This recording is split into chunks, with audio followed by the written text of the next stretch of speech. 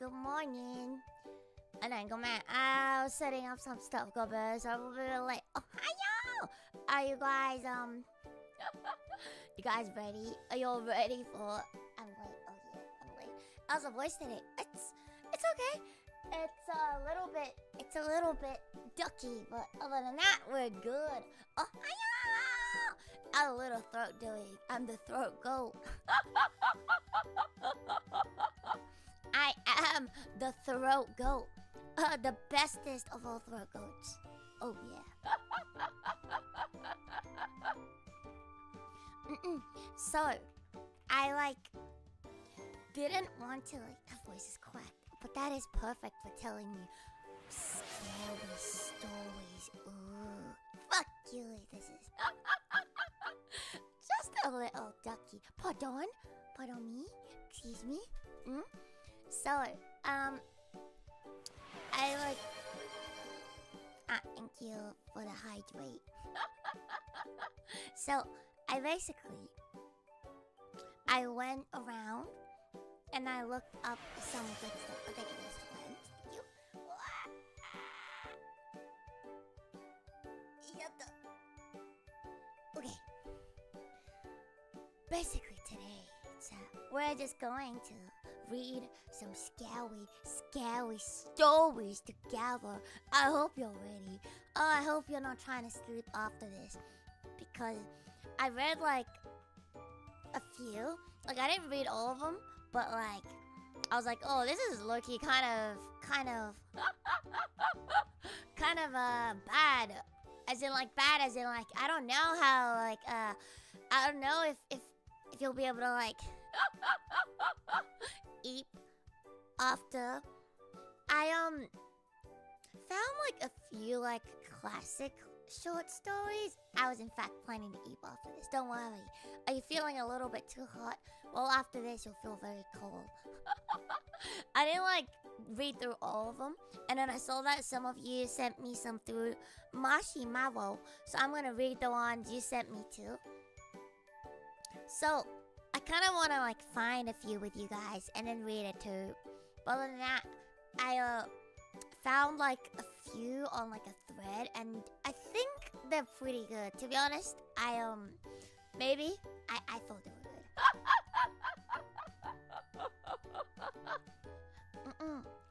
Though I need to open them on my PC. I realized I only had them open on my phone. Are you guys ready? Shall we get straight into it, or do you guys need 2 minutes to ooh, get yourself ready. Go piss yourself if you haven't already, because you will piss yourself. I'm just kidding. I don't know, man. I don't get spooked that easily, but then who knows? Maybe you guys will manage to find one that is scary for me. I feel like I don't get scared that easily, so maybe. I do remember there was once, as a kid, I read something, and I was so scared. Okay, it was really early on. I was pretty young, and this is when I still shared the same room as my mother, and we were she was sleeping next to me. Oh, hello, Mr. Dakaka. Oh, yo. I have a very scary. It's about the Gatless streamer. Well, okay, cool. Gatless streamer. So, very nice.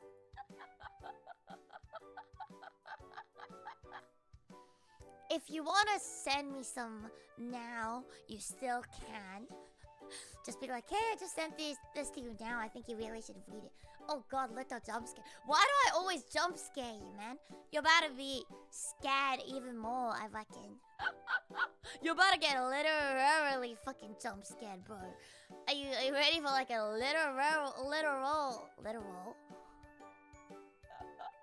literal jump scare? I'm not sure. I a few things open, and then where did it go? I have so many tabs open. I'm just what's going on? Okay, I think. Okay, we're good. Are we good? Oh, okay. Oh yeah. Wait. I was telling you a story before I start though. So, when I was younger, when I slept still in the same bed though as my mother, I remember reading the story on my laptop, and I don't even remember what the story was about. But you know how, like, sometimes right before you sleep, you go on, like, the interwebs, the good old nets of the interwebs, and then you're like, oh, I'm gonna scroll the interwebs until I fall asleep. Well, this was before, like, I feel like we even had, like, proper, like, social media, and I definitely didn't have a smartphone, which is why I did it on my laptop. You see, my mother did not allow... Oh, that's the horror story. My Coochie Linda did not allow smartphones until I was way older. But anyway, so I was on my laptop, just reading an article, and then you know how, like, back in the days, like, the articles, you actually read, like, random things on, like, random websites, and then they are, like, linked to each other, and then you would click on, like, another one. So, like, I clicked open this one that didn't seem scary to begin with. And then I clicked on it, and I started reading it, and halfway through I was like, wait, this is low-key kind of scary. But then you're like, oh my god, I'm halfway through. If I don't, like, finish reading it, it's even scarier. So I just read, like, the whole thing through, and the whole time I'm like, I'm gonna shit myself. And then my Coochie Luna next to me was, like, fast asleep. But then, by the time I finished reading the story, I was, like, so fucking scared. I was like, oh shit. I don't know why, but I felt like something was gonna come out of the fucking laptop and come get me. And I was like, oh, this is not good. And then I was so scared, I, like, buried my whole self into, like, the fucking blanket. I feel like I used to do that a lot as a kid. Like, whenever I got scared, I just wrapped myself in the blanket. No one can touch me if I was inside a blanket. No. A kidnapper comes in. No, I'm in the blanket, sir. You cannot get me. If a ghost walks in, no, sir, you don't understand. I'm in my blanket. You cannot touch me. Well, at least that's how I felt anyway, as a wee young child. Do not owe me. This is when I was very young. And then, so I wrapped myself in a whole entire blanket. I was like shitting myself. And then I realized my laptop is still like, my laptop is still, like, on the bed, and it's still, like, open. And, like, if I don't, like, shut it off, or, like, if I don't, like, at least put it on the ground, it's going to, like, fall, and it might, like, smash the thing, and that's not the good though. You don't want your laptop smashed. So I had to, like, wake up my Coochie and I was like, hey, not that I'm scared or anything, but, like, could you, like, do me a favor and just, like, you know, like, put this on the ground for me? It was the most embarrassing moment of my life. I still think about it from time to time. She's now a Metapod. So. Kaluto! Anyang! Yeah, blankets have max defense to anything scary or frightening. I know! So did anyone else do this, like, as a kid? I'm so intrigued. Did anyone else think, like, your blanket is, like, the protector of you? And, like, if you're asleep... I think, like, a lot of kids are, like, scared of, like, ghosts or whatever. And, like, if you were, like, when you were scared, did you ever, like, just wrap yourself inside your blanket? Like, maximum wrap. No air is allowed to escape. But then, when you do that, you also can't breathe. So I always, like about, like, a few minutes in, I'm always like, oh my god, I can't really breathe. It's getting really stuffy in there. And then I would like, but then what if I peek my head out? I die. And then so I peek, like, a little bit, and I'm like, am I dead yet? No? Okay, cool. And then you peek out more. I don't know. It was fun. It was very fun. The blanket is only good until my dad rips it off and spanks. Oh! Okay. still wrap myself in my bed blankets. It's the awooga thoughts. Awooga thoughts? Awooga thoughts? Awooga thoughts? Blanket was safe. So. Wait, not a full wrap? What? No, you need a full wrap, and then you're safe. Yes, you need to make a breath hole. Exactly. So like when I figured that like if you left like a little bit of like a tunnel, you can also breathe, and then I would like use it like as an oxygen tube, and then I would breathe in and out of like that little tunnel. It was beautiful. I think as a child I was onto something. Only because the only thing I remember getting scared of was the movie Fae. It's about creatures that only come out in darkness, and it was dark as sleep. Yeah, I get you. So yeah, I feel like there's a lot of things you do as a kid that's you look back and you're like, why was I such a fucking idiot? But then I suppose you're a child. Speaking of children, I know you said onto something, but I heard autist something. I am an autist something. Thank you. Thank you for reconfirming who I am as a person. Anyway, so speaking of kids, the other day, actually a few days ago, I went to visit one of my friends again. If I get scared, will you hold my hand? No, but I will piss on you to keep you warm. Don't worry. If you're cold, I will piss on you for warmth. For warmth! My parents made me watch War of the Worlds, and then I was so scared of aliens I couldn't watch E.T. Confession, I've never watched E.T. I really should, but I've never seen it. Appropriate compromise. So. Oh no, I'm so scared and cold. Oh no. Oh no, submissive. Dog aqua. Would you like me to pee on you? Oh, you want me to pee on you? Maybe later. But anyway, speaking of babies, the other day I went and saw a real life baby because I went to visit one of my friends. And oh my god, though, he is so small. I think that is the scariest thing I have seen in my life. The child. He is so tiny. I think he's only like a few weeks old. My god, it's one of the smallest things. I mean, he's a bit bigger from the last time I saw him, but like, oh my god, though, he's still... Every time I see him, I'm just like, he's so small. So scary. Babies are really scary.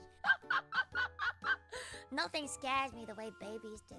I don't know why they're so scary. They look like they don't have a soul. I don't have a soul either, but I don't think I look that scary. Like, the way they look at you, they're just like... They look really concerned. I think, like, apparently they don't learn how to, like, laugh. Or they can't even see until, like, a couple months. I didn't know that. Babies are stupid. And until they just look at you, like real concerned, and you're just like, what the fuck are you looking at, mate? Just wait for the baby. That baby is bigger than you. Not gonna happen. I mean, it's gonna happen, but not gonna happen. Maybe up to something. Maybe that's why the kid keeps looking at me. They do look like cabbage patch kids, and it's really scary. Howdy, Ron. Oh, I know. Their vision is really blurry. Yeah, apparently, like, their vision is like they can't see like far away until like a couple months in. I was like, I did not know that. You were a baby like last year. You don't know that. You don't know that. You don't know that. You do not know that. You do not know that. You really don't know that. Genuinely, you don't know that. You don't know that. You don't know I'm a baby. Okay, well then, Sat, shall we get those started? I'm gonna... Well, there's enough Zeitsudoning. It's time for you to piss yourselves. I mean, to drink some water. Time to drink some water. I'm gonna start off with like a more classic one. If you've already read it, just... I don't know. Then you've read it, I suppose. This one is one of the, like, the, how do I say it? Like, one of the more classic, like, quote-unquote, short stories. Because it's like, I don't feel like it's that short. It's like a couple pages long, but you know, like, it's short enough. It's short enough. So, Look those biggest fear baby scares. Babies scare me. Babies have no thoughts behind their eyes, and that's very scary. Alright. Strap yourselves in, chat. I don't know if this other room is set up properly, but we shall see. And, oh, it is. Wow. Wow. Wow. That's really loud. Wow. Who would have known I set it up properly? Hello. We're reading some stories around the campfire tonight. Tonight, we are reading the camping experience. So. Tonight, we are telling stories gathered around the campfire. Oh, yeah. Well, let me do one more thing.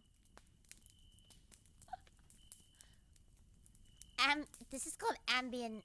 Is this called ambient maxing? Is it ambient maxing? Maybe it is. I don't know.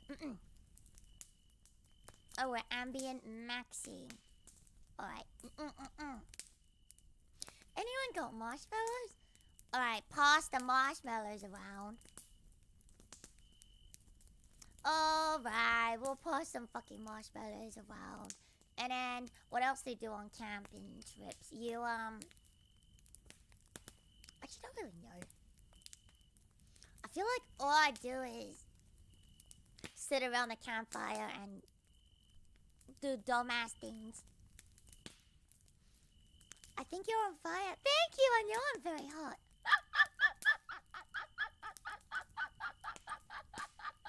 See how damn bright chat is compared to you. Oh, okay, fine. I'm sure there's a way around it. Look, I can do this. I got this. Do I got this? No, I don't got this. Wait, I got this. Wait, I don't got this. Oh, wait. Oh, wait, no. Oh, no, wait. I guess you'll always be, like, bright, I suppose, but you could be, like, a little bit... There you go. Do you feel better? Do you want to become blue? Do you want to become, like, blue to match the background? There you go. You're very spooky now. You're welcome. There you go. How do you feel, chat? How do you feel? I'm probably blue. Well, I guess you're more purple. I just want the marshmallow. Okay, fine. I'll get you some goddamn fucking marshmallows. Like in this very spooky stream, you just see like random marshmallows on the screen. You want marshmallow on the screen? Alright, I said.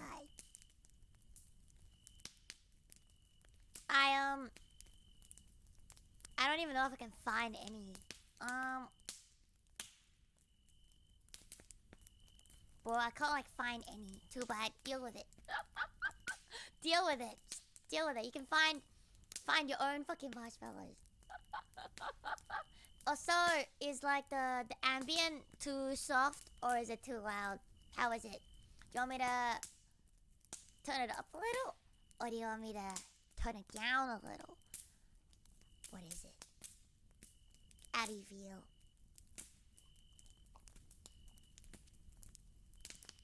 It's fine. Oogie. Alright. Let's start. This one, I didn't read that much of, to be honest. So get ready. Buckle in. I heard it's very scary. It is a story. A short story. Written in 1967. Ooh, 6, 7. So scary already. 6, 7. Called... I don't know if you've heard of it, but it's called Where Are You Going? Where Have You Been? By Joyce Carol Otis? I don't know how to say your fucking name. To Bob Dylan. I can't get scared. She keeps making me laugh. Why would I make you laugh? I'm very scary. Oh, come on, I'm scary the wall. I am very scary, chat. Stop laughing. Lock in. Where did he come from? Where did he go? I don't know. Look, I'm so big now. Big and intimidating. Be scared.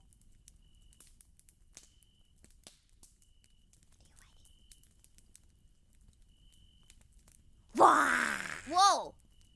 Okay, that is kind of scary. Jesus fucking Christ. You scared me! I was getting ready for the moon, and then you I'm gonna stop laughing. I mean... I can't stop laughing when I do. It's okay. We take our turns telling campfire stories. Where are you going? Where have you been? God, Nacho! So, I'm gonna start now. Very scary. Very scary. Her name was Connie. Ooh, Connie. She was 15 and she had a quick, nervous, giggling habit of craning her neck to glance into mirrors. That is already very scary. A 15-year-old child, nervous, giggling habit of craning her neck to glance into the mirrors. Mirrors are actually very scary, okay? I don't like mirrors. Why do we go mirrors for? I already know I look beautiful. So what is it for? If not for haunting me. Scary. Or checking other people's faces to make sure her own was alright. Checking other people's faces in mirrors? Scary. Her mother, who noticed everything and knew everything, and who hadn't much reason any longer to look at her own face, always scolded Connie about it. Stop gawking at yourself. Who are you? You think you're so pretty? She would say. Connie would raise her eyebrows at these familiar complaints and look right through her mother into a shadowy vision of herself as she was right at that moment. She knew she was pretty, and that was everything. That does look very cursed, actually. So, what I'm gathering now is Connie's a bitch. That is very scary. Bitchy teenage girls are very scary. And vain. Her mother had been pretty once too, if you could believe those old snapshots in the album. But now her looks were gone, and that was why she was always after Connie. Oh, jealousy is a green-eyed monster. Why don't you keep your room clean like your sister? How have you got your hair fixed? What the hell stinks? Hairspray? You don't see your sister using that junk.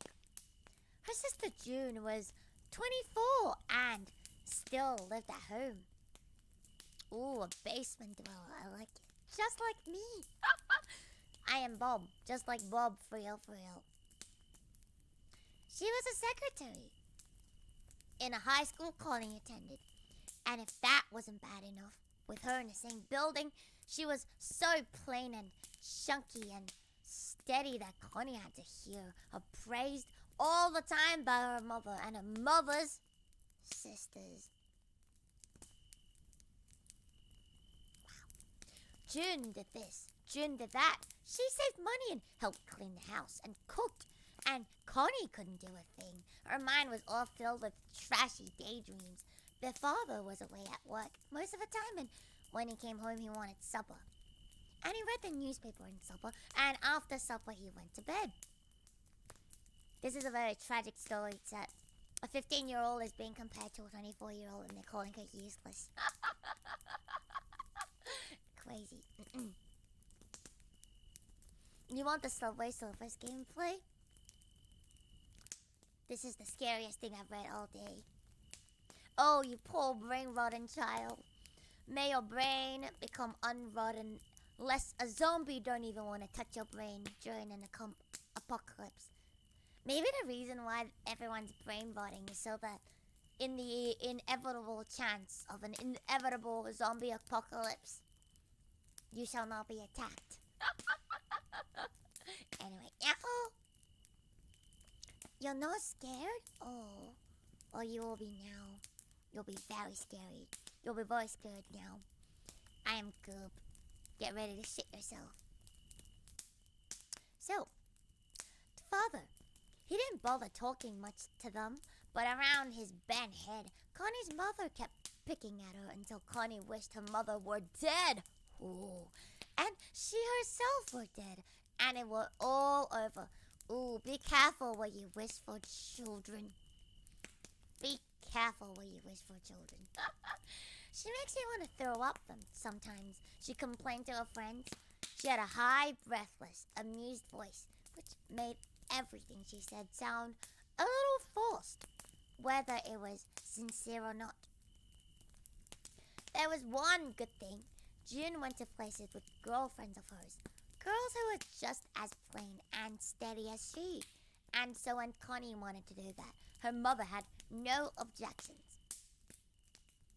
The father of Connie's best girlfriend drove the girls the 3 miles to town and left them off at a shopping plaza so that they could talk through the stores or go to a movie. And when he came to pick them up again at 11, he never bothered to ask what they had done. They must have been familiar sights, walking around the shopping plaza in their shorts and flat ballerina slippers that always scuffed the sidewalk, with charm bracelets jingling on their thin wrists. They would lean together to whisper and laugh secretly if someone passed by who amused or interested them. I have to say, mean girls are very scary. I'm so scared of Connie. I'm so scared of Connie and June and all of their friends. Oh, so scary. Connie had long, dark, blonde hair that drew anyone's eyes to it. And she wore part of it pulled up on her head and pulled out, and the rest of it she let fall down her neck. She wore a pullover jersey blouse that looked one way when she was at home and another way when she was away from home. Everything about her had 2 sides to it. One for home and one for anywhere that was not home. Her walk that could be childlike and bobbing or languid enough to make anyone think she was hearing music in her head. Her mouth, which was pale and smirky most of the time, but bright and pink on these evenings out. Her laugh, which was cynical and drawling at home. Ha ha, very funny. But I pitched and nervous anywhere else, like the jingling of the charms on a bracelet. Sometimes they did go shopping or to a movie, but sometimes they went across the highway, ducking fast across the busy road to a drive-in restaurant where all the kids hung out. The restaurant was shaped like a big bottle, though squatter than a real bottle, and on its cap was a revolving figure of a grinning boy who held a hamburger aloft. Ooh, the hamburgers. Oh, the hamburgers. So scary. One night in midsummer, they ran across, breathless with daring, and right away someone leaned out a car window and invited them over, but it was just a boy from high school they didn't like. It made them feel good to be able to ignore him.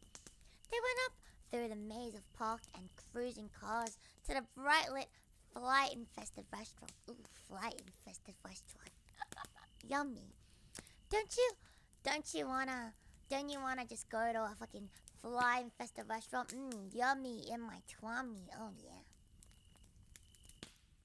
Yummy in my tummy. Them flies. Not yummy. You don't like fly-infested restaurants? You should have a great imagery painted in your head already. Their faces pleased and expectant, as if they were entering a sacred building that loomed out of the night to give them what haven and what blessing they yearned for. They sat at the corner and crossed their legs at the ankles, their thin shoulders rigid with excitement, and listened to the music that made everything so good. The music was always in the background, like music at a church service. It was something to depend upon. A boy named Eddie came in to talk with them. He sat backward on his stool, turning himself jerkily around in semicircles, and then stopping and turning again. And after a while, he asked Connie if she would like something to eat. She said she did, and so she tapped a friend's arm on her way out. Her friend pulled her face up into a brave, droll look, and Connie said she would meet her at 11 across the way. I just hate to leave her like that, Connie said earnestly. But the boy said that she wouldn't be alone for long, so they went out to his car, and on the way, Connie couldn't help but let her eyes wander over the windshield and faces all around her. A face gleaming with a joy that had nothing to do with Eddie or even this place. It might have been the music. She drew her shoulders up and sucked in her breath with the pure pleasure of being alive. And just at that moment, she happened to glance at a face just a few feet from hers. It was a boy with a shaggy black hair in a convertible jalopy painted gold. He stared at her, and then his lips widened into a grin. Connie slit her eyes at him and turned away. But she couldn't help glancing back, and there he was, still watching her. He wagged a finger and laughed and said, "Gonna get you, baby," and Connie turned away again, without Eddie noticing anything. You with me so far, chat? This is a longer story, but I have to say, this is very, teenagers are very scary. Yeah, this is the fucking, Eddie is the fucking Frizzler, and then, oh, is he what he appears to be? Oh. But this is very long. I think we're about a quarter of the way through. Alright, chat. We continue with the Frizzler. She spent 3 hours with him at the restaurant where they ate hamburgers and drank Cokes in wax cups that were always sweating, and then down an alley a mile or so away. And when he left her off at 5 to 11, only the movie house was still open at the plaza. Who do you think will die first? Oh, bets in chat. Who will die first? Connie, her sister, or Eddie? Or Connie's friends? Or is it her sister's friends? Din din din. Wrong answers only. Anyway, dropped her off, and her girlfriend was there, talking with a boy. Oh, another boy. When Connie came up, the two girls smiled at each other, and Connie said, "How was the movie?" And the girl said, "You should know." Oh. They rode off with the girl's father, sleepy and pleased, and Connie couldn't help but look at the darkened shopping plaza with its big, empty parking lot, and its signs that were faded and ghostly now. And over at the drive-in restaurant where cars were still circling tirelessly. She couldn't hear the music at this distance. Next morning, June asked her how the movie was, and Connie said, so. How cunning you are, Connie. Escaping, pretending that you went to the movies when you were out. Rendezvousing with a boy. Oh, chat, that is scary. Rendezvousing with boys? That's how you get cooties, Connie. Go to the movies instead. You don't get cooties at the movies. I would know. So, she and that girl, and occasionally another girl, went out several times a week that way. Ooh. And the rest of the time Connie spent around the house, it was summer vacation. Getting her mother's way and thinking, dreaming about the boys she met. Oh, that's actually kind of gross. But all the boys fell back and dissolved into a single face that was not even a face, but an idea. A feeling mixed up with the urgent, insistent pounding of the music and the humid night air of July.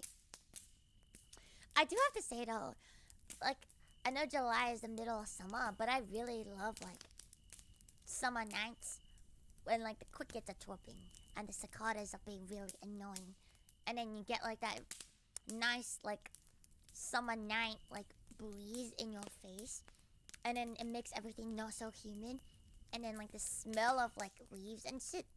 I really like that vibe. It's nice. I like summer nights. It's a good vibe. So keep that vibe alive in your hearts, chat. Because it is the humid night air of July. Summer nights are the best. Okay. Connie's mother kept dragging her back to the daylight by finding things for her to do or saying suddenly, "What's this about the Pettinger girl?" I don't know if it's Pettinger or Pettinger. Should I call it Pettinger or Pettinger? Which one's stupider sounding? Pettinger. Pettinger. And Connie would say nervously, "Oh, her, that dope. She always drew thick, clear lines between herself and such girls." And her mother was simple and kindly enough to believe her. Her mother was so simple, Connie thought, that it was maybe cruel to fool her so much. Her mother went scuffling around the house in old bedroom slippers and complained over the telephone to one sister about the other. Then the other called up and the two of them complained about the third one. That is like such like a... Why do I feel like that's such a mother thing? Does your moms do this? Or do you guys have like a relative that like just always like talks shit about like everyone else around them? Who is Luto? Luto is Luto. You prefer the warm piss of Luto? Oh my god. I will piss on you any day. But right now I'm telling you a story. But I feel like this is very typical. Just a random relative. Just a random relative talking shit about other relatives, but then they'll be really nice to you all in front of your faces. And she's like, "Oh, I am so kind." But behind your back, they stab you. Why are we talking about piss? Oh, wouldn't you like to know, Doc? I said if you were scared, I wouldn't hold your hand, but I will piss on you to keep you warm. It is the best I could do for you. It's the least I could do for you, chat. For scaring the shit out of you, obviously. Yeah, bet. Alright, back to the story. If June's name was mentioned, we're still at the mother talking shit to her sisters. If June's name was mentioned, her mother's tone was approving, and if Connie's name was mentioned, it was disapproving. This did not really mean she disliked Connie, and actually, Connie felt that her mother preferred her to June because she was prettier. So vain, Connie. But the two of them kept up a pretense of exasperation, a sense that they were tugging and struggling over something of little value to either of them. Sometimes, over coffee, they were almost friends, but something would come up, some vexation that was like a fly buzzing suddenly around their heads. And their faces went hard with contempt. I also go hard sometimes, but not with contempt. One Sunday, Connie got up at 11. That's pretty early for a Sunday. None of them bothered with church and washed her hair so that it could dry all day long in the sun. No church? Wow. Her parents and sisters were going to a barbecue at an aunt's house, and Connie said no, she wasn't interested, rolling her eyes to let her mother know just what she thought of it. Stay home alone then, her mother said sharply. Connie sat out back in a lawn chair and watched them drive away. Her father, quiet and bold, hunched around so that he could back the car out. Her mother with a look that was still angry and not at all softened through the windshield. And in the back seat, poor old June, all dressed up as if she didn't know what a barbecue was, with all the running, yelling kids and the flies. They should really rename this to Lord of the Flies. The references to the flies, there's a lot. We're about a third of our way through, and there's been 3 mentions of flies already. I think Luto should try reading a Chinese voice. Yeah, like my AI that kept random Chinese jump scare. But yeah, you with me on the story so far? So far we have learned that Connie, very vain. She meets up with boys. She likes to meet up with boys. But then none of her family knows. They think she's out watching movies or hanging with girls. Very bad of you, Connie. Alright. So, back to the flies. Connie sat with her eyes closed in the sun, dreaming and dazed with the warmth about her, as if this were a kind of love. The caresses of love. And her mind slipped over into the thoughts of a boy she had been with the night before, and how nice he had been. Ooh, how sweet it always was. Not the way someone like June would suppose, but sweet, gentle, the way it was in movies and promised in songs. And when she opened her eyes, she hardly knew where she was. The backyard ran off into the weeds and a fence line of trees, and behind it the sky was perfectly blue and still. The asbestos ranch house that was now 3 years old startled her. It looked small. Very small. Oh man, I choked on my own spit. Chinese, I thought you were Australian. Oh, the context is when I was making an AI of myself. For some random reason, my AI kept speaking in Chinese. Random Chinese jump scare. Anyway. Also, you can be Asian Australian. In fact, I am Asian Australian. Anyway, continuing. She shook her head as if to get awake. Do you guys have any idea where the story is headed yet? Any guesses? Anyone like, oh, I know where this is going. So, it was too hot. She went inside the house and turned on the radio to drown out the quiet. She sat on the edge of her bed, barefoot, and listened for an hour and a half to a program called XYZ Sunday Jamboree. What a weird station, radio station, program. Record after record of hard, fast, shrieking songs she sang along with, interspersed by exclamations from Bobby King. And look, here are you girls at Napoleon's. Son and Charlie want you to pay real close attention to this song coming up. Thank you, Bobby King. And Connie paid close attention herself, bathed in a glow of slow pulsed joy that seemed to rise mysteriously out of the music itself, and lay languidly about the airless little room, breathed in and breathed out with each gentle rise and fall of her chest. After a while, she heard a car coming up the drive. She sat up at once, startled because it couldn't be her father so soon. The gravel kept crunching all the way in from the road.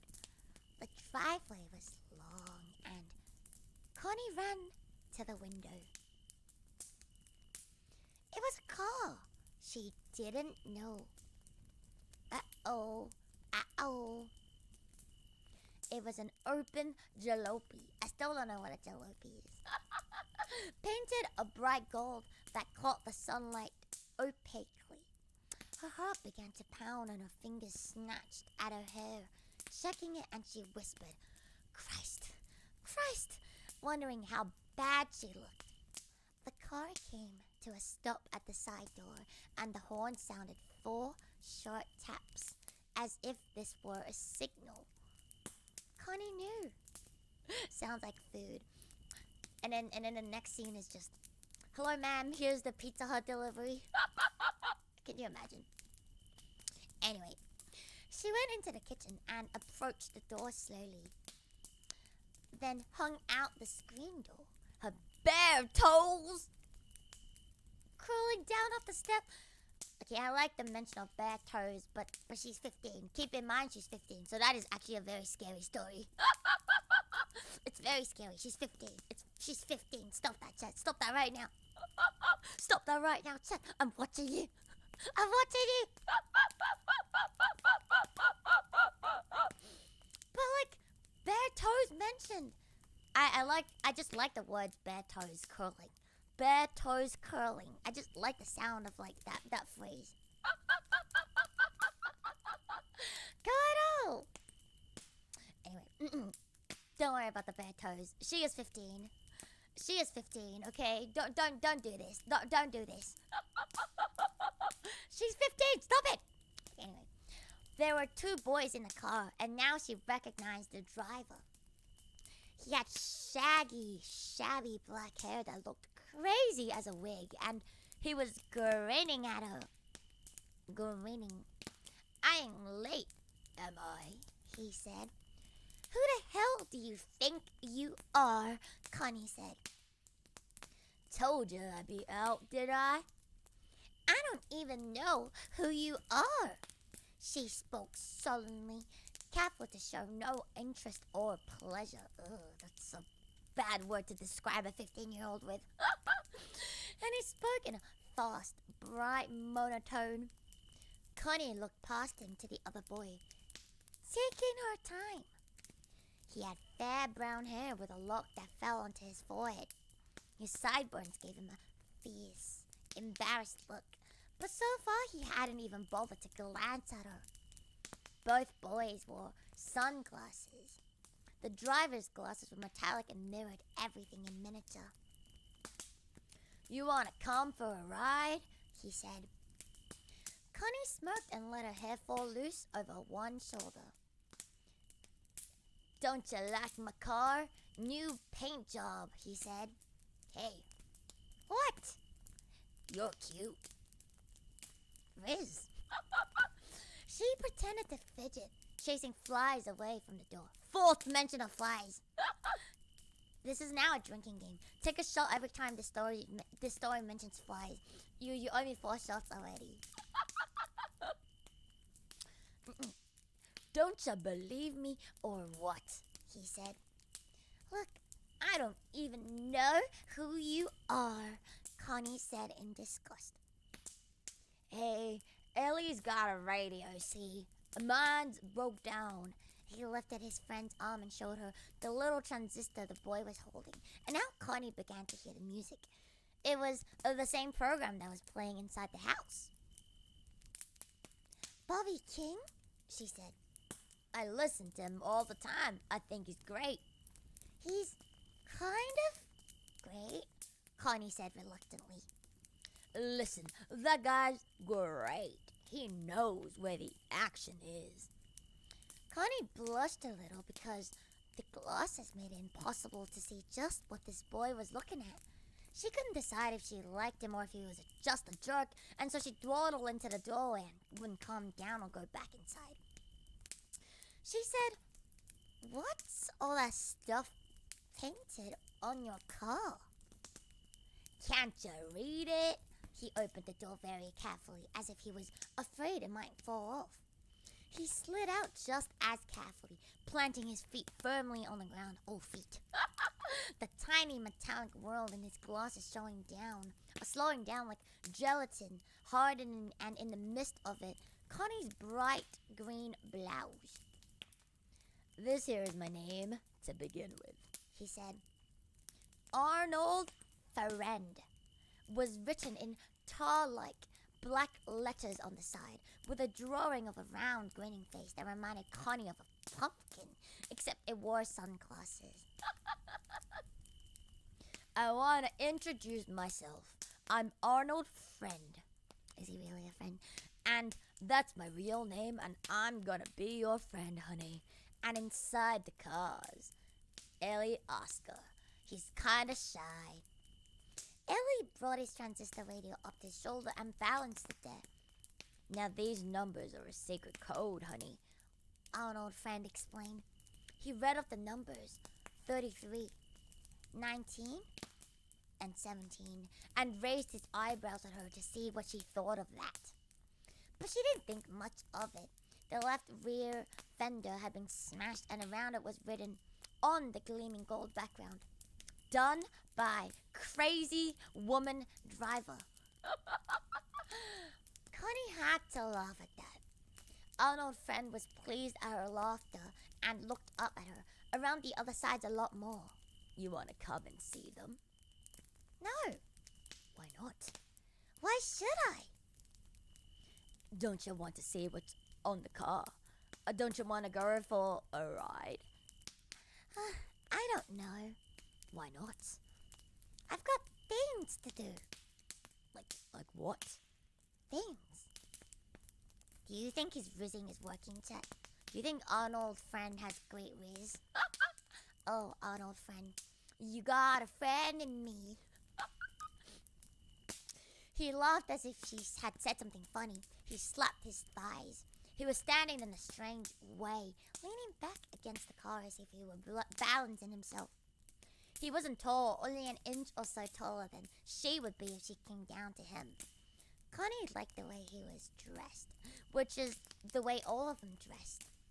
Tight, faded jeans, stuffed into black, scuffed boots, a belt that pulled his waist in and showed how tan he was, and a white pullover shirt that was a little soiled and showed the hard, small muscles of his arms and shoulders.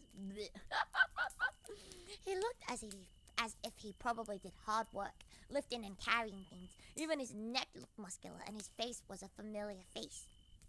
Somehow the jaw and chin and cheeks slightly darkened because he hadn't shaved for a day or two, and the nose long and hawk-like, sniffing as if she were a treat he was going to gobble up, and it was all a joke. "Connie, you ain't telling the truth. This is your day set aside for a ride with me, and you know it," he said, still laughing. The way he straightened and recovered from his fit of laughing showed that it had been all fake. I guess he did shit himself, huh? That's why it's soiled. "How do you know what my name is?" she said, suspiciously. "It's Connie." "Maybe and maybe not." "I know my Connie," he said, wagging his finger. Now she remembered him even better. Back at the restaurant, and her cheeks warmed at the thought of how she sucked in her breath just at the moment she passed him. How she must have looked to him, and he had remembered her. "Ellie and I come out here, especially for you," he said. "Ellie can sit in the back. How about it?" "Where?" "Where what?" "Where are we going?" He looked at her. He took off the sunglasses, and she saw how pale the skin around his eyes was, like holes that were not in shadow, but instead in light. His eyes were like chips of broken glass that can't catch the light in an amiable way. He smiled. It was as if the idea of going for a ride somewhere, to some place, was a new idea to him. So far from this story, we're about halfway through. So far in this story, I'm just getting the sense that you should not be rizzing women. And stay unrizzed, otherwise you may die.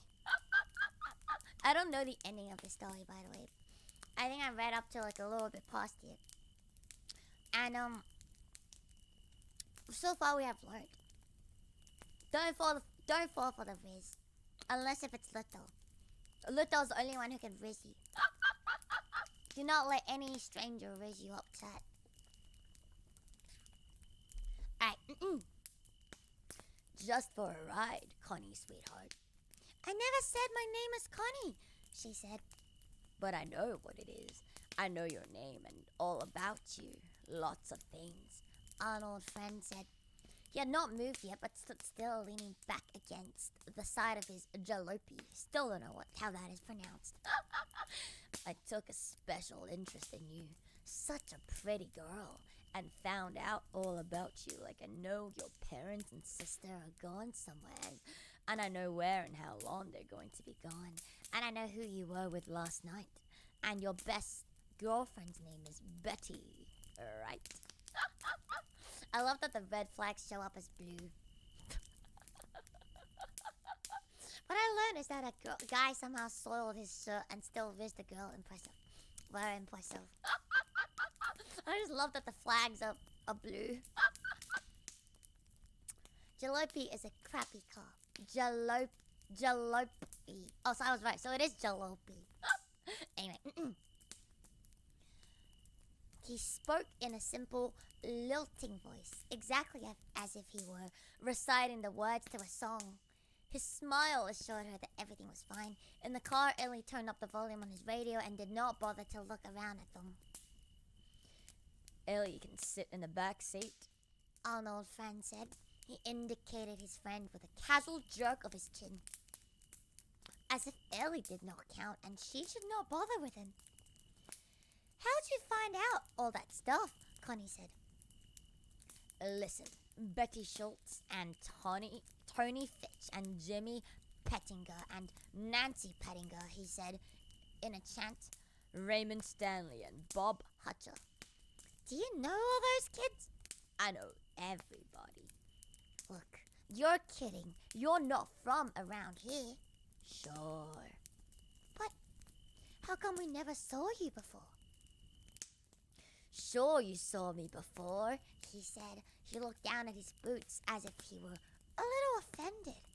You just don't remember. I guess I'd remember you, Connie said. Yeah?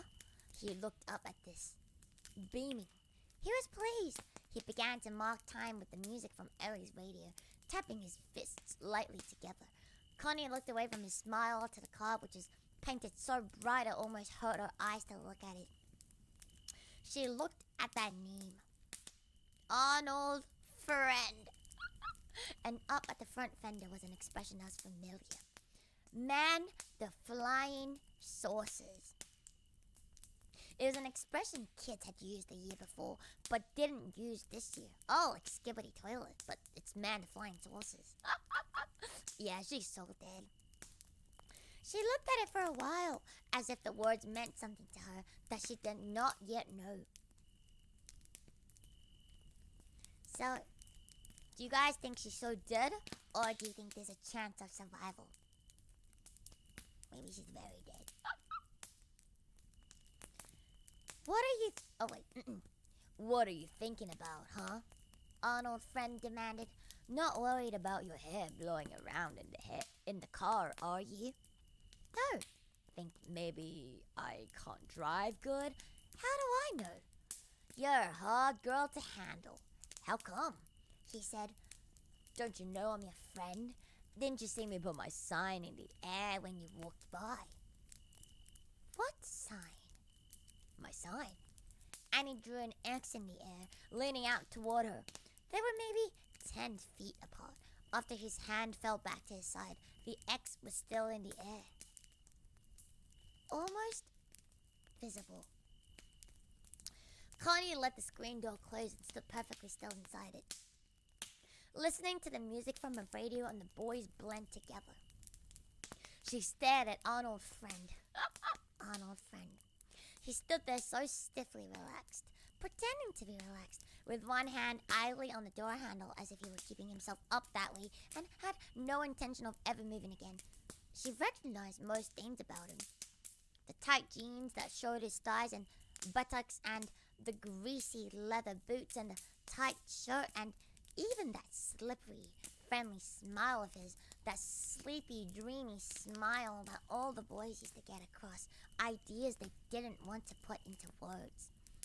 She recognized all this, and also the sing-song way he talked, slightly mocking, kidding, but serious and a little melancholy, and she recognized the way he tapped one fist against the other in homage to the perpetual music behind him. But all these things did not come together. She said suddenly, Hey, how old are you? I have to give it to her, chat. She has like some like stranger danger awareness. She like at least is trying to suss him out. So I have to give it to her. His smile faded. She could see then that he wasn't a kid. He was much older. 30. Maybe more. At this knowledge, her heart began to pound faster. This just turned into from a horror story of one kind into a horror story of another kind. Oh no. Oh no. Oh no. Someone call the police. The popo. We need the popo. This is not okay now, this carry them all. Police? Excuse me, officer. We have a Rizzler that's trying to rizz up a 15-year-old. A grown Rizzler trying to rizz up a 15-year-old. Yeah, the man is very creepy and she keeps getting distracted by his buttocks. What can I say? Teenagers be horny. Took a while, but yeah, good question. You know, at least she has like some thoughts. Some thoughts. Now do you guys have like a clearer idea of how the story is going? Hello, everybody. So far, recap if you weren't here. We're about halfway through the story. TLDR of the first part is girl named Connie. She's very vain. She is 15 years old. This is the summer holidays. She thinks she's really pretty. She goes out on dates with boys. She sneaks out to go on dates with boys, and she is boy crazy. Her parents don't know about this. No one is at home right now. She's home alone, and this dude that looks dirty pulled up to her house in his golden jalopy. And she keeps staring at his butt. And she wants to go, but she's also sus. And that's about it. That is the TLDR. Anyway, back to Arnold Friend. That's a crazy thing to ask. Can't you see I'm your own age? Like hell you are. Or maybe a couple of years older. I'm 18. 18? She said doubtfully. Hey yo, 15 and 18 is still a crime, yo. He grinned to reassure her, and lines appeared at the corners of his mouth.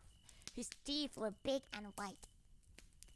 He grinned so broadly his eyes became slits, and she saw how thick the lashes were. Thick and black, as if painted with a black tar-like material. This is the second mention of tar-like material. Then he seemed to become embarrassed abruptly and looked over his shoulder at Ellie. He's crazy, he said. Ain't he a riot? He's a nut, a real character. Ellie was still listening to the music. His sunglasses told nothing about what he was thinking. He wore a bright orange shirt unbuttoned halfway to show his chest. Ugh, disgusting. Which was a pale bluish chest and not muscular like Arnold Friend's. Arnold Friend. What a sexual predator. You're a sexual predator, Arnold. His shirt collar was turned up all the way around, and the very tips of the collar pointed out past his chin, as if they were protecting him. He was pressing the transistor radio up against his ear and sat there in a kind of a daze, right in the sun. He's kind of strange, Connie said. Hey, she says you're kind of strange. Kind of strange, Arnold Friend cried. He pounded on the car to get Ellie's attention. Ellie turned for the first time, and Connie saw with shock that he wasn't a kid either. He had a fair, hairless face, cheeks reddened slightly as if the veins grew too close to the surface of his skin. The face of a 40-year-old baby. 40-year-old baby.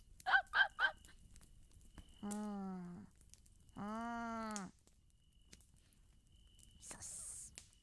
Connie felt a wave of dizziness rise in her at this sight, and she stared at him as if waiting for something to change. The shock of the moment. make it all right again. Ellie's lips kept shaping words, mumbling along with the words, blasting in his ear. Maybe you two better go away, Connie said faintly. What? How come? An old friend cried. We come out here to take you for a ride. It's Sunday. He had the voice of the man on the radio now. It was the same voice. Connie thought. Don't you know it's Sunday all day, and honey, no matter who you were with last night, today you're with our old friend, and don't ya forget it. Maybe you better step out here, he said, and this last was in a different voice. It was a little flatter, as if the heat was finally getting to him. No, I got things to do. Wow, Chad, Connie has a brain. You know, I like her for like a horror story protagonist. She has a brain, like somewhat of a brain. Like not too big, but at least she has somewhat of a brain. Like I wouldn't get mad at her, like as a horror game protagonist. Like sure, you're a horny 15-year-old teenage girl, but I can't fault you for that. You're 15. So, no, I got things to do, says Connie. Hey, you two better leave. We ain't leaving until you come with us. Like hell I am, Connie. Don't fool around with me. I mean, Don't fool around, he said, shaking his head. He laughed incredulously. He placed his sunglasses on top of his head carefully, as if he were indeed wearing a wig, and brought the stems down behind his ears. Connie stared at him, another wave of dizziness and fear rising in her, so that for a moment he wasn't even in focus, but was just a blur, standing there against this gold car, and she had the idea that he had driven up the driveway all right, but come from nowhere before that, and belonged nowhere, and that everything about him, and even the music that was so familiar to her, was only half real. If my father comes and sees you... He ain't coming. He's at a barbecue. How do you know that? Aunt Tilly's. Right now they're drinking. Sitting around, he said vaguely, squinting as if he was staring all the way to town and over to Aunt Tilly's backyard. Then the vision seemed to get clear and he nodded energetically. Yeah, sitting around. There's your sister in a blue dress, huh? And high heels. The poor, sad bitch. Nothing like you, sweetheart. And your mother's helping some fat woman with the corn. They're cleaning the corn, husking the corn. What fat woman? Connie cried. How do I know? How do I know what fat woman? I don't know every goddamn fat woman in the world. Arnold's friend laughed. Oh, that's Mrs. Hornby. Who invited her? Connie said. She felt a little lightheaded. Her breath was coming quickly. She's too fat. Ooh, now he's fat shaming. Arnold's friend. Are you really a friend? I don't like them fat. I like them the way you are, honey, he said, smiling sleepily at her. They stared at each other for a while through the screen door. He said softly, now, what you're going to do is this. You're going to come out that door. You're going to sit up front with me, and Ellie's going to sit in the back. The hell with Ellie, right? This isn't Ellie's date. You're my date. I'm your lover, honey. What? You're crazy. Yes, I'm your lover. You don't know what that is, but you will, he said. I know that too. I know all about you, but look, it's real nice and you couldn't ask for nobody better than me, or more polite. I always keep my word. I'll tell you how it is. I'm always nice at first, the first time. I hold you so tight you won't think you have to try to get away or pretend anything because you know you can't.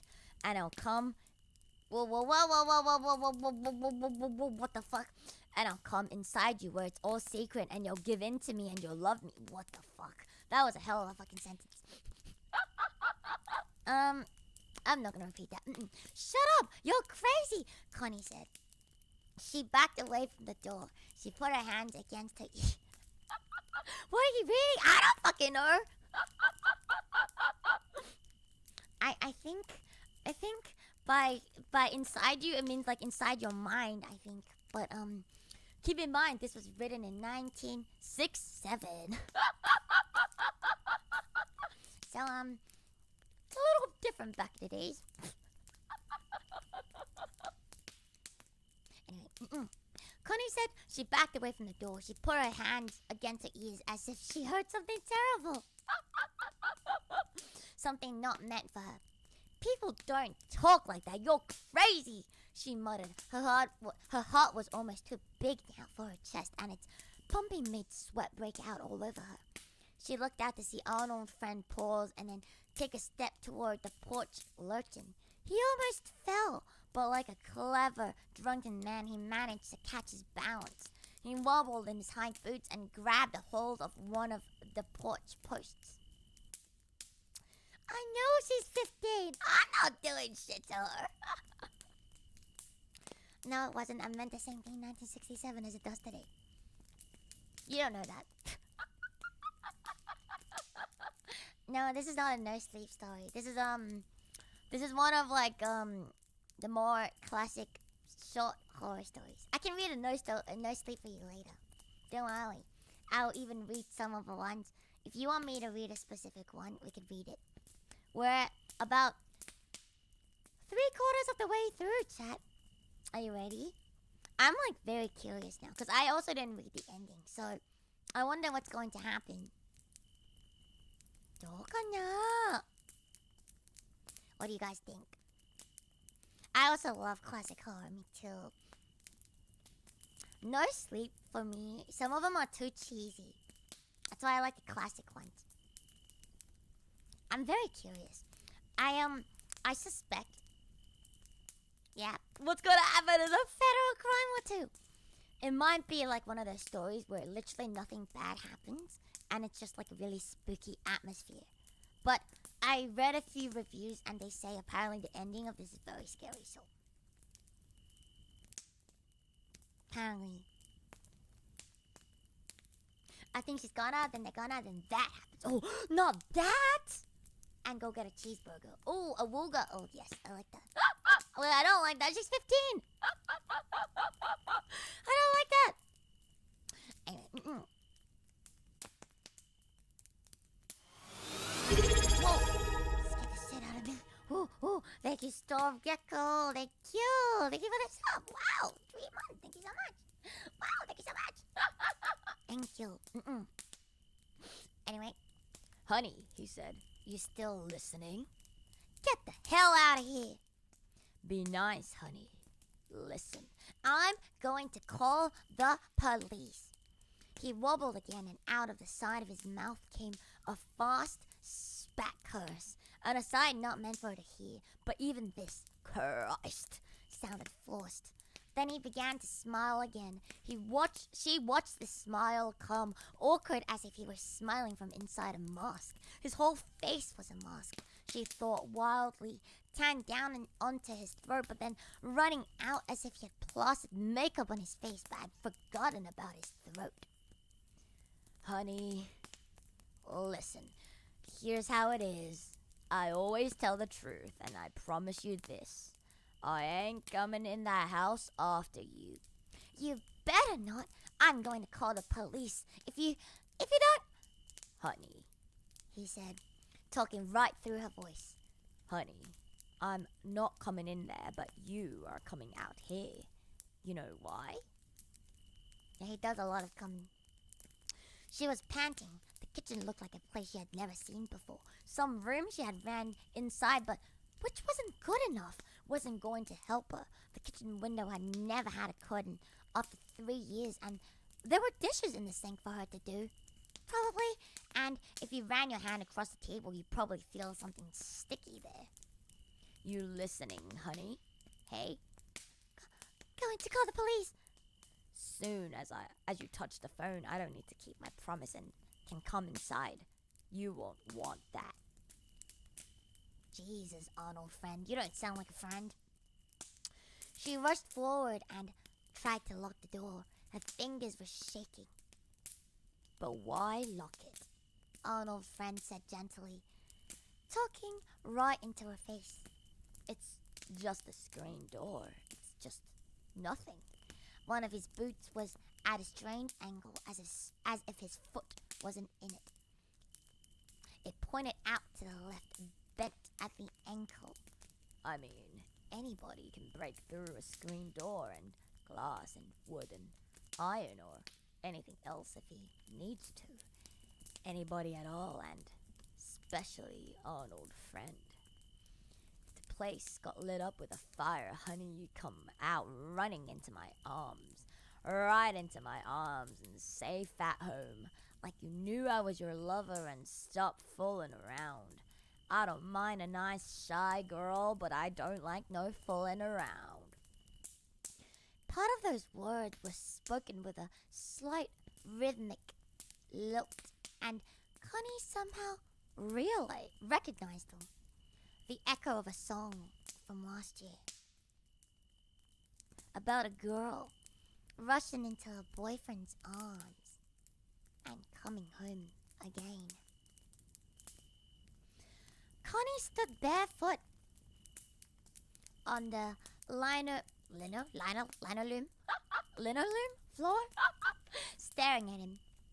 "What do you want?" she whispered. I want you. He said. "What?" Seen you that night and thought, "That's the one." "Yes, sir." I never needed to look anymore. "But my father's coming back. He's coming to get me. I had to wash my hair first." She spoke in a dry, rapid voice, hardly raising it for him to hear. No, your daddy is not coming, and yes, you had to wash your hair and you washed it for me. It's nice and shining and all for me. I thank you, sweetheart, he said with a mock bow. But again, he almost lost his balance. He had to bend and adjust his boots. Evidently, his feet did not go all the way down. The boots must have been stuffed with something so that he would seem taller. Connie stared out at him and behind him. Ellie and the car who seemed to be looking off towards Connie's right, into nothing. This Ellie said, pulling the words out of the air one after another as if he were just discovering them. "You want me to pull out the phone?" Shut your mouth and keep it shut, Arnold's friend said, his face red from bending over, maybe from embarrassment because Connie had seen his boots. This ain't none of your business.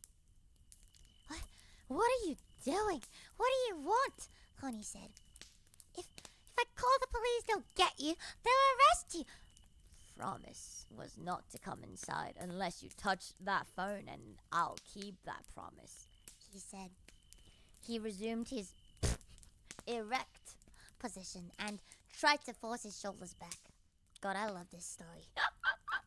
He sounded like a hero in a movie, declaring something important. He spoke too loudly, and it was as if he were speaking to someone behind Connie.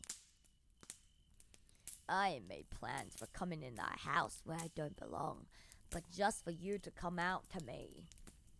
The way you should. Don't you know who I am? You're crazy, she whispered. She backed away from the door but did not want to go into another part of the house, as if this would give him permission to come through the door. What do you... You're crazy. You... Huh? What are you saying, honey? Erect meant something different in 1967, am I right? To be honest, in this instance, erect actually does mean you're just standing upright. You still use that nowadays. Oh, you silly doki aviary club. Huh? What are you saying, honey? Her eyes darted everywhere in the kitchen. She could not remember what it was. This room. This is how it is, honey. You come out and we'll drive away, have a nice ride. But if you don't come out, we're going to wait until your people come home and they're all going to get it. You want that telephone pulled out? Ellie said. He held the radio away from his ear and grimaced, as if without the radio the air was too much for him. I told ya, shut up, Ellie, Arnold's friend said. You're deaf. Get a hearing aid, right? Fix yourself up. This little girl's no trouble and gonna be nice to me. So Ellie, keep to yourself. This ain't your day, right? Don't hem in on me. Don't hug. Don't crush. Don't bird dog. Don't trail me. He said in a rapid, meaningless voice, as if he were running through all the expressions he's learnt, but was no longer sure which one of them was in style. I feel like I'm getting like the vibe. I don't know. Does anyone get like Coraline vibes from this story? I don't know why I'm getting a little bit of Coraline vibes.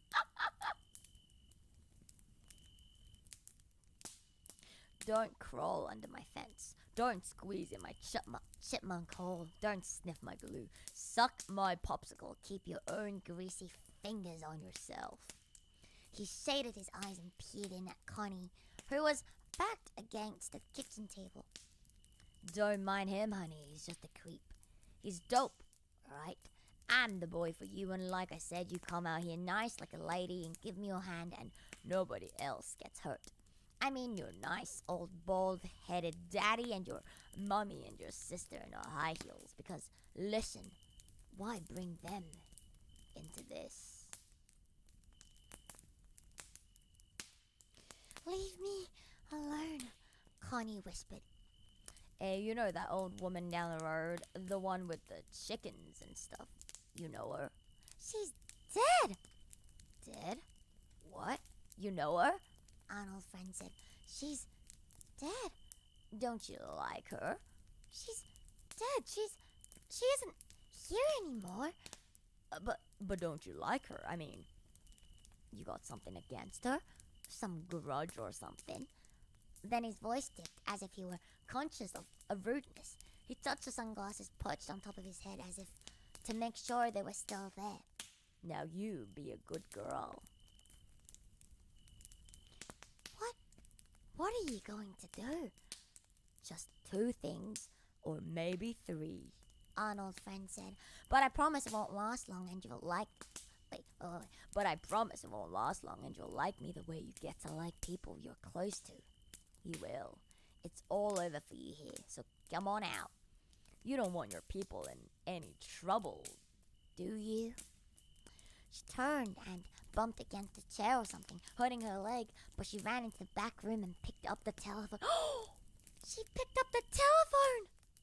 Oh, no, Chad. Oh, no. The one thing he told her not to do. You see, I thought she was smart for a horror protagonist. But then I suppose there's not really much you could do in this situation, huh? If it were you, what would you do? I'm thinking, because if she doesn't go outside, and by the time her parents and everyone else return, then he says they're gonna get it. If she leaves, she's dead for sure. So what do you do in this situation, Chet?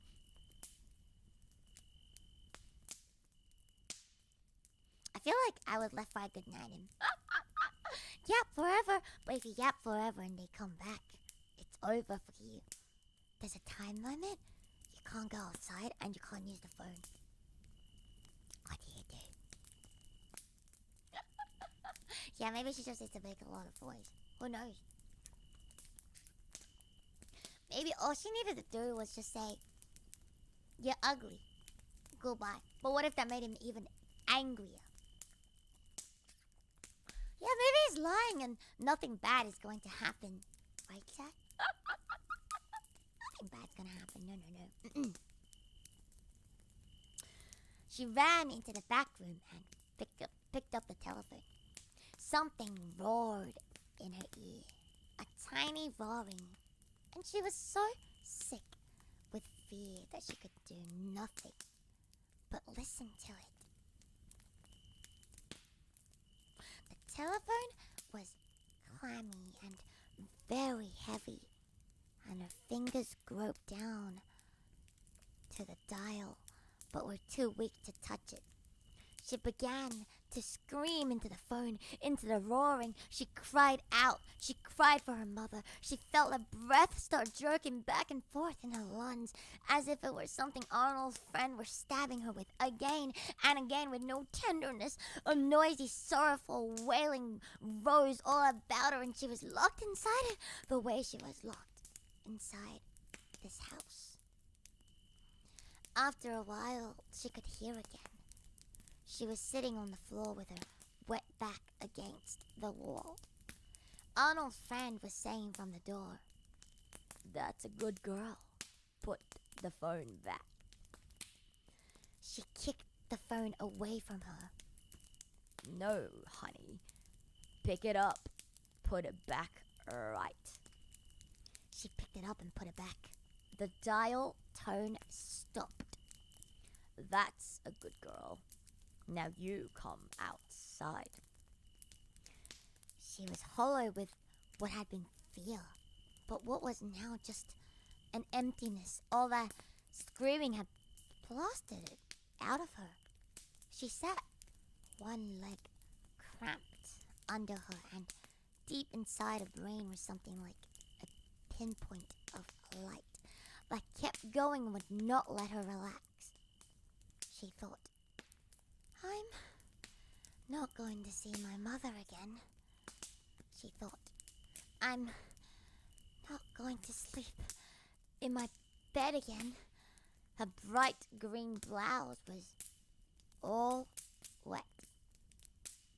Arnold's friend said in a gentle, loud voice that was like a stage voice, "The place where you came from ain't there anymore, and where you had in mind to go is cancelled out. This place you are now inside your daddy's house is nothing but a cardboard box, and I can knock it down any time. You know that and always did know it. You hear me?" She thought, "I have got to think. I have to know what to do." "We'll go out to a nice field, out in the country here where it smells so nice and it's sunny," Arnold's friend said.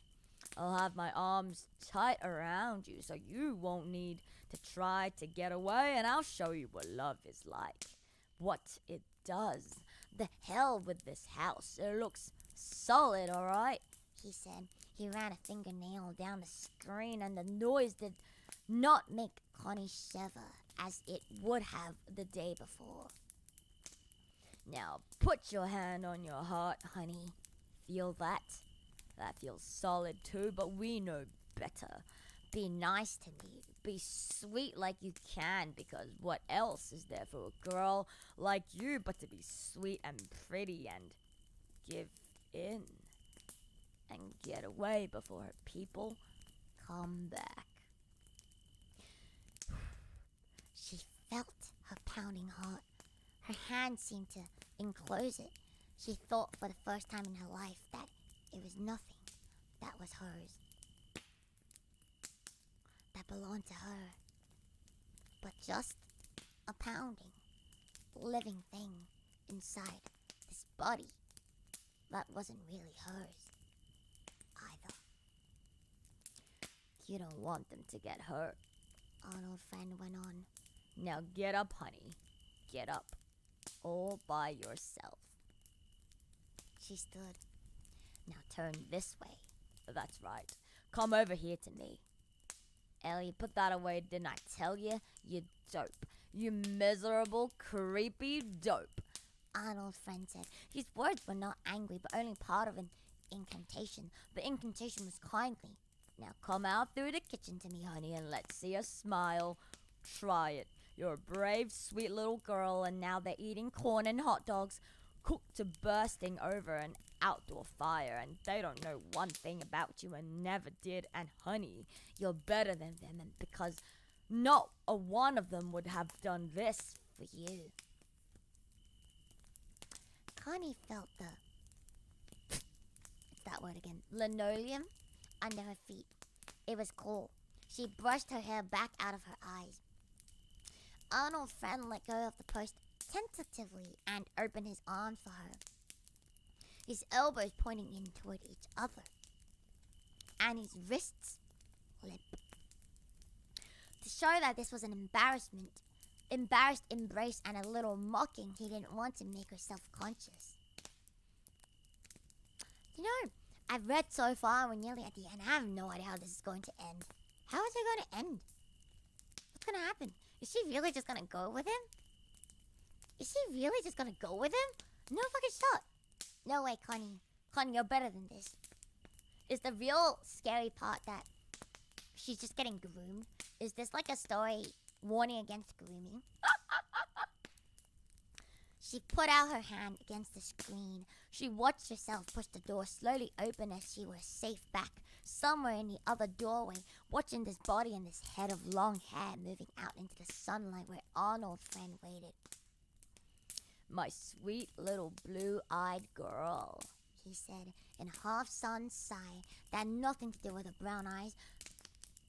What? Wait, so she has brown eyes, but he says, my sweet little blue-eyed girl. Interesting. That had nothing to do with the brown eyes, but was taken up just the same by the vast sunlit reaches of the land behind him. And on all sides of him, so much land that Connie had never seen before and did not recognize, except to know that she was going to it.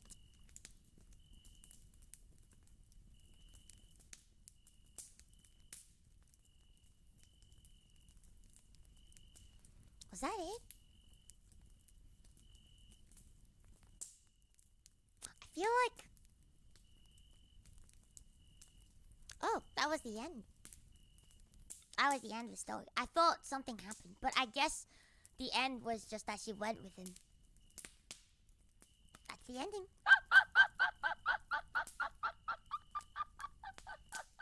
I guess, like, the story is one of those that, like, builds it up for you. So you're like, what is gonna happen? And then it's just, she went with him. I think that is actually kind of scary. Because, like, I think, like, open-ended stories are, like, scarier than when they tell you what was gonna happen. Like, what is going to happen. I want a refund on classic short horror. Well, a lot of people say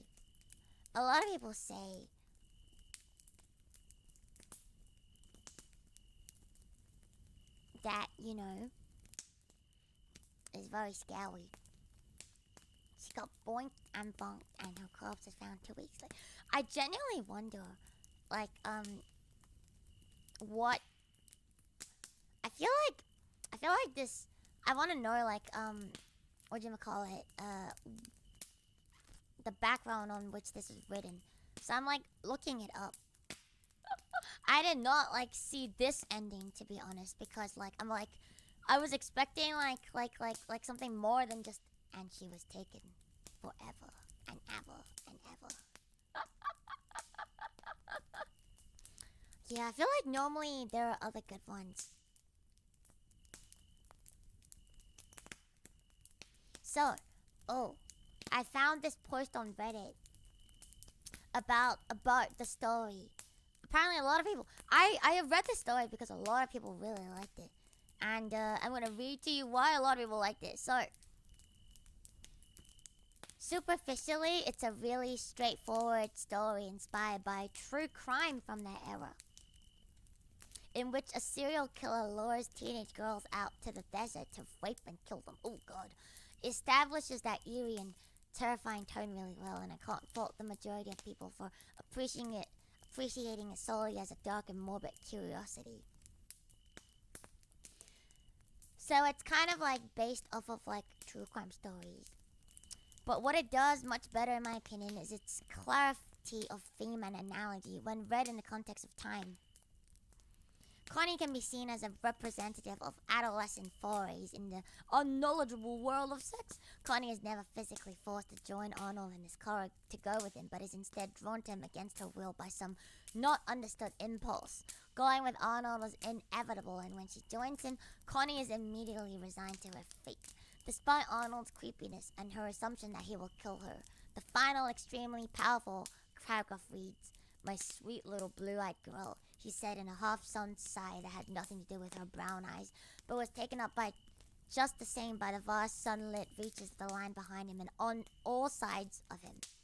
So much land that Connie had never seen before and did not recognize, except to know that she was going to it.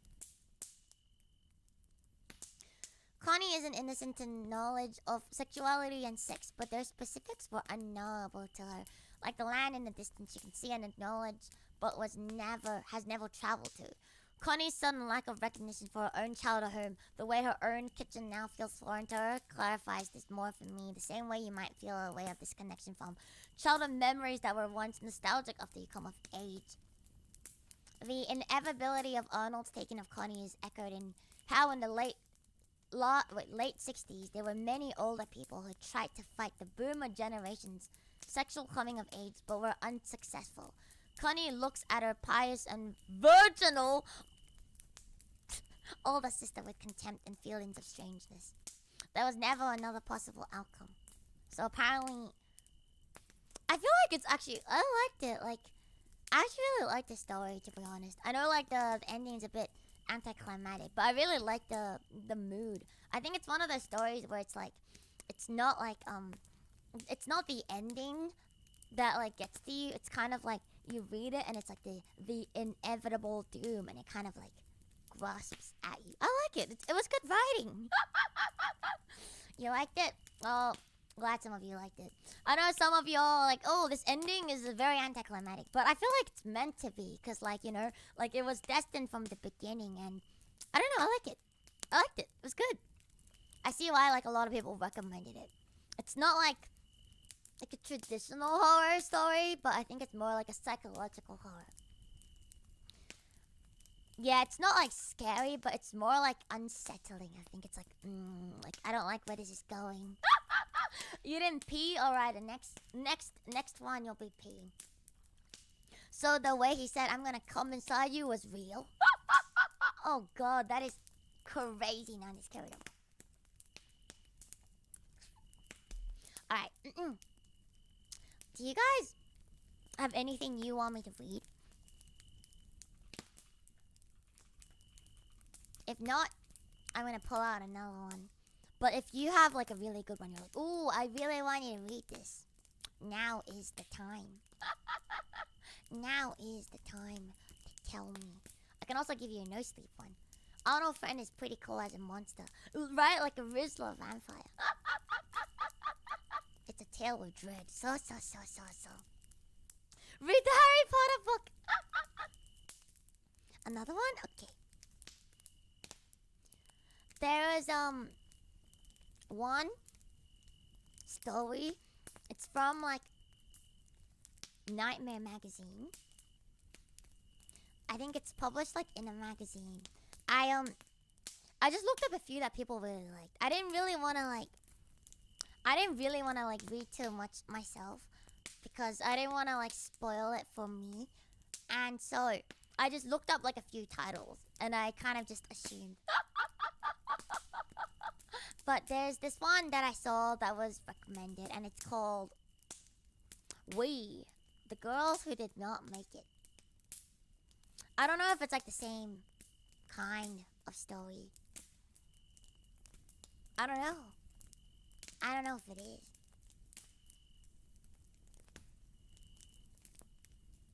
I feel like it might be like the same kind.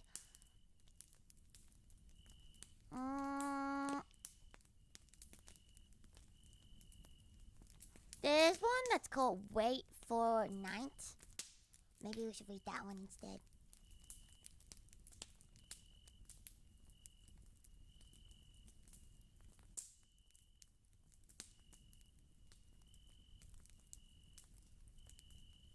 Okay.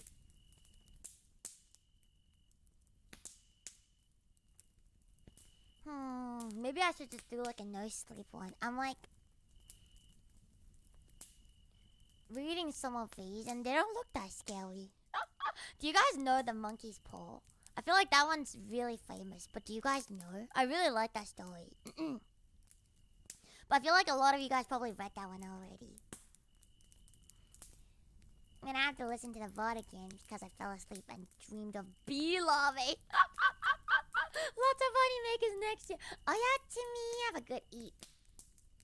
What I really like is the vibing weirdo in the car. Do you think Arnold dates and Ellie kills, or does Arnold just has a buddy that gives 0 F's about his bro being a predator and a serial killer? Maybe they work together, you know? Like one is the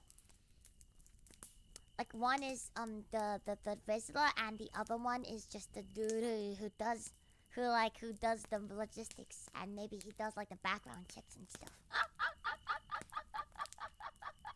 I'm gonna be awake for the rest. Well, it's time to go to eat, Schnozeless. Oh yeah, Timmy! You can always watch the VOD if you need to sleep. Feel free. Oh yeah, Timmy!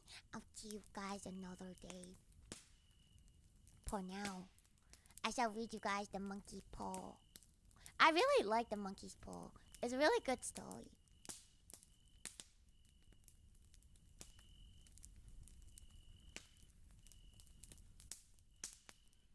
I feel like the monkey's paw is also like long-ish. The Luto's paw.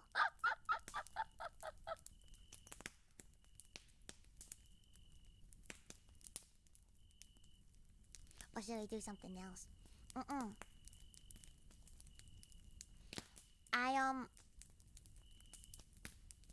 You know what? Let's do something else first. I'm just gonna pick a random one, and then we can get to the monkey's paw. So this one is called A Warning to the Curious. I quite like that. I quite like the... Oh.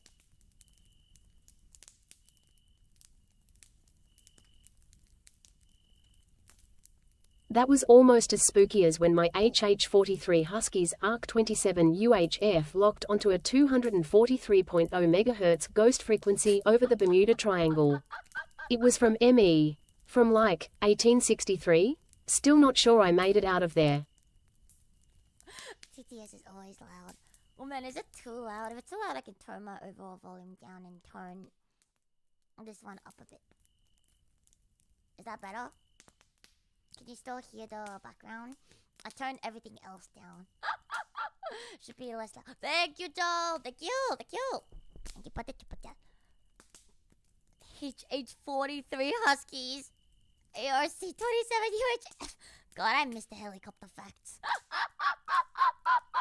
Thank you. Dude, you know what is one thing that really scared me as a kid? I don't know why it scared me so much, but like, God, the Bermuda Triangle lived in my head rent-free.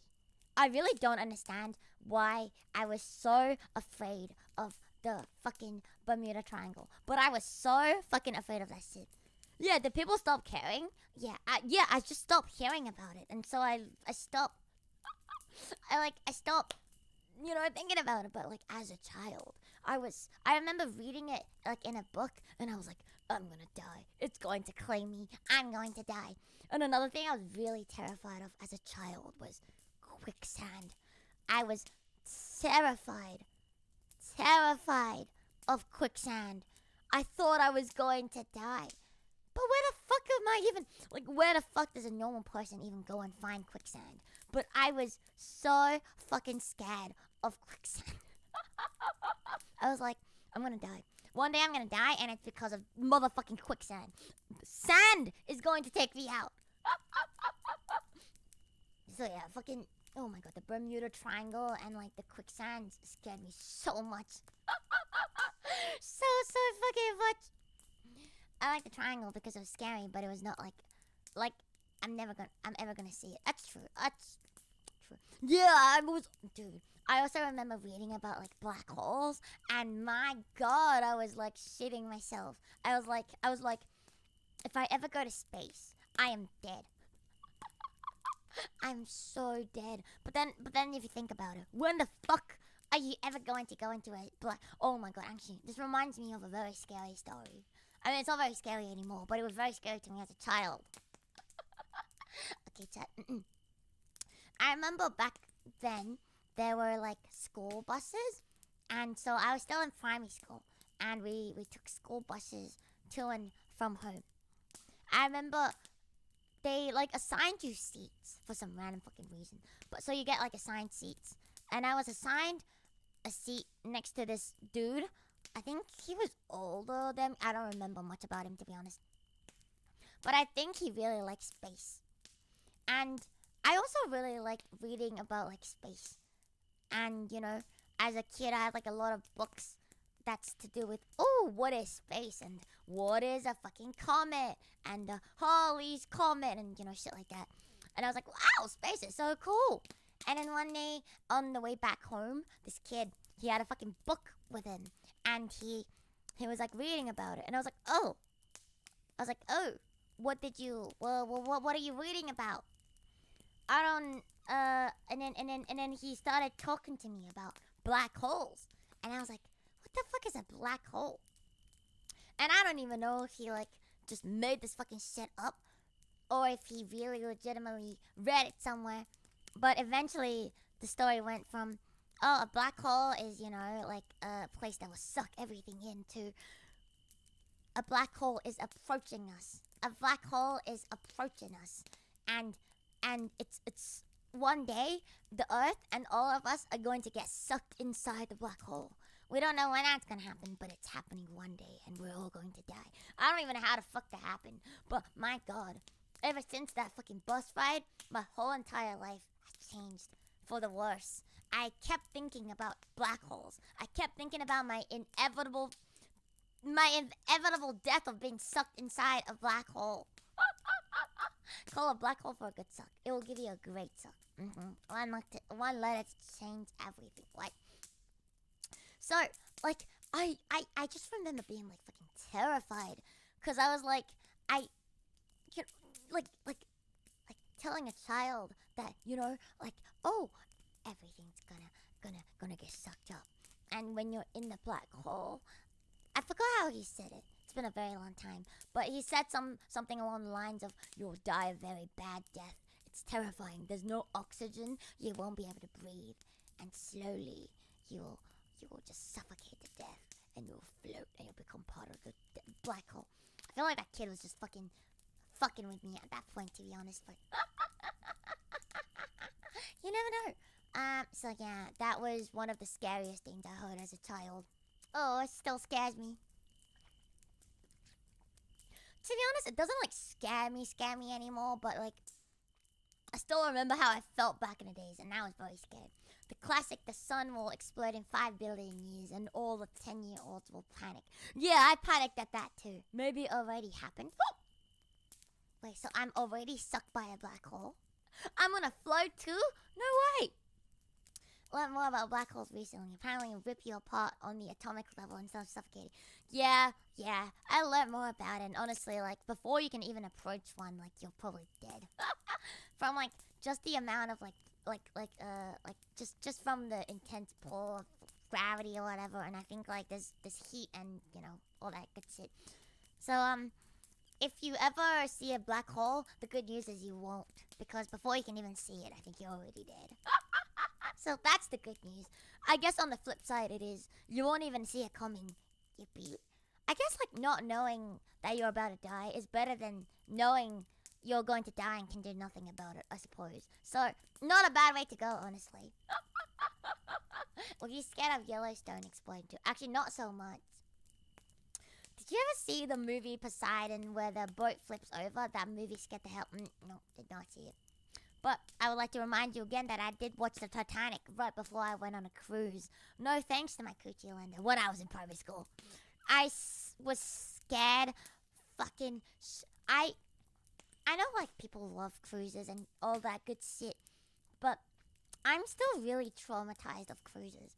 Like, well, the whole trip was a little bit cursed, because I watched the Titanic. Well, she made me watch the Titanic right before. Well, I mean, she didn't make me, but she took me to see it.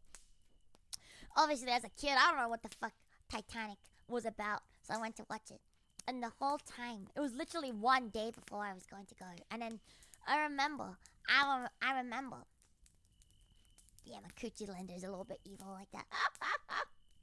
It's because I was going with my dad, and I think she didn't want me to have a good time. Because she hates my father. Anyway, so I watched it, and then on the cruise, I just remember, like, the whole time I was kind of, like, low-key.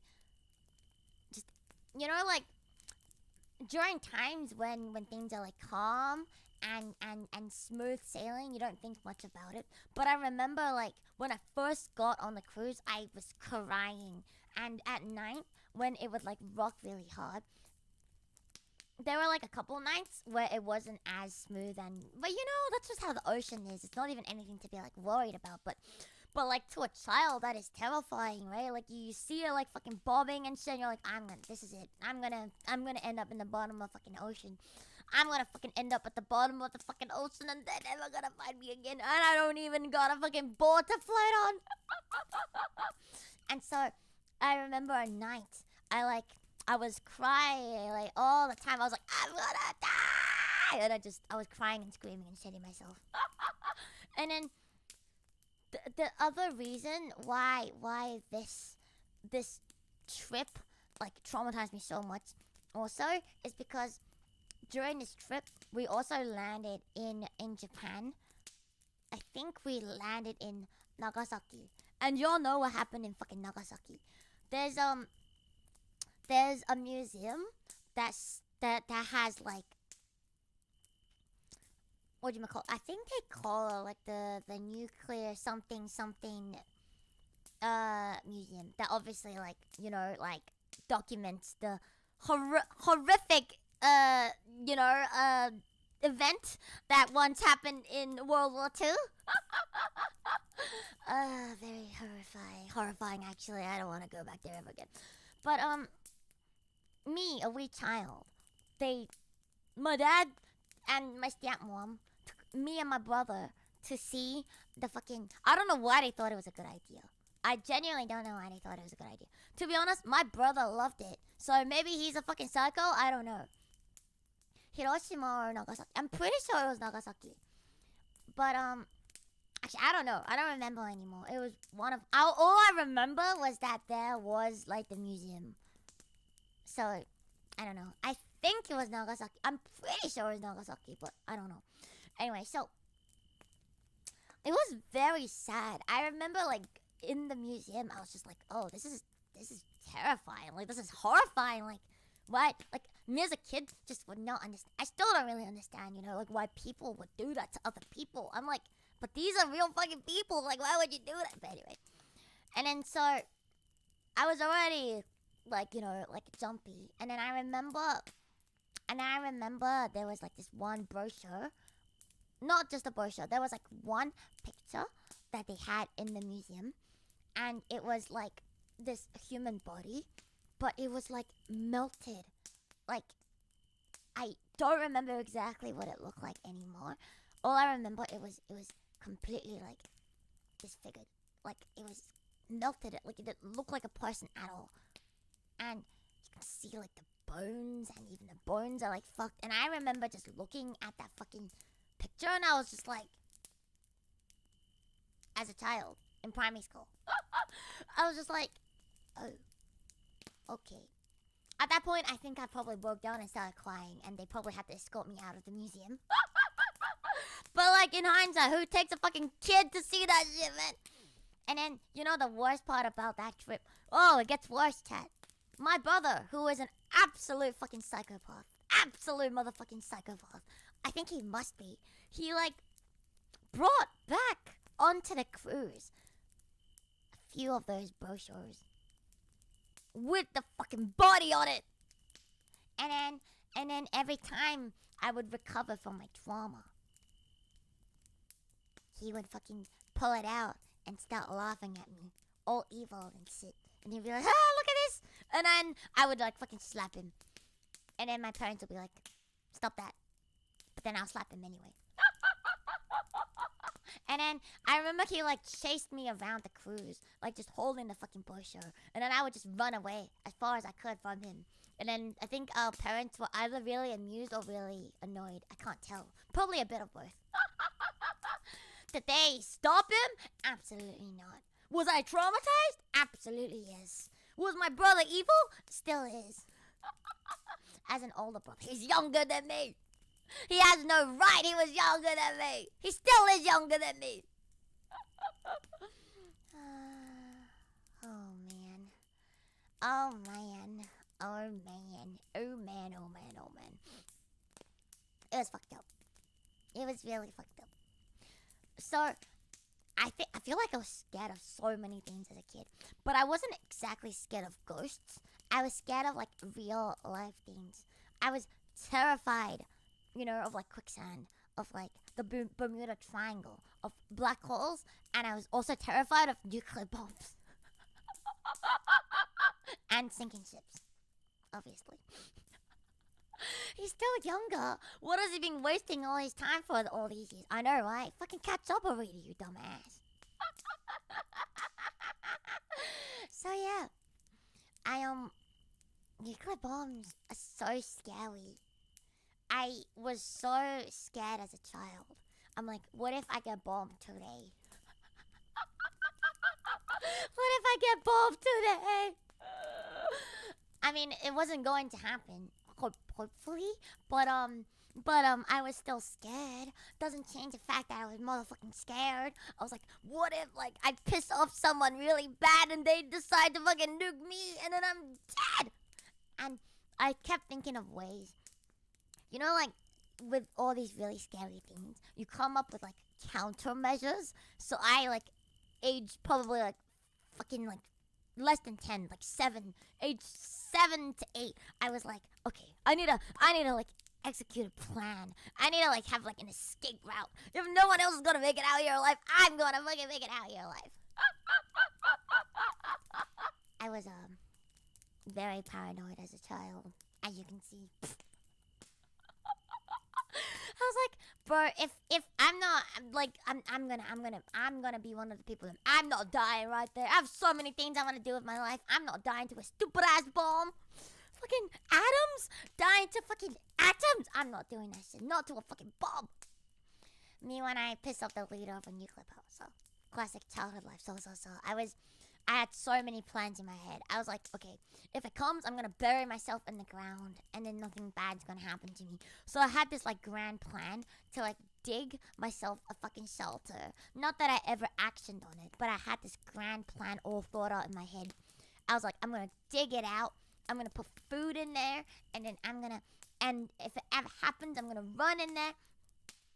And then, because you know how like the radiation lingers. And as a child, I understood that radiation lingered. I was like, I'm gonna dig myself all the way to where the radiation doesn't touch me anymore. I had a grand plan.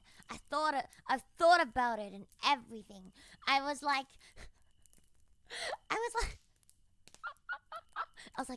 all I need is food and water and a shovel. Yeah, I was a little bit dumb, but on all kids. I just got reminded of a book I read occasionally. And short descriptions of creepy real-life events from history, I think including a Winchester house. Interesting.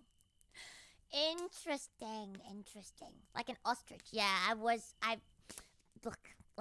I can empathize with ostriches. I understand. I get it. I really get it. Well, I was really whole maxing. Dwarf maxing away through World War III. Have you by chance expanded on your plan over the years? Not really. In fact, I have less of a plan now than I did as a child. Nowadays, I'm more like, look, if they're really gonna fucking nuke me anyway, what am I gonna do? Accept it. Just accept your inevitable death and move on. Radiation does indeed linger. Still have increased radiation in the mushrooms here, thanks to a sudden oopsie in 1986 in Chernobyl. Oh, yeah, that was a big oopsie. Luto says as she nervously looks at the shovel in her room. Is this not just the stages? Yep. I've completed my stages of grief. I've already accepted my inevitable death.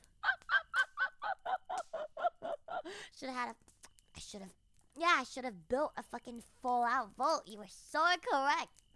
Really should have. Why didn't I think of that? But alas, I didn't. So, it is what it is. Accept your return to non-physicality.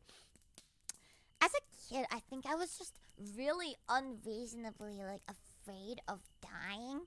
I don't know why. I think it's mainly because I was really... Because I feel like I get bored really easily. And as a kid, I try to imagine what it is like to be dead though. And then I was like, if I'm dead though, I can't see, I can't hear, I can't feel. There's nothing. And that is really scary because I'm like, I'm going to be so bored. And that's what scared me the most. So I was like, I don't want to die. I don't want to be bored all the time. Lucky, I still kind of feel that way a little bit. I don't want to be bored all the time. And so I was like, I'm going to do whatever it takes to not die. I gotta live with my cat. So. How about demons? Why would I be scared of demons? I am one myself. There's nothing to be scared of. Akumas aren't scary. It is returning to nothingness that is scary. You know, like I still think like the scariest thing is how do I say it? I feel like the scariest thing overall is not like the typical scary things. Like a lot of people are scared of ghosts.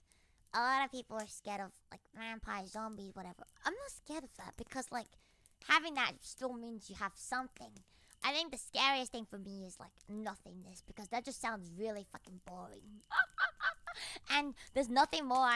I'm scared of nothing but boredom. Boredom really fucking scares me. Like being stuck forever, not being able to do anything is terrifying. I feel like this is a scarier story than any of the stories I've read. I mean, I've only read one so far, but it was a very long story, so... So I'm not like that scared of other things. As long as something is happening, I'm okay. ADHD scared of boredom. How could it be? I know. I should have known a long time ago that I was ADHD gamer. Immortality really scares me. I feel like, what am I gonna do with all this fucking time? But then death at the same time is also like... But then I think it's... Nowadays, I'm like, it's kind of nice. I gotta just fucking check out. Just sleep forever. Sleeping is nice. I like sleeping. So when I think about it, like, oh, just sleep and you don't know. You may wake up one day, you may not wake up another day. You know, a lot of people are like, oh, there's reincarnation and all that shit. I don't really believe in that. But, you know, what? Yeah, well, if there isn't shit, then you're like, oh, okay, well, then maybe I'll wake up one day. Who knows? Who the fuck knows? Oh, Angy Waking up a white room, fearful face. That is actually very scary. Dude, yeah, scary story. No, yeah. Locked in a room, no TV, no internet, no cell phone. Waking up in a white... So fucking scary. I think I would actually go insane. I would go insane if you locked me in a white room with nothing but myself. I would fucking scream. I would fucking lose my fucking mind. I wonder if there's a story like it. Follows, but instead of a killer or disease you pass, it's immortality. Immortality is scary. I live a long time, but at least I'm not immortal. And thank fucking Satan for that shit, though. Never get too silly. They'll put you in a white room with rats. Oh.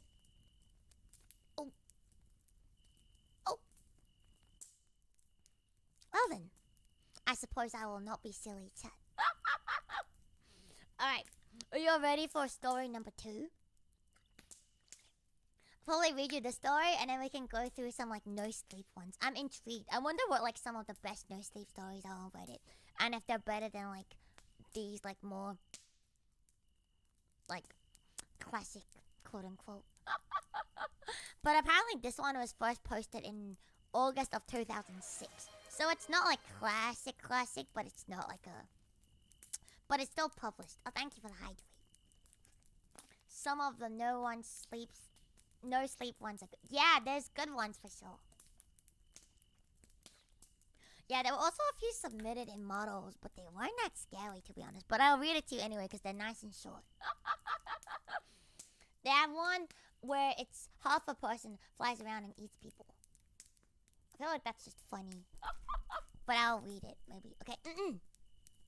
Buckle in, chat. Go piss yourselves, go shit yourselves. Because you will, maybe shit yourselves. Maybe you will. Mayhaps. So this one is called A Warning to the Curious, and it's by M.R. James, which is really funny because your initials spell out Mr. James. By M.R. James, but I will call you Mr. James. So it's a warning to the curious.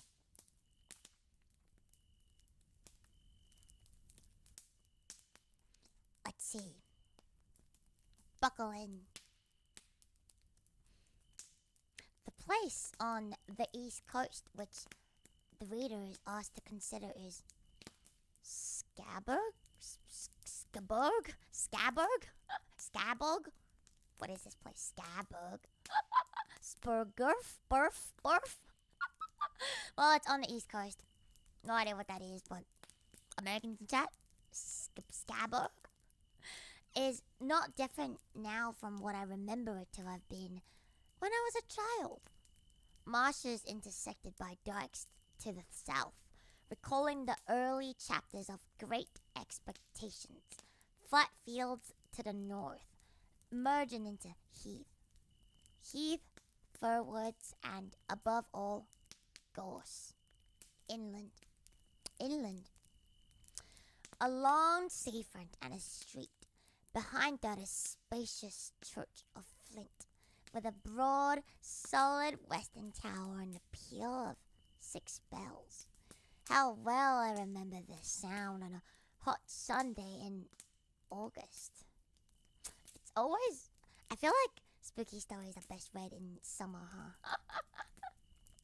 As our party went slowly up the white, dusty slope of road towards them, for the church stands at the top of a short, steep incline. They ran with a flat, clacking sort of sound on those hot days, but when the air was softer, they were mellower too. The railway ran down to its little terminus farther along the same road. There was a gay white windmill just before you came to the station, and another near the shingle at the south end of town. Is this Scarborough? I don't know. This thing just says Scaburg. It's very gay. A gay white windmill. I guess happy little windmill? No idea. And yet others on higher ground to the north. There are cottages of bright red bricks with slate roofs, but why do I encumber you with those commonplace details? The fact is that they come crowding to the point of the pencil when it begins to write of Seaburg. They just changed the fucking name of the place again. It was Scaburg and now it's Seaburg. Are you making typos, Mr. James? I should like to be sure that I had allowed the right ones to get on to the paper, but I forgot. I'm not quite done with the word painting business yet. Walk away from the sea and the town, past the station and turn up the road on the right. It is a sandy road, parallel with the railway, and if you follow it, it climbs to somewhat higher ground.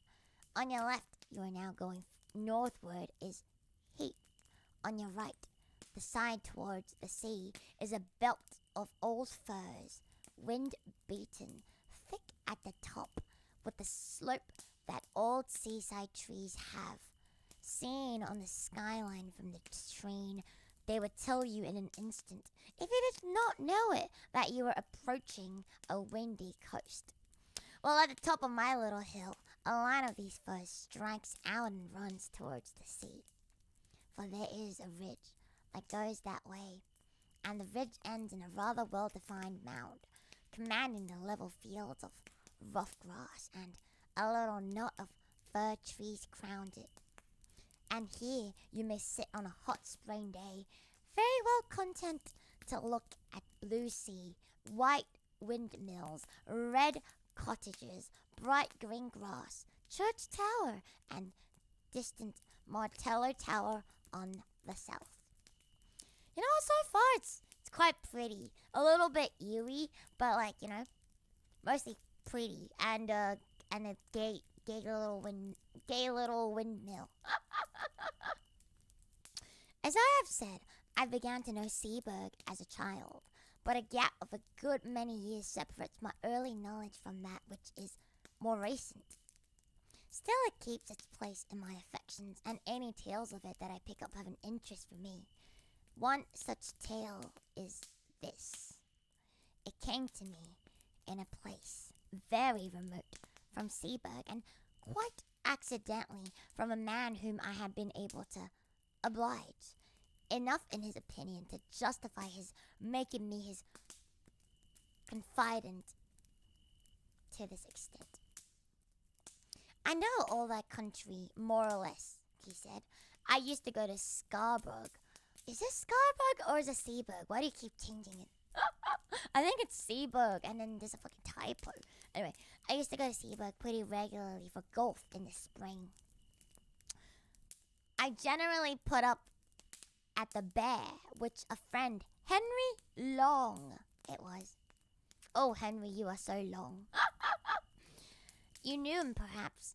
Slightly, I said. And we used to take a sitting room and be very happy there.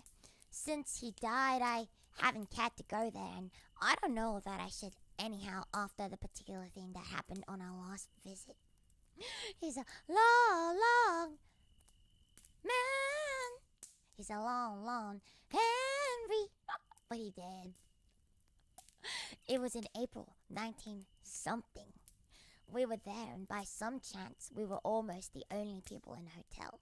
So the ordinary public rooms were practically empty, and we were the most surprised when, after dinner, our sitting room door opened, and a young man put his head in. We were aware of this young man, who was rather a rabbity, anemic subject, light hair and light eyes, but not unpleasing. So when he said, "I beg your pardon, is this a private room?" we did not growl and say, "Yes, it is, but long, nah." The long said, or I did, no matter which, "Please come in." "Oh, may I?" he said, and seemed relieved.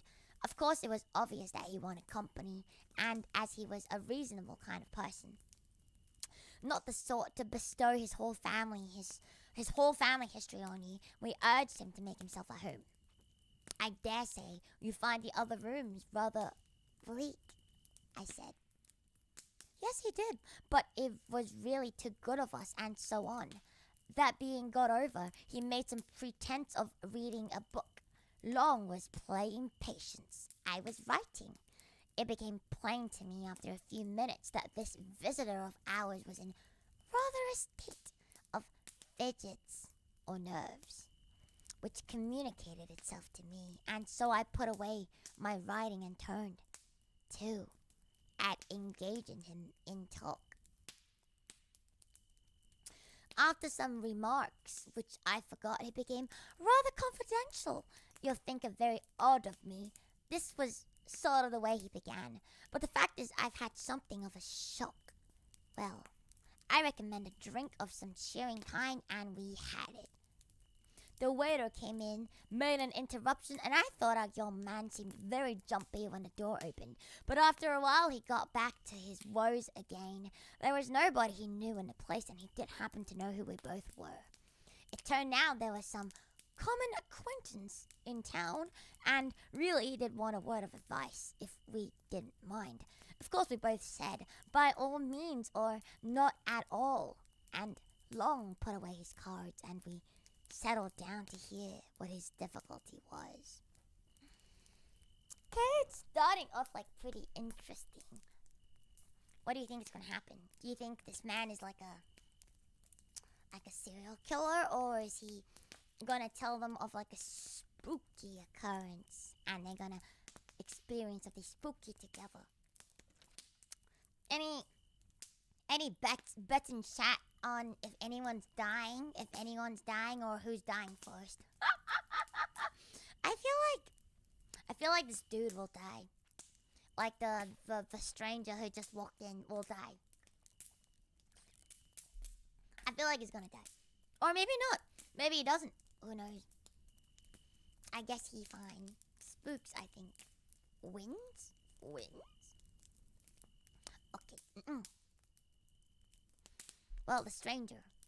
I forgot what his name was. Did they ever tell us his name? Not yet, I don't think. Look, I'm betting that the stranger will die. Okay, so we settled down to hear what his difficulty was. Are you ready for his difficulty? It began, he said, more than a week ago when I bicycled over to Froston. This is now a story within a story. Within a story I'm telling you. That is storyception. Only about 5 or 6 miles to see the church. I'm very much interested in architecture, and it's got one of those pretty porches with niches and shields. I took a photograph of it, and then an old man who was tidying up in the churchyard came and asked if I'd care to look into the church. I said yes, and he produced a key and let me in. There wasn't much inside, but I told him it was a nice little church. And he kept it very clean. But I said the porch is the best part of it. We were just outside the porch then, and then he said, yes, that is a nice porch. And do you know, sir, what's the meaning of that coat of arms there? This guy fancies himself a much better writer than he really is. Maybe. It was the one with 3 crowns, and though I'm not much of a herald, I was able to say yes. I thought it was the old arms of the kingdom of East Anglia. That's right, sir, he said, and do you know the meaning of them 3 crowns that's on it? I said I no doubt it was known, but I couldn't recollect to have heard it myself. Well then, he said, for all you're a scholard, and I can tell you something you don't know, them's the 3 early crowns that what was buried in the ground nearby the coast to keep the Germans from landing. I can see you don't believe that. But I tell you, if it hadn't been for one of them old grounds being here still, the Germans would have landed here time and again. They would, landed with the ships and killed man, woman, and child in their beds. Wow, this just became a war story. Now then, that's the truth that I'm telling you. That is, and if you don't believe me, you ask the rector. There he comes. You asked him, I says. I looked around and there was the rector, a nice-looking old man, coming up the path.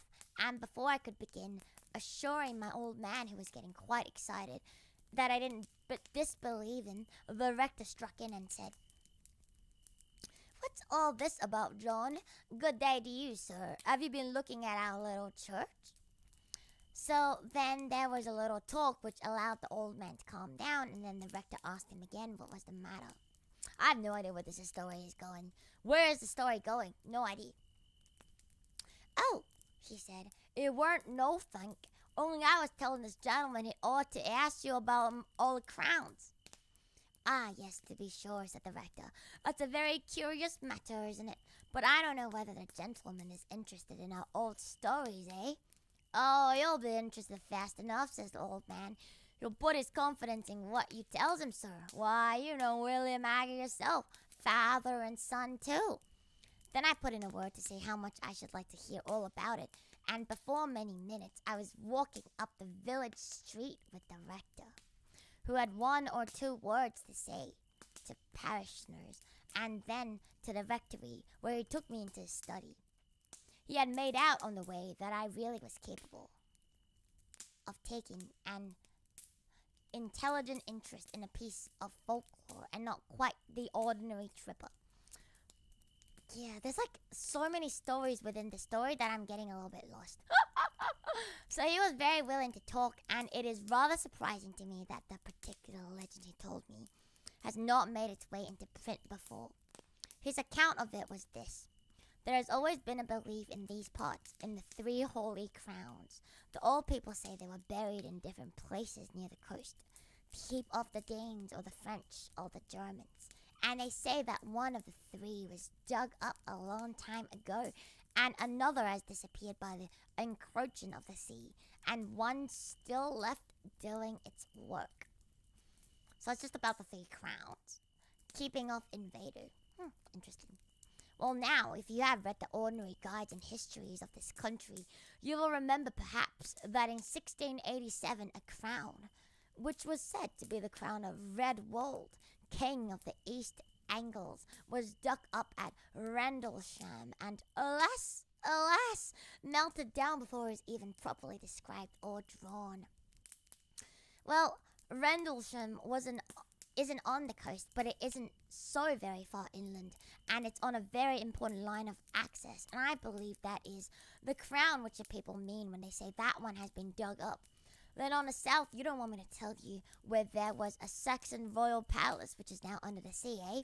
Well, there was a second crown, I take it, and up between these two, they say, lies the third. So what, are we gonna go on an adventure to find the crown now? Are the crowns haunted? Did they say where it is? Of course, I asked.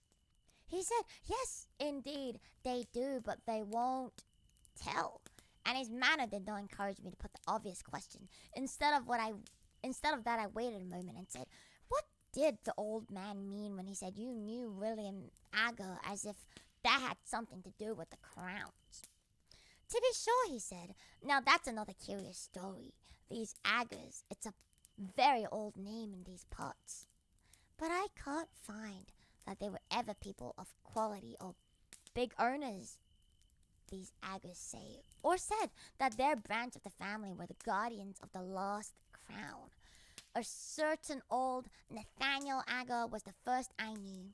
I was born and brought up quite near here, and he, I believe, camped out at the place during the whole of the war of 1870. William, his son, did the same. I know, during the South African War, and young William, his son, who has only died fairly recently, took lodgings at the cottage nearest the spot, and I've no doubt hastened his end, for he was a consumptive by exposure and night watching. What the hell? And he was the last of that branch. Oh God, chat. Oh, chat. Oh God, though. Oh God, though, chat. Oh God, though. Oh God, though. This is the scariest thing I've seen. There's a fucking boy. Oh God, though. Oh God. I was like, something was moving in the corner of my eye, and it was a motherfucking many legs must kill. Oh God, it just fucking.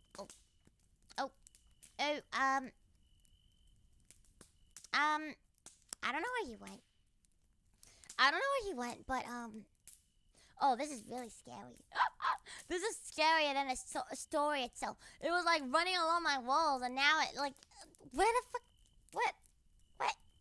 Oh, it's a thick boy too. Oh God, ugh, that is disgusting. I hate spoilers. This is so scary. Oh, it's so scary. Oh my God, though, this is way scarier than the fucking story itself. I just hope it doesn't come running across me. I will find you, and I will kill you. I'm on a fight. I'm on a mission to get rid of all spider kind. You're dead. I hate those things.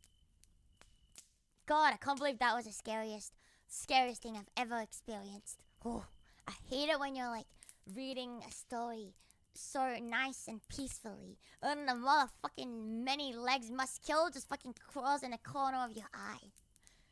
What if the boy finds Luto first? Then I die. It was nice knowing you, chat.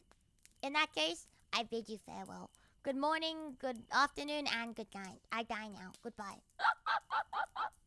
Can't believe it. Today is my death stream. It's Jova. It's Jova. Actually, Jova.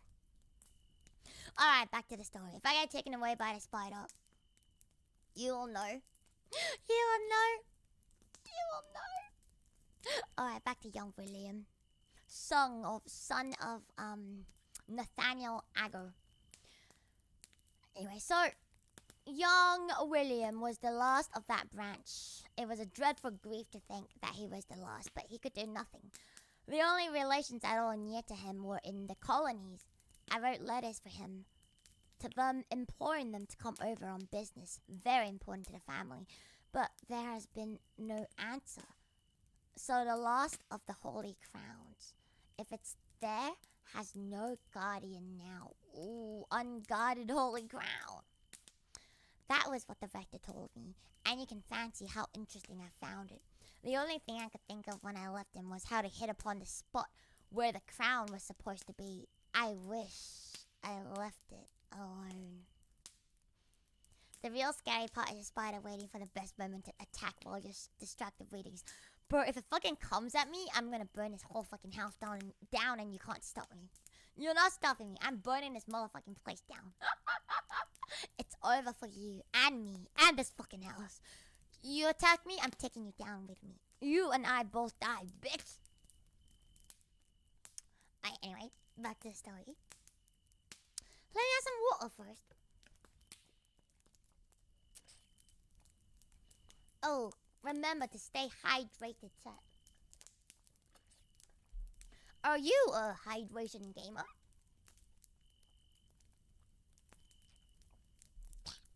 Yes, absolutely mutually assured destruction. Back to the story, we're about halfway through. Well, there was a sort of fate in it. For as I bust... Whoa! Ah! Okay, that was... Thank you. Thank you, sir. Thank you. Thank you very much. Thank you. I wasn't scared at all. No, you were. I bet you were really scared, Tat. I wasn't scared. I pretended to be scared. Luto never gets scared. Luto isn't a pussy. Luto will never scream in scare. Luto will never do that. You're right. You gotta keep me on my toes. No. You're keeping the rest of chat on their toes. Thank you very much, Athos. I bet you guys were all scared shitless, chat. Me? I was not scared at all. I played along. I simply played along. Correct. Anyway. So, there was a sort of fate in it, for as I bicycled back past the churchyard wall, my eye caught a fairly new gravestone, and on it was the name William Agar. Of course I got off and read it. It said, of this parish, died at Seaburg, 19-something, aged 28. There it was, you see, a little judicious questioning in the right place, and I should at least find the cottage nearest the spot. Only I didn't quite know what was the right place to begin my questioning at. Again, there was fate. It took me to the curiosity shop down that way, you know, and I turned over some old books, and, if you please, one was a prayer book of 1740 odd, or is it 1740 odd? Don't know. I think it's of 1740 odd, in a rather handsome binding. I'll just go and get it. It's in my room. This is actually a story in a story in a story. That's crazy. He left us in a state of some surprise, but we had hardly time to exchange any remarks when he was back, panting, and handed us the book opened at the flyleaf, on which was in straggly hand, Nathaniel Agar is my name, and England is my nation. Seaburg is my dwelling place, and Christ is my salvation. Oh God, this is very scary. When I'm dead and in my grave, and all my bones are rotten, I hope the Lord will think on me when I am quite forgotten. Oh, the holiness of this story scares me. This poem was dated 1754, and there were many more entries of Agars, Nathaniel, Frederick, William, and so on, ending with William, 19-something. I still have no idea what the story is leading me to. It does rhyme. It was a poem after all. The holy poem that burns me. You see, he said, anybody would call it the greatest bit of luck. Do you guys have any idea where the story is taken? Are you intrigued? I'm a little bit intrigued in where this is going. I feel like it's got potential, but who knows? I did, but I don't know. Of course, I asked the shopman about William Agger, and of course he happened to remember that he lodged in a cottage in the North Field and died there. This was just chalk in the road for me. I knew which the cottage must be. There's only one sizable one about there. The next thing was to scrape some sort of acquaintance with the people, and I took a walk that way at once. A dog did the business for me. He made at me so fiercely that they had to run out and beat him off. The power of Christ really do be compelling me. And then naturally begged my pardon, and we got into talk. I had only to bring up Agger's name and pretend I knew, or thought I knew. Oh, what the fuck was that? What the fuck was that? Did you hear something, or am I going delusional? Did you hear that? What if the real horror story is happening in real? Oh my god, I see the boy again! It was him. He made the noise.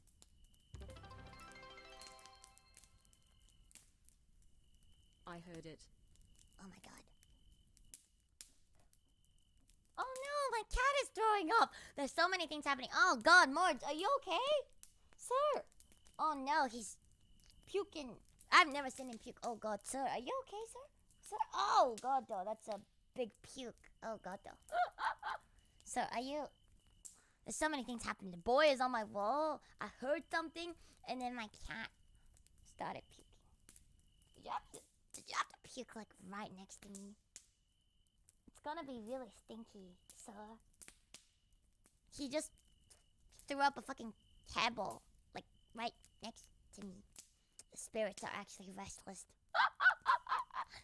What a perfect... The boy is just fucking on the wall. And he's mogging me. Oh god, he's fucking moving his little tiny legs. Behind me is a cat vomit. A fucking pile of hairball. In front of me is a fucking many legs must kill a spider. And next to me is chat. Who are also very scary. Oh god, there's too many things. And I heard a mysterious sound. There's way too many things going on. I don't like it. I don't like it. Ah, thank you for that. I'd wait. Crazy. Anyway, back to the story. We mustn't let the spirits distract us. I am gonna stretch. Never dull moment saw. I can't believe it all happened at the same time. That's fucking crazy. Alright. Anyway. Whew. What was I even up to? Anyway, I think it was... Oh god, the boy is gone. That's even scarier. Where did he go?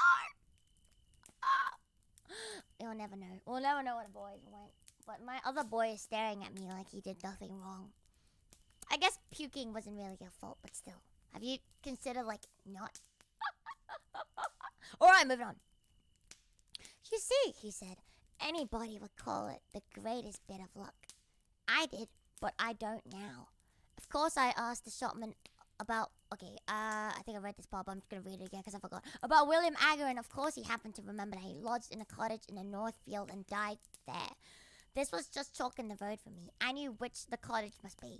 There's only one sizable one about there. The next thing was to scrape some sort of acquaintance with the people, and I took a walk that way at once. A dog did the business for me. He made at me so fiercely that they had to run out and beat him off. He's got the dog in him. And then naturally begged my pardon, and we got into talk. I'd only to bring up Agger's name and pretend I knew. Or thought I knew something of him. And then the woman said how sad it was him dying so young, and she was sure it came of him spending the night out of doors in the cold weather. Then I had to say, did he go out on the sea at night? And she said, oh no, it was on the hillock yonder with the trees on it. And there I was.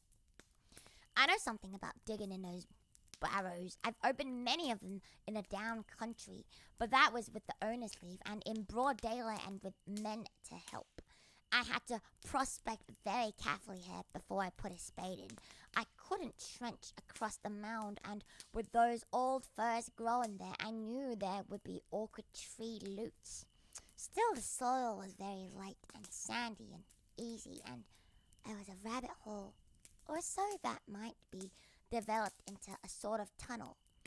The going out and coming back at odd hours to the hotel was going to be the awkward part. When I made up my mind about the way to excavate, I told the people that I was called away for a night, and I spent it out there. I made my tunnel. I won't bore you with the details of how I supported it and filled it when I was done, but the main thing is that I got the crown. Oh, you got the crown? Wait, he said this whole story and ended with I got the... Really? You couldn't have just said I got the motherfucking... Okay. Cool. Sick. Very nice. Very pulled. Naturally, we both broke out into exclamations of surprise and interest. I, for one, had long known about the finding of the crown at Rendlesham and had often lamented its fate. No one has ever seen an Anglo-Saxon crown, at least no one had. But our man gazed at us with a rueful eye. Yes, he said, and the worst of it is I don't know how to put it back. Wait, so are they gonna, like, after all the troubles of getting a crown, are you gonna put it back? Wait, for what reason? He's starting to lose me, Ted. Put it back, we cried out. Why, my dear sir, you've made one of the most exciting finds ever heard of in this country. Of course it ought to go to the jewel house at the tower. What's your difficulty? If you're thinking about the owner of the land and treasure trove and all that, we can certainly help you through. Nobody's going to make a fuss about technicalities in a case of this kind.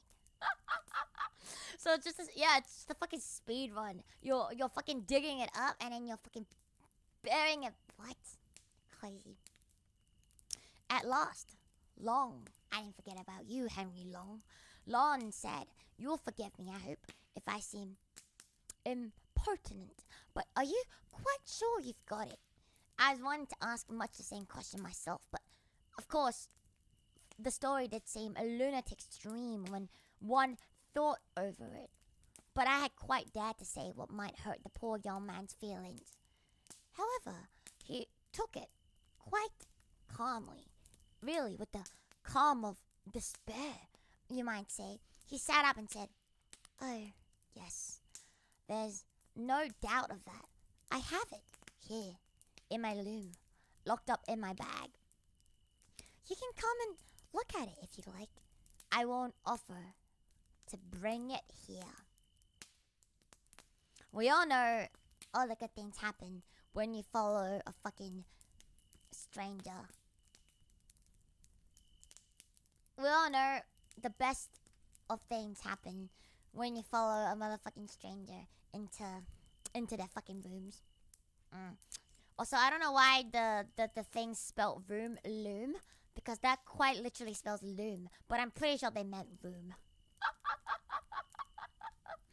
Fictional stories don't really scare me. As a history buff, real life is more frightening than fictional story. I think so. I kind of get what you mean. Like the girl from the previous story. Yep. Nothing bad's ever happened, chat. Always follow strangers. Especially when they have a crown. We were not likely to let the chance slip. Why not? Why not? What about this crown is so, like, captivating to you, child? I want to understand. You follow strangers all the time, really? The text was probably digitized through OCR from paper. Probably. Maybe. Or their name has the word friend. Always go with a stranger if their last name is friend. We learned that from our best friend, Arnold Friend. Okay, so they went with it. Okay, alright, anyway. His room was only a few doors off. The boots was just collecting shoes in the passage. What does that even mean? The boots was just collecting shoes in the passage. I don't even know. Anyway. Or so we thought. Afterwards, we were not sure. Our visitor, whose name was Parton was in a worse state of shivers than before, and went hurriedly into the room and beckoned us after him, turned on the light and shut the door carefully. Then he unlocked his kit bag and produced a bundle of clean pocket handkerchief in which something was wrapped. I laid it on the bed and undid it. I can now say I've seen an actual Anglo-Saxon crown. Oh wow, he just showed it to him. I showed you my crown. Please respond. He just showed him his crown. Okay. Very cool. Very cool. It was of silver, as the Rendlesham one is always said to have been. It was set with some gems, mostly antique, and was of a rather plain, almost rough workmanship. In fact, it was like those you see on the coins and in the manuscripts. I found no reason to think it was later than the 9th century. I was intensely interested, of course, and I wanted to turn it all over in my hands, but Paxton prevented me. You have a big crown? I don't want to see it. Keep it to yourself. Don't you touch it, he said. I'll do that. And with a sigh that was, I declare to you, dreadful to hear, he took it up and turned it about so that we could see every part of it. Seen enough? He said at last, and we nodded. He wrapped it up and locked it in his bag and stood looking at us dumbly. Come back to our room, Long said, and tell us what the trouble is. He thanked us and said, will you go first and see if the coast is clear? What the fuck? Interesting.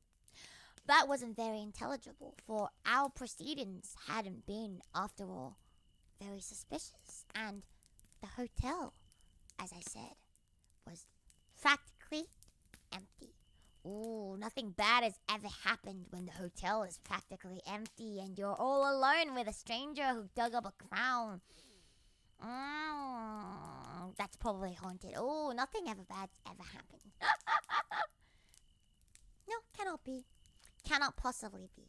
My cat now has jumped on my desk and he is now mugging. Please, sir, go mug the spider instead. Do not mug me. Dude, the spider's right there. Go mug him instead. Do not mug me, sir. Get off. He's not getting off. He's still mugging me. Oh, well. Alright. However, we were beginning to have inklings of we didn't know what. And anyhow, nerves are infectious. So we did go. First, peering out as we opened the door. And fancying, I found we both had the fancy, that a shadow, or more than a shadow, but it made no sound, passed from before us to one side as we came out into the passage. It's all right, we whispered to Paxton.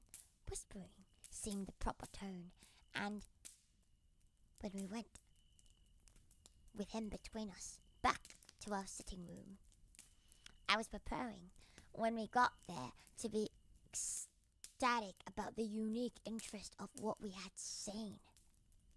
But when I looked at Paxton, I saw that would be terribly out of place. And I left it to him to begin. What is to be done was his opening. Lon thought it right, as he explained to me afterwards, to be obtuse, and said, why not find out who the owner of the land is and inform... Oh, no, Paxton broke in impatiently. I beg your pardon. You've been very kind, but don't you see? It's got to go back, and I daren't be there at night, and daytime's impossible. Perhaps, though, you don't see.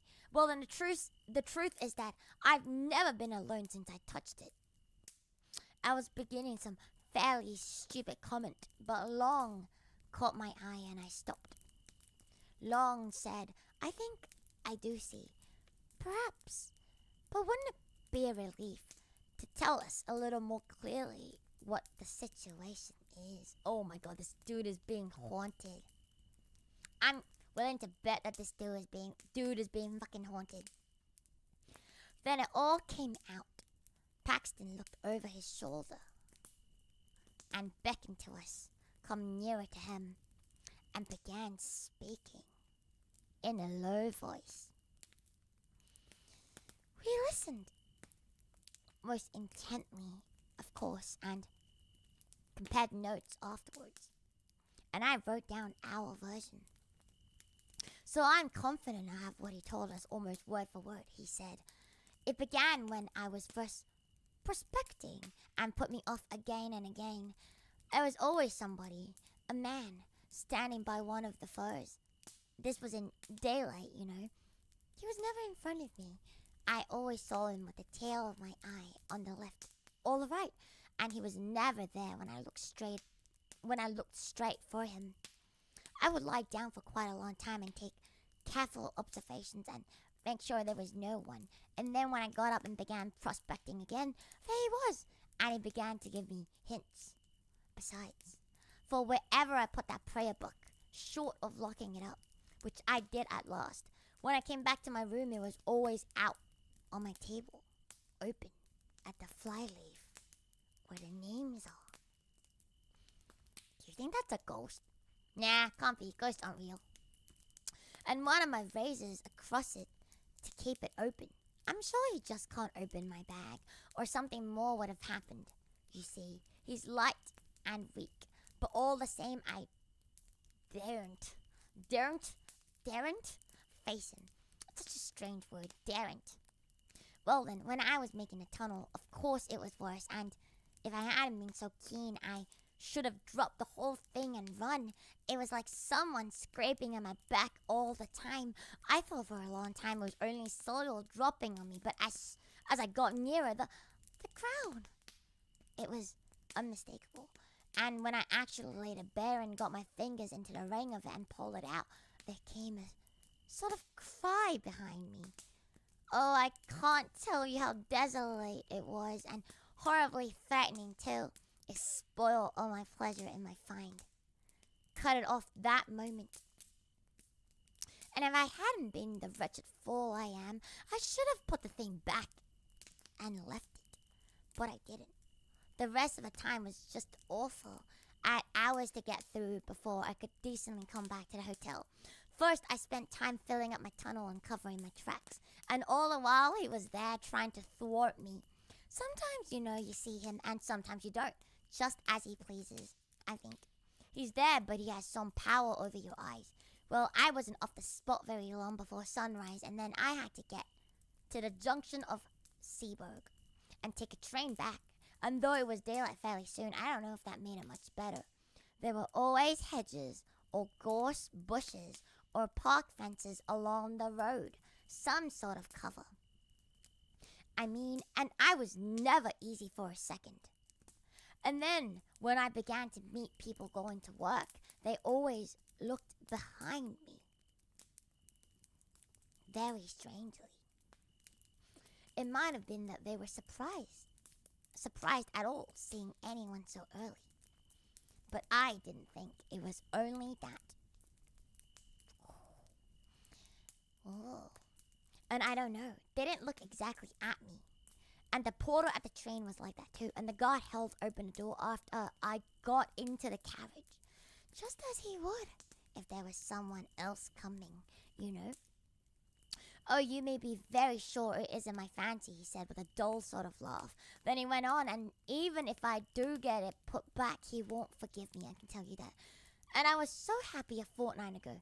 He dropped into a chair, and I believed he began to cry. So he is haunted. So he is fucking... here's my problem with this motherfucker. You went and you fucking dug up a crown with so much fucking history behind it. Did you think you weren't going to be fucking haunted? Did you think the spirits, if they were real, is just gonna fucking look at you and laugh it off and be okay, you stole my treasure, you go now. Surely not. But those try not to shit challenge is making me scared. It is very scary. I'm trying not to shit right now. Try not to shit challenge. You would not attempt it. If you found a crown, you wouldn't think it'd be haunted. What do you mean? But he went and found the history, and he found the crown after the fucking, like, prayer book was open all the time. Bro, what the fuck? What do you mean? What do you mean? Hawosa kawabos, iratai. We're in the middle of reading the story. And TLDR is, it just came in. The TLDR is that there's 2 people in a fucking hotel, and it's mostly empty, and then the stranger came in, and he told them about how there's like 3 garden crowns, and he went and dug up a crown, and now he may be haunted. So yeah, there you go. I think he's really stupid. I honestly think it's his own fault for being haunted, but what do I know? Anyway, we didn't know what to say, but we felt we must come to the rescue somehow, and so it really seemed the only thing. We said if he was so set on putting the crown back in its place, we would help him. And I must say that after what we had heard, it did seem the right thing. If these horrid consequences had come on this poor man, might there not really be something in the original idea of the crown having some curious power bound up with it to guard the coast? At least that was my feeling. And I think it was Lone's too. He got into Hasbin Hotel. Oh my god, you have a completely black cat in complete pitch dark clawing on your door? That is very scary. Very cute, very scary. I love black cats. Alright, Our offer was very welcome to Paxton's. Anyhow, when would we do it? It was nearing 10:30. Could we contrive to make a late walk plausible to the hotel people that very night? We looked out of the window. There was a brilliant full moon. The Pascal moon. Lon undertook to tackle the boots and propitiate him. What? He was to say that we should not be much over the hour, and if we did find it so pleasant that we stopped out a bit longer, we would say that he didn't lose by sitting up. Well, we were pretty regular customers of the hotel and did not give much trouble and were considered by the servants to be not under the mark in the way of tips. And so the boots was propitiated and let us out onto the seafront and remained, as we heard later, looking after us. Paxton had a large coat over his arm, under which was the wrapped up crown. Genuinely, what did I think is gonna happen? Like, I don't understand, like, horror stories where, like, I just don't get it. Can you not, like, wait until it's daytime to, like, do you have to do this at night? Like, that's the part I don't understand. Anyway, so we were off on this strange errand before we had time to think how very much out of the way it was. Yeah, bro, because you're stupid. I've told this part quite shortly on purpose, for it really does represent the haste with which we settled our plan and took action. The shortest way is up the hill and through the churchyard, Paxton said, as we stood a moment before, the hotel looking up and down the front. There was nobody about. Nobody at all. Seaburg out of the season is an early, quiet place. We can't go along the dike by the cottage because of the dog, Paxton also said. When I pointed to what I thought a shorter way along the front and across the fields, the reason he gave was good enough. We went up the road to the church and turned in at the churchyard gate. I confess to having thought that there might be some lying there who might be conscious of our business, but if it was so, they were also conscious that the one who was on their side, said to say, had us under surveillance. And we saw no sign of them. But under observation we felt we were, as I have never felt it at any other time. Especially was it so when we passed out of the churchyard into a narrow path with close, high hedges, through which we hurried as Christian did through that valley, and so got out into open fields. Then along hedges, though I would sooner have been in the open where I could see if anyone was visible behind me, over a gate or two, and then a swerve to the left, taking us up on to the ridge, which ended in that mound. As we neared it, what do you think is gonna happen? Is anyone gonna die in the story? I'm kind of rooting for like the crown owner to die. As we neared it, Henry Long felt, and I felt too, that there were what I can only call dim presences waiting for us, as well as a far more actual one attending us. Of Paxton's agitation all this time, I can give you no adequate picture. He breathed like a hunted beast, and we could not either of us look at his face. How he would manage when we got to the very place we had not troubled to think. He had seemed so sure that that would not be difficult, nor was it. I never saw anything like the dash with which he flung himself at a particular spot in the side of the mount and tore at it, so that in a very few minutes the greater part of his body was out of sight. We stood holding the coat and that bundle of handkerchief, and looking very fearfully, I must admit, about us. There was nothing to be seen. A line of dark firs behind us made one skyline, one more trees and the church tower half a mile off on the right, cottages and a windmill on the horizon on the left. Calm sea dead in front. Faint barking of a dog at a cottage on a gleaming dike between us and it. Full moon making that path we know across the sea. The eternal whisper of the Scots firs just above us, and of the sea in front. Yet, in all this quiet, an acute and acrid consciousness of a restrained hostility very near us, like a dog on a leash, that might be let go at any moment. Does it really remind you of cosmic horror? One might die and the other probably goes insane. You reckon? But this dude, he lived to tell the tale. So, maybe it's okay? Or maybe they all died apart from him and he's recounting the story as the only one alive. Or sane. Or is he sane? What if it goes back to like the modern day and then he turns out he was actually haunted this whole time, and then he goes and kills the storyteller, Mr. James. Crown a crown for you. Don't ask where I got it, ghost. Wow, thank you for the crown. I don't want it. I don't want to be haunted. I'm happy enough haunted by spiders already. I don't want to be haunted by anything else. I'm already haunted by enough things. Thank you very much. Thank you for your consideration, but I don't need it. I don't need it! Goddamn. Anyway. Paxton pulled himself out of the hole and stretched a hand back to us. Give it to me, he whispered, unwrapped.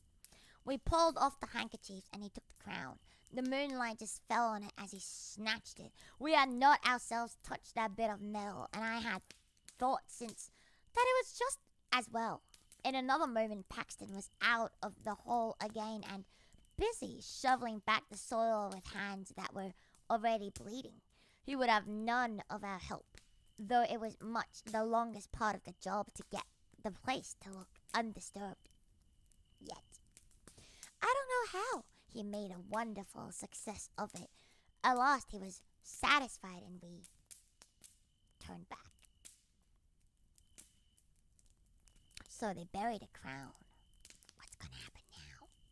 Surely nothing bad could happen when you return a crown so peacefully.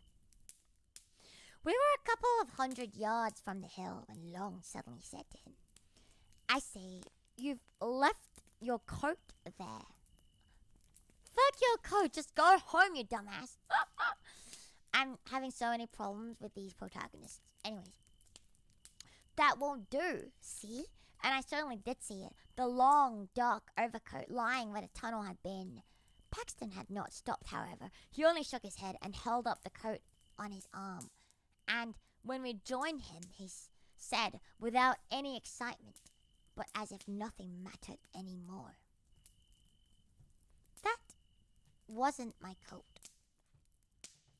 And indeed, when we looked back again, that dark thing was not to be seen. Well, we got out onto the road and came rapidly back that way. It was well before 12 when we got in, trying to put a good face on it, and saying Long and I what a lovely night it was for a walk. The Boots was on the lookout for us, and we made remarks like that for his edification as we entered the hotel. He gave another look up and down the seafront before he locked the front door and said, "You didn't meet many people about, I suppose, sir?" "No, indeed. Not a soul," I said, at which I remember Paxton looked oddly at me. "Only I thought I see someone turn up the station road after you gentlemen," said the Boots. Still, you was three together, and I don't suppose he meant mischief. I didn't know what to say. Long merely said good night, and we went off upstairs, promising to turn but all lights and to go to bed in a few minutes. Is this where it finally starts haunting them? I feel like it always happens. You go visit the thing and you're like, oh, nothing bad happened. And then you go home and you're dead. Back in our room, we did our very best to make Paxton take a cheerful view. "So do you think Paxton is dead? Do you think he'd die now?" "There's a crown safe back," we said. "Very likely you'd have done better not to touch it." And he heavily assented to that. "But no real harm has been done, and we shall never give this away to anyone who would be so mad as to go near it. Besides, don't you feel better yourself? I don't mind confessing," I said, "that on the way there I was very much inclined to take a view about being followed, but going back it wasn't at all the same thing, was it?" "No, it wouldn't do. You've nothing to trouble yourselves about," he said, "but I'm not forgiven. I've got to pay for that miserable sacrilege still." Dun dun dun! I know what you're going to say. The church might help, yes, but it's the body that has to suffer. What is this? Is this just like Jesus, my Lord and Savior? It's true I'm not feeling that he was waiting outside for me just now, but then he stopped. Then he turned to thanking us, and we put him off as soon as we could. And naturally, we pressed him to use our sitting room next day, and said we should be glad to go out with him. Or did he play golf, perhaps? Yes, he did, but he didn't think he should care about that tomorrow. Well, we recommended him to get up late and sit in our room in the morning while we were playing, and we would have a walk later in the day. He was very submissive and piano about it all, ready to do just what we thought best, but clearly quite certain in his own mind that what was coming could not be averted.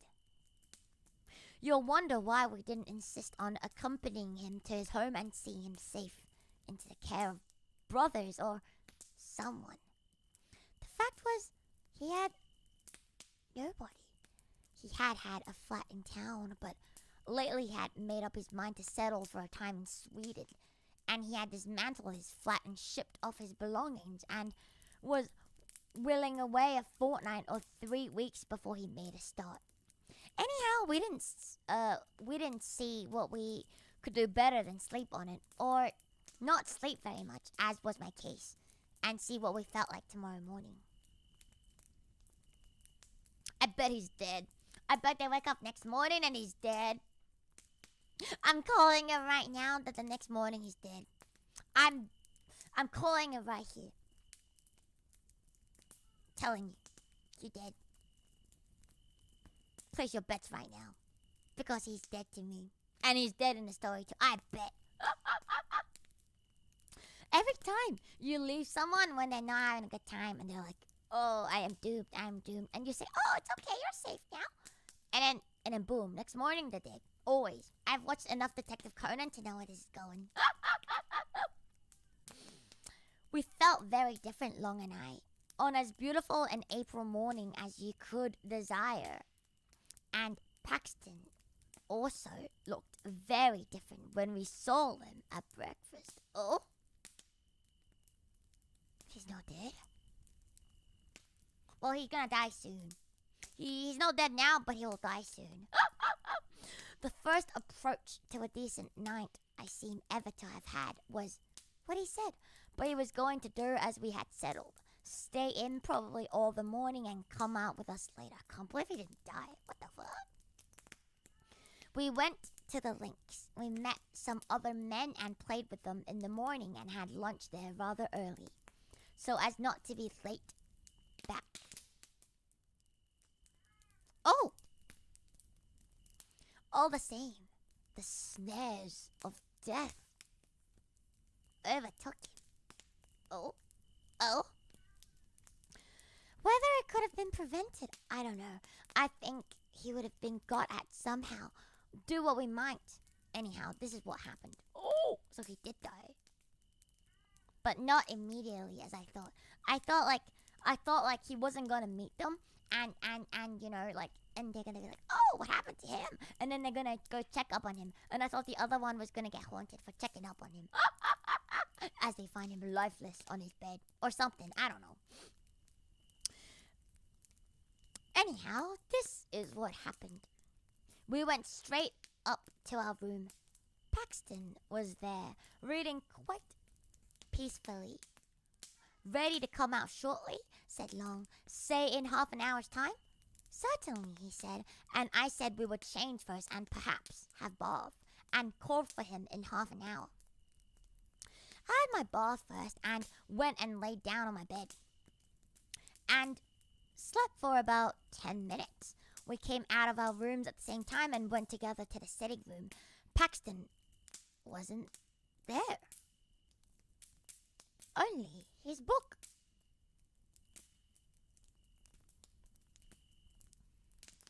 Arama. He had disappeared.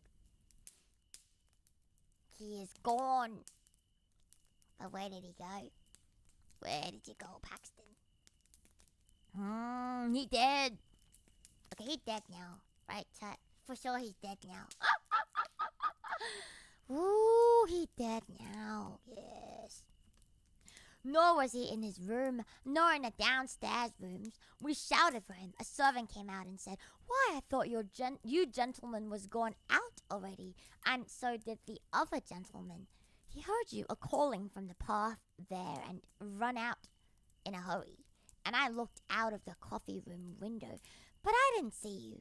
However, he run off down the beach that way. Oh, now they're impersonating him. How nice. Without a word, we ran that way too. It was the opposite direction to that of last night's expedition. It wasn't quite 4 o'clock, and the day was fair, though not so fair as it had been. So that was really no reason, you'd say, for anxiety. With people about, surely a man could come to much harm. But something in our look as we ran out must have struck the servant, for she came out on the steps and pointed and said, yes, that's the way he went. We ran on as far as the top of the shingle bank and there pulled up.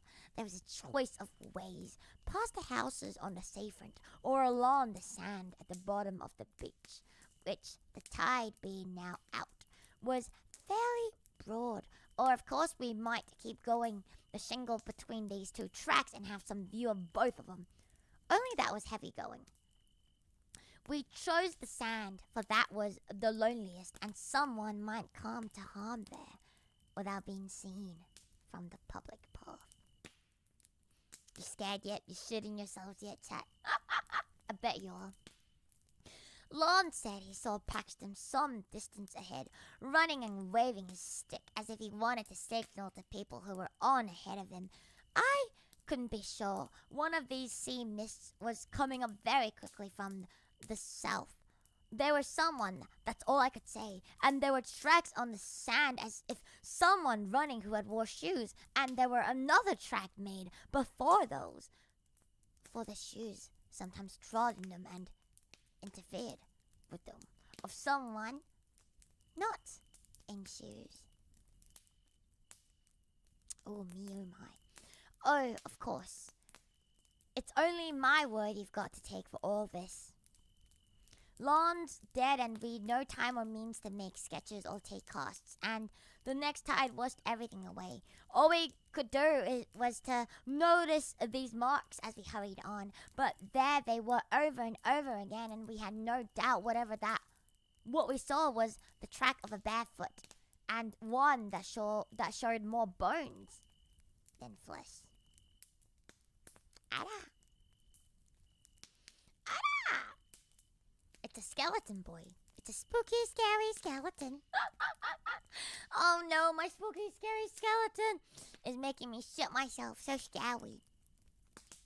The notion of Paxton running after anything like this and supposing it to be the friends he was looking for was very dreadful to us. You can guess what we fancied. Out of thing he was following might stop suddenly and turn around on him, and what sort of face it would show.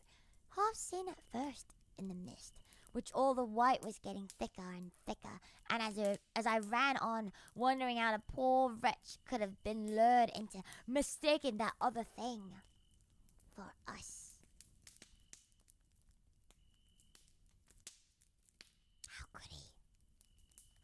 I remembered his saying, "He has some power over your eyes," and then I wondered what the end would be, for I had no hope now that the end could be averted, and, well, there's no need to tell all the dismal and horrid thoughts that flitted through my head as we ran on into the mist. It was uncanny, too, that the sun should still be bright in the sky and we could see nothing. We could only tell that we were now past the houses and had reached that gap there is between them and the old Martello Tower.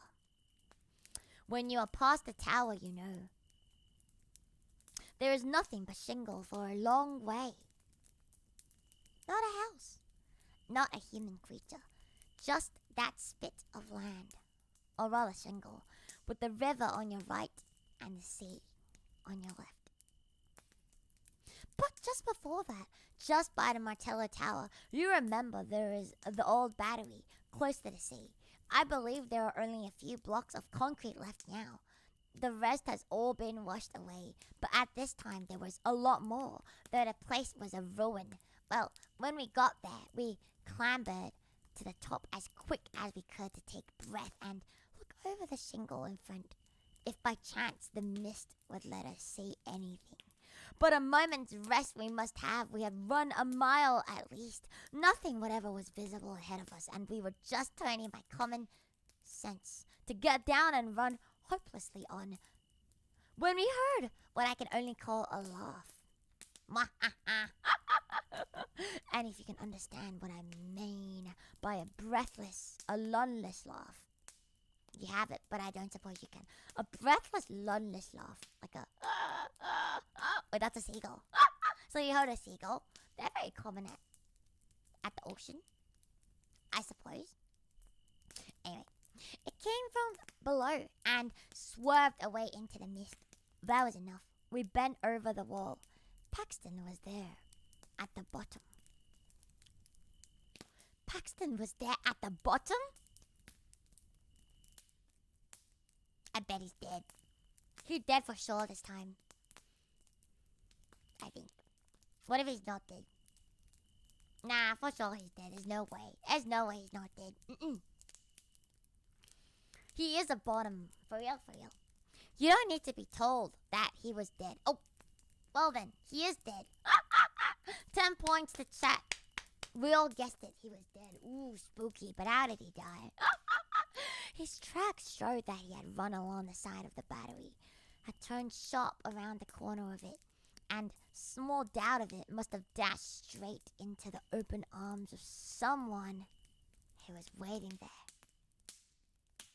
His mouth was full of sand and stones, and his teeth and jaws were broken into bits. I only glanced once at his face. I mean, chat, you play stupid games, you win stupid prizes. I don't make the fucking rules. At the same time, just as we were scrambling down from the battery to get to the body, we heard a shout and saw a man running down the bank of the Marshmallow Tower. He was the caretaker stationed there, and his keen old eyes had managed to cry through the mist that something was wrong. He had seen Paxton fall and had seen us a moment after, running up. Fortunate this, for otherwise we could hardly have escaped suspicion of being concerned in the dreadful business. Had he, we asked, caught sight of anybody attacking our friend? He could not be sure.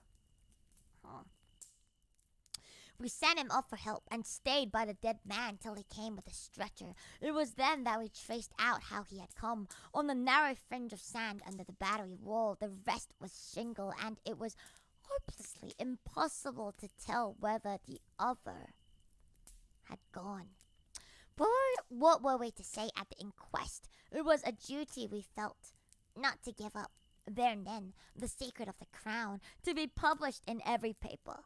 I don't know how much you would have told, but what we did agree upon was this, to say that we had only made acquaintance with Paxton the day before, and that he had told us was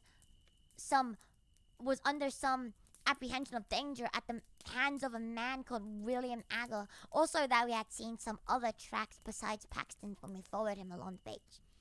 But of course, by that time, everything was gone from the sands. No one had any knowledge, fortunately, of any William Agger living in the district. The evidence of the man at the Marshmallow Tower freed us from all suspicion.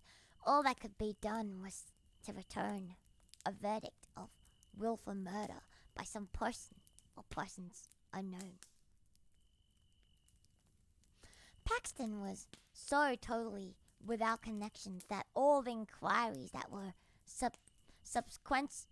subsequently made ended in a no thoroughfare, and I have never been at Seaburg or even knew it since. That's the end. I mean, can I just say, I don't understand why they even started the story by telling you this is a story within another story. I don't understand. I don't get it. Like, I really don't understand why there was a need to begin the story by telling me it was another story. Like, couldn't he have just said the story himself? Yeah, right? Like, it's actually spoilers. Like, if you didn't tell me it was a story to begin with, I wouldn't have known that he didn't die. I wouldn't have known, like, Paxton was the only one who died. So, excuse me. Spoilers much? Excuse me? Like, what the fuck? I don't know why they're spoiling it for me. Genuinely, I don't get it. What did you guys think of the story? I like the first one better. This one was a bit more, I feel like this one was a lot more, predictable.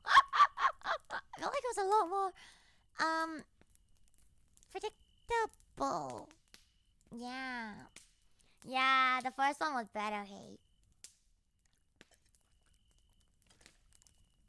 And you never know the story was a story about a story. But why do I want to know that? Why do I want to know? Yeah, it's very generic.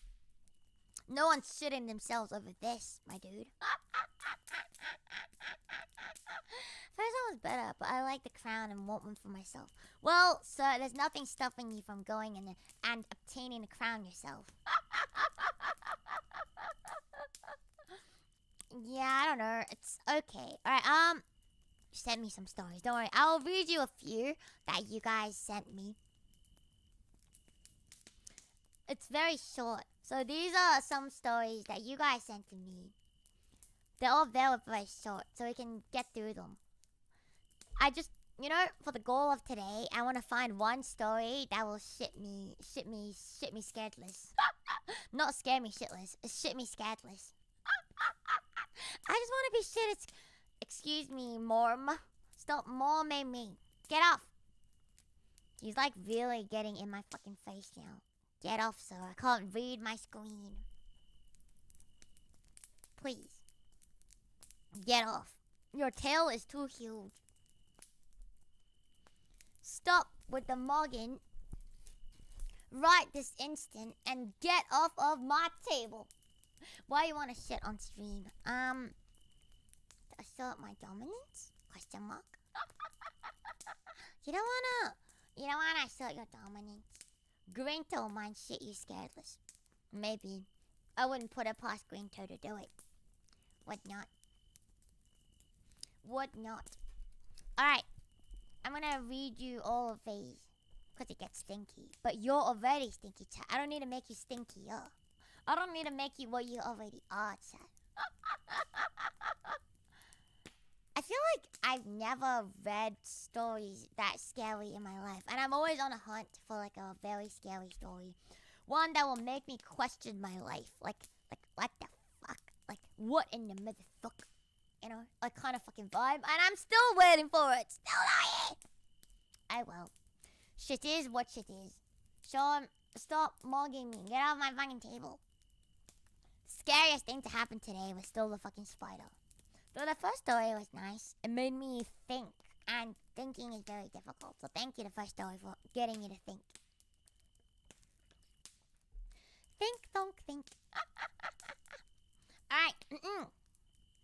Shall we read the Bible? That is so long. Yada. Alright, this is one of a story. This is from you guys. It's very short. I see mirrors. And you know how I feel about mirrors. Fucking mirrors. Anyway. Maya. If you sent this, you would know who you are. Maya had always found the old mirror in the attic fascinating. Its ornate frame was chipped and faded, but the glass was still clear. Too clear. One rainy afternoon, while rummaging through boxes, she uncovered it again and decided to hang it in a room. Rule number 1, never find mirrors and fucking hang it up in your room. Old mirrors, that shit's always fucking haunted. Rule number 1, it's always the fucking old mirrors. God fucking damn. That night, just past 3 a.m., Maya woke up cold.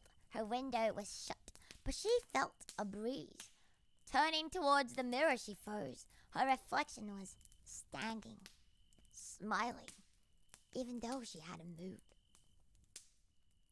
Slowly, the reflection raised a hand and waved. This is what I'm telling you. Never fucking trust old rusty mirrors. Oh, stupid Maya. Maya didn't.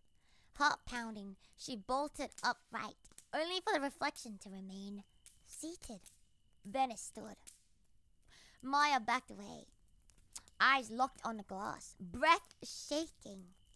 The reflection stepped forward, but Maya didn't see it come through the mirror. She felt it behind her. Dun dun dun! To be honest, I like these kind of stories. It's like short and it's like, ooh. This was like a pretty good one. I liked it. Not so bad though. Would rate out of 10. I think this is better than the last one. For sure. For real. Mirror. Thank you, sir. Thank you. This is, No mirrors allowed in chat. Do not. I don't like mirrors. I already know I look beautiful. I don't need a mirror to tell myself that. I already know. I already know. You're so short and missed because I was asking a friend something. It's okay. The next one is tiny bit longer. Not that much longer anyway. These are all really short ones you guys sent to me. on my marshmallow. There's some really stupid ones too, if you guys want to hear it. So the next one is about Caleb. Caleb took a wrong turn in the hotel hallway. The numbers didn't make sense. Room 813, 999, then 000. The door was open. Inside, the room was pitch black, but he stepped in anyway. Something clicked behind him. The door was gone. Not closed. Gone. He turned, heart racing, and saw a hallway stretching endlessly forward, lit only by flickering, buzzing lights. Every door he passed was marked 000. From behind one, a voice begged, "Help me. I've been here for years." Another whispered, "Don't stop walking. It follows if you stop." He looked back. Something tall was now just one door behind him. Smiling, head tilted, no eyes. Caleb started to run. He's still running. And you will also hear him run if you ever find room 000. Dun, dun, dun. I feel like I've heard all of these before. Like, I feel like these short stories I've heard before. Like, definitely. All right, you wanna hear a scary, stupid, scary one?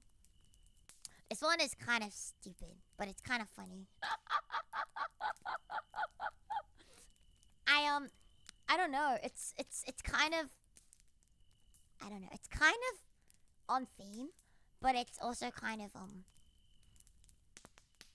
I don't know. It's a little funny to me. Like, it's not the scariest thing I've ever read, you know, but like yeah, it's definitely not the worst or like the dumbest thing I've ever read, but it's funny. All right, listen up, chat. Nanakitu was a rising VTuber. I can't believe we're getting a horror story about VTubers. I can't believe it. 2025, we're getting a horror story about VTubers. Anyway, Nanakitsu was a rising VTuber. Cute, chaotic, always smiling. She streamed daily, never missing a beat. But one night, during a collab, she froze mid-sentence. Wow. Next time anyone freezes in a collab, something bad's about to happen. You'll know, you'll see, chat. Her model glitched, eyes too wide, mouth twitching open like it was screaming. Though no sound came out, the stream ended abruptly. She didn't log in again. Fans flooded her socials. Silence. A week later, a new stream went live. No notification. No schedule. No bitches. I'm just kidding. Just her model, sitting motionless, staring. That is pretty scary. Imagine if I just went live one day and went.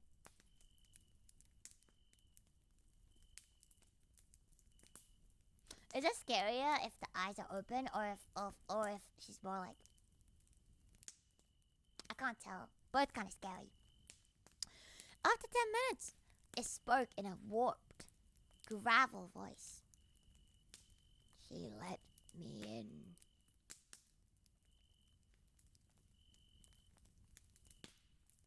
Then a webcam turned on. There was no face. Oh my god, face reveal! That is terrifying. But I guess there was no face. So a face reveal with no face? A little bit terrifying, I suppose. Only a static, grinning version of her avatar drawn onto her skin. The stream never ended. It still plays on loop, even though her channel was deleted. And sometimes it answers the chat. Ooh, spooky! you're getting haunted, chat. Oh, you're getting fucking haunted, chat. Oh, how do you feel, chat? Oh, you're getting fucked up, chat. Be very careful. Be very motherfucking careful, chat. Whenever you see a live, whenever you see a stream go live, oh, do be very fucking careful, chat. Oh man, oh, because you are all dead though. Face and reveal. I can't believe we didn't even get like a face reveal in the end. How rude. What the? Will you read our supers after death? Absolutely, I will. And sometimes I will even answer chat. Just a static grinning version of my avatar drawn onto my skin with my webcam on. I don't think it's like very scary, but you know,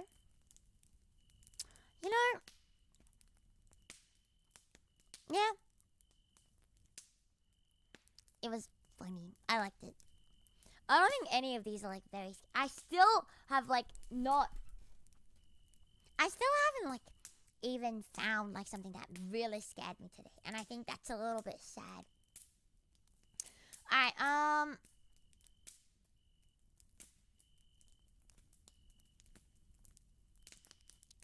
let's see. There's this one. No, all of these are like really cheesy, and I don't know how I feel about it. So I'm just gonna go read the short story you sent me, Snowfless. Will post-death super still go through the usual routes, or do we like build shrines and leave tributes? I think with post-death supers, first of all, you just shouldn't send any because she's dead. Second of all, I don't know. I don't know. I don't know how to. I don't know. I don't know.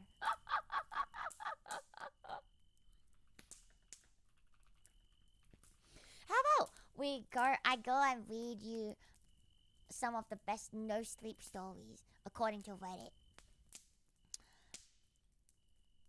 There is one called Forever a Drug.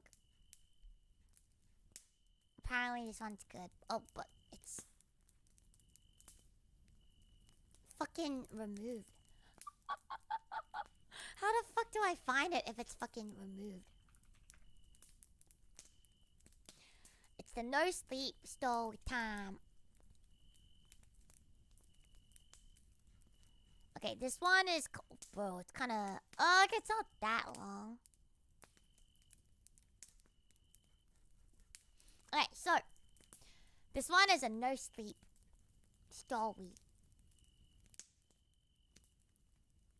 And it's called Forever, a Drug. And it starts off beautifully. I think it's beautifully written. And I will read it to you now. Do not shit yourselves. You will absolutely shit yourselves laughing. It begins and I read, wanna get high tonight? Beautiful. Master, like, this is the best thing I've ever seen. The best opening I have ever seen. Thank you for writing it so fucking beautifully. Thank you so much. I don't know what I would do if it wasn't written this fucking beautifully, you know? So thank you. Wanna get high tonight? 10 out of 10 hook. Beautiful. Fantastic. Amazing. So yeah. Wanna get high tonight? Scott was bordering on junkie status. You see, I think this is how they get you to lower your expectations. And then you're like, oh, how scary could this story possibly be? Then boom. In your face. Alright, so Scott was bordering on junkie status, and I was always wary about spending time with him, normally in the filthy apartment of some dealer friend while he shot up. It seemed like he was bordering on a collapse, and I was scared of doing the same. Oh, give me drugs.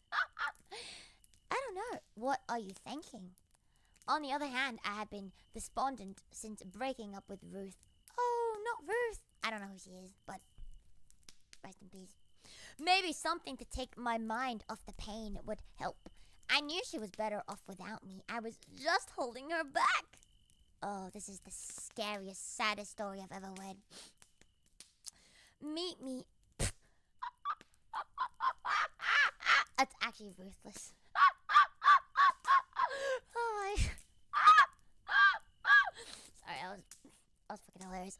Anyway, you're meant to be scared shitless right now, chat. What the fuck? Anyway. Meet me at Jared's. He said he wants to try something new. This made me feel a little better. Jared was probably the nicest dealer Scott knew, and his stuff was generally sourced well. Plus, his apartment was at least somewhat clean. You know I don't fuck with needles. Yeah, man, it's fine. Nothing like that. I showed up at 8 with 3 beers in my system. Oh, the beers in my belly. That had failed to calm the nervous energy I was feeling. Whatever, it's fine. It's going to be fine. Look, chat, I know you're shitting yourself right now. So scary. Don't worry. I will always piss on you to keep you warm.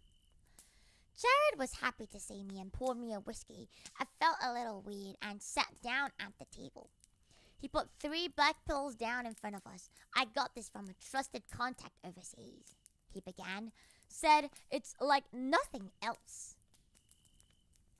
He smiled, though the 3 of us could test drive it before I put in an order. See if it's really worth it. Stuff is called Forever. Is that why it's called Forever, a drug? It really is Forever, the drug. Scott laughed and downed a pill. Jared and I followed suit. I sat down and stared at the TV, waiting for it to kick in. It was fine. I felt really mellow and sort of like the room and me with it was stretching in a weird way. We all wound up falling asleep. I woke up the next day feeling fine and we parted ways. No big deal. Certainly nothing life-changing. What do you think? What do you think is even go? Do you think like he's gonna live forever now? Is that why it's called Forever the drug? I mean, nothing happened, so I'm gonna guess that like he's probably gonna live forever now. But who knows? Who knows? Years passed. I never left town. Never really did anything. Could never kick smoking cigarettes either. Wasn't a surprise when a doctor told me the blood I was coughing up was cancer. I think he will get stuck in time. You reckon? I can't believe you got the cancer. Oh no, this is what you get for smoking too much. Them kids making him smoke. And now he's got the cancer. Oh no, boss. Oh no, don't die. You're too sexy to die. Oh no. Well, he said, shit, too late to do anything. I was alone when I took my last breath. Oh, that is very sad. That is very sad. I can't believe he died. I woke up back in Jared's apartment. Sun streaming through the window. Oh my god, it was a time loop. What the fuck? I hallucinated an entire sad life? What was that drug? I mumbled something at Jared and Scott and walked outside. What a weird dream. Was that really a dream? I bet this is a fucking time loop. I decided I could do more. Maybe that was a wake-up call. Applied to a job I didn't think I was qualified for and got it. Stopped screwing around. Quit smoking. Whoa. Amazing. Married a nice girl. Had a kid who loved to play ball outside. He didn't even see the truck come in the day he chased his ball into the street, but I did. Oh my god, he's getting isekai'd. Probably never moved that fast in my life. Fast enough to push him out of the way. Not fast enough to get myself out of the way. Oh well, what a way to go. Protecting someone you love. I woke up in Jared's apartment. Fuck me. Sounds like DMT. The fuck is DMT? Well, maybe. Whatever you say. Probably. Yeah, this is definitely DMT. Whatever the fuck that is. What the hell was happening? I had to short circuit this. I must still be tripping. I decided to throw myself off the bridge down the street. When I got there, I found I physically couldn't do it. Is this just fucking ReZero, but with more drugs? I found I physically couldn't do it. Something stopped me, so killing myself was out. I had to go home and figure this out. I wasn't paying attention as I walked up the stairs to my apartment. If I had, I would have noticed the neighbor's kid had left a toy car on one of them. When I slipped and tumbled, I knew it was going to be bad. I woke up in Jared's apartment. I mean, this doesn't sound like a horror story so far. It sounds kind of fun. You never die. Actually, no, that's kind of scary. Maybe this could be fun. Oh, man has the same thought as me. However long this lasts, I can do anything and it's not real. Like lucid dreaming, but it lasts for decades. I tried a life of crime. Got shot coming out of an electronics store. Not cut out for that. It hurt like hell. Screwed around. Party too much. Overdosed. Back to Jared's when it all goes to hell. I lived 10 or 12 lifetimes when I saw her. Ruth. Oh my god, it's Ruth! It might seem weird to have forgotten her, but you have to remember we had broken up probably 300 years before. She was older. Divorced. Sad. She married the wrong guy after our breakup. Got abused for years. Oh, poor Ruth. I guess her husband was the ruthless one. Sad. I was so depressed after our talk. I just walked for hours thinking about how sad her life had turned out. I thought I was helping her. Found myself in a rough neighborhood when I got jumped. I didn't hand over my wallet. That was a mistake. I woke up in Jared's apartment. Oh yeah.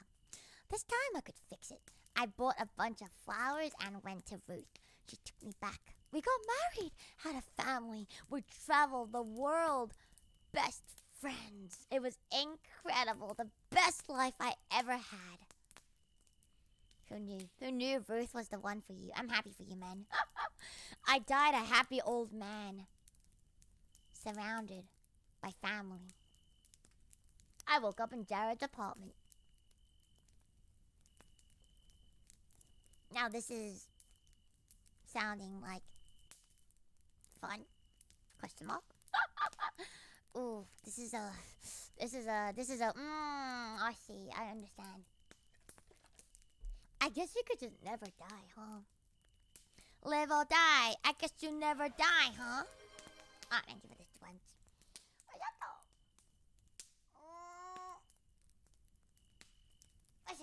My cats are like zooming around. I don't know why they're zooming, but they're zooming and they're chasing each other. Anyway. Whew. I wonder how this is going to end. Is it just going to end really depressing? Because that's not very scary. That's just depressing. Anyway. I bought a bunch of flowers and went to Ruth. If I'm stuck in this Groundhog Day shit, I know what to do. You know what isn't boring? Living the best goddamn life you can twice, 3 times, 10 times. The rough edges get smoothed away. You learn when bad news is coming, when you need to sidestep a bad argument. Just absolute happiness. If you get to choose happiness, you choose it. Every damn time. Then one day we were in Paris, celebrating our 30th anniversary. I'd taken this trip with her 20 times. She walked down to the cafe. Oh my god. Oh my god, Darwin is happening. She walked down to the cafe to get me some breakfast. A car jumped the sidewalk and killed her. That had never happened before.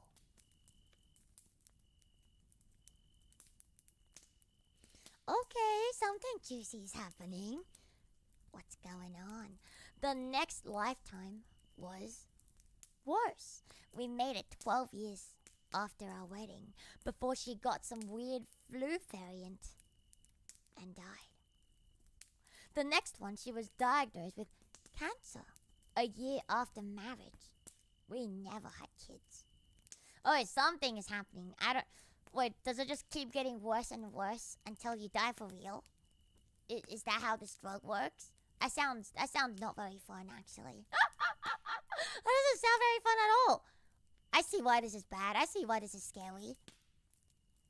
The next one, her building had burnt down the night I spent at Jared's. I stood outside with flowers in my hand, staring at the smoking ruins.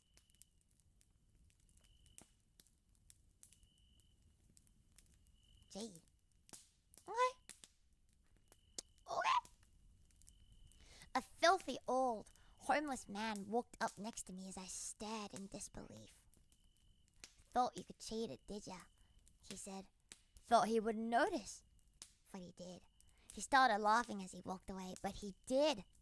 I watched him as he walked away. He turned back from time to time to smile at me. Oh, okay. My lives turned dark. Friends were killed in horrible accidents. Serial killers struck peaceful towns and ravaged the families of those I loved. Overdose, disease, murder, death. Everything was wrong. The world turned too. Dictators came to power. Wars broke out. Hatred rose. Cities burnt. Countries shattered. The world bled. Whoa. That is not good, chat. That is not the good at all. The old man would appear from time to time, though centuries would sometimes pass between sightings. He always laughed at me, told me that he had me now, always smiled at me. I drifted from one dime port town to the next, finding work where I could, drinking away shitty lifetime after shitty lifetime. I was sitting in a bar in the capital of East Scotland, watching some cable news about a genocide in some country that hadn't even existed in most of my timelines. The bartender laughed and I looked at him clearly for the first time. It was the old man. He smiled at me. Bro, this story is I like it. This story's got it's got the oomph to it. What do you think? Do you think he's gonna die like happy, or is he just gonna die unhappy? Or is he gonna be forced to do this over and over again until everything went to shite? Even more shy than it is now, I suppose. I like it. I like the story. Who the fuck are you? I growled. I've seen him longer than you. He sees you now. He laughed again. Where do I go to find him? He laughed. Go to Samar in the Philippines. Not now. In your next life, when you are still young. Find Beringen. He waits for you there. He smiled at me and I stumbled for the door. I lived another dozen years before a boat I was on went down in a storm. I woke up in Jared's apartment. This time I immediately started looking for a way to get to the Philippines. I sold my car and walked to work for 6 months, eating the cheapest food I could find. You know, after dying this many fucking times, wouldn't you think to like fucking memorize the fucking lottery tickets or something? Like, are you stupid? Anyway, I arrived confused. Turns out Beringen isn't a real place, or maybe it is. I found work under the table, making money however I could. I asked about the invisible city of local folklore. I asked questions about the lore behind it. I learned how many people who have seen it are victims of demonic possession. I would never do that to you guys. I would just eat your souls. Very pretty.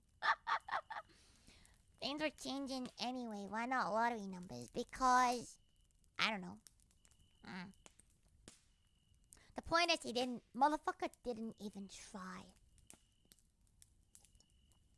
My point is this motherfucker didn't even try to win the lottery. You know, like, even if things were changing, surely, not that much. Maybe. No idea. Anyway. I searched for every chance I got. Years passed by, I lived an invisible life. Like the invisible city I sought. The world rotted away, but I still searched. One night, I was walking home and a car stopped next to me. I heard a familiar laugh through the window. I looked in and saw the old man. He smiled at me. I got into the car. We drove for hours. The gas gauge never moved. Finally, in the distance, I saw a gleaming city of light. He pulled over and gestured. You have to walk from here. He is waiting for you in the center of the city, he smiled. I got out and walked. It felt like I walked for days, but the sun never came up, and I never grew thirsty. I walked into a gleaming, deserted city. I felt drawn to a giant tower in the center of the city. It glowed with a light, despite having no windows or obvious source of illumination. I was not surprised to find a single door at the bottom of the tower. What do you think is gonna happen at this point? Like, is he just gonna find like God or like whatever, and is like, oh, how dare you? Now you die for real, or something? I don't fucking know. I entered and began to climb. As I went, I heard a voice, deep and old. I couldn't make out the words. I climbed forever. Finally reaching the door, I opened it and stepped inside, facing a giant black abyss. The voice was everywhere now. Every word ripped me apart. I watched you cheat me. Did you think you could live your lies forever? I screamed. You're with me now, forever. I destroyed this world. The abyss closed, and I realized I was staring at a giant mouth. It opened again. I thought of Ruth. The world went black. I woke up in the hospital. Scott jumped up from the chair in the corner. Oh, dude, I'm so glad you're awake. What happened? He looked over his shoulder. We were just about to take those pills and you threw up all over them and then collapsed. You had a crazy fever. Oh, well, that was the turntable I wasn't fucking expecting. What the fuck? I looked around. How long have I been out? 4 days. Ruth keeps chasing me out of here. Thinks I did this. He glanced at his shoes. Nurses don't like me much either. Why is Ruth here? She's your emergency contact, dude. Hasn't left your side even to go home and sleep. She's just getting coffee now. He paused and shifted awkwardly. Do you have any cash? Jared is kind of pissed you puked on his stuff. I heard an excited shriek and barely managed to turn my head as Ruth launched herself at me. I was in the hospital for another 4 days before getting discharged. Doctors couldn't figure out what was wrong with me. Said it must have been a freak infection. Right? I took a nap and woke up. Do you think... Why do I feel like... There's no fucking way. Surely there's no fucking way this is how it ends. There's no way this is how it ends, right? Maybe? What do you reckon? I reckon...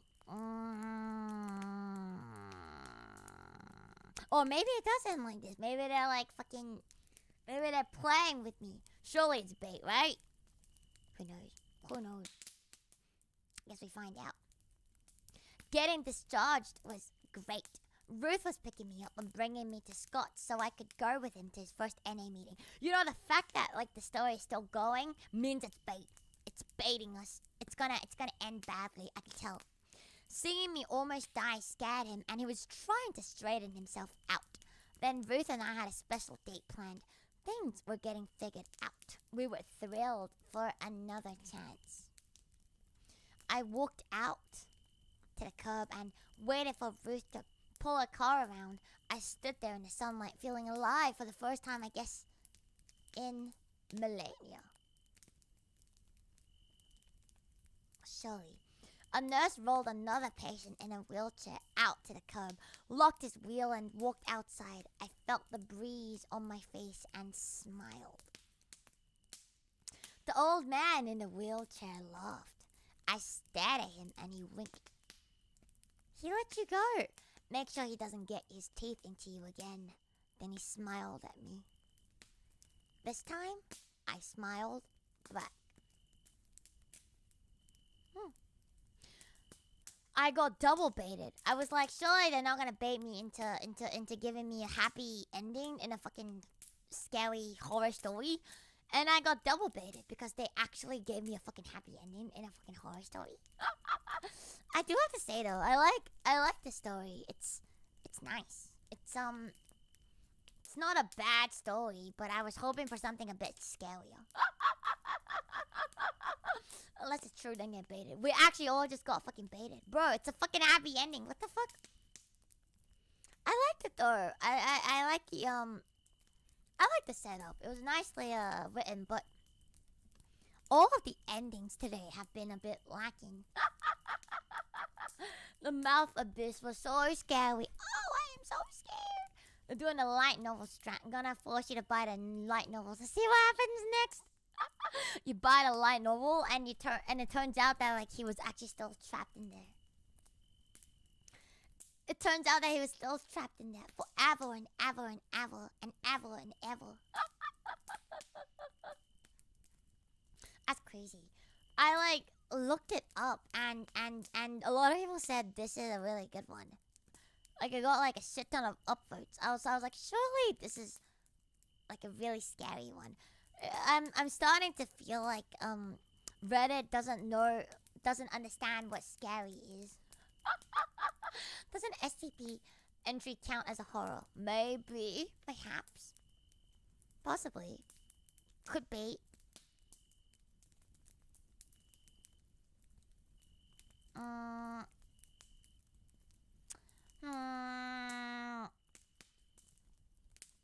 I genuinely wonder, like, what is a good one?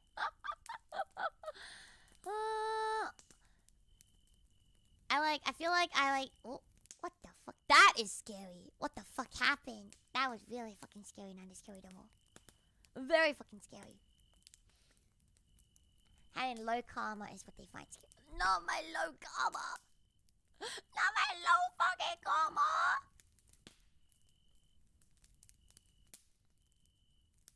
I really cannot be bothered reading anything long again because my voice is starting to hurt.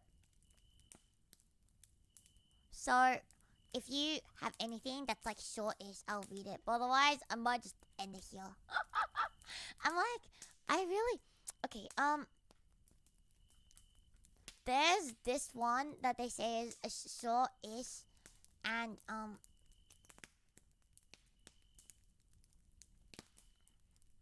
this one is short-ish, and people say it's very scary. Do you guys want to hear it?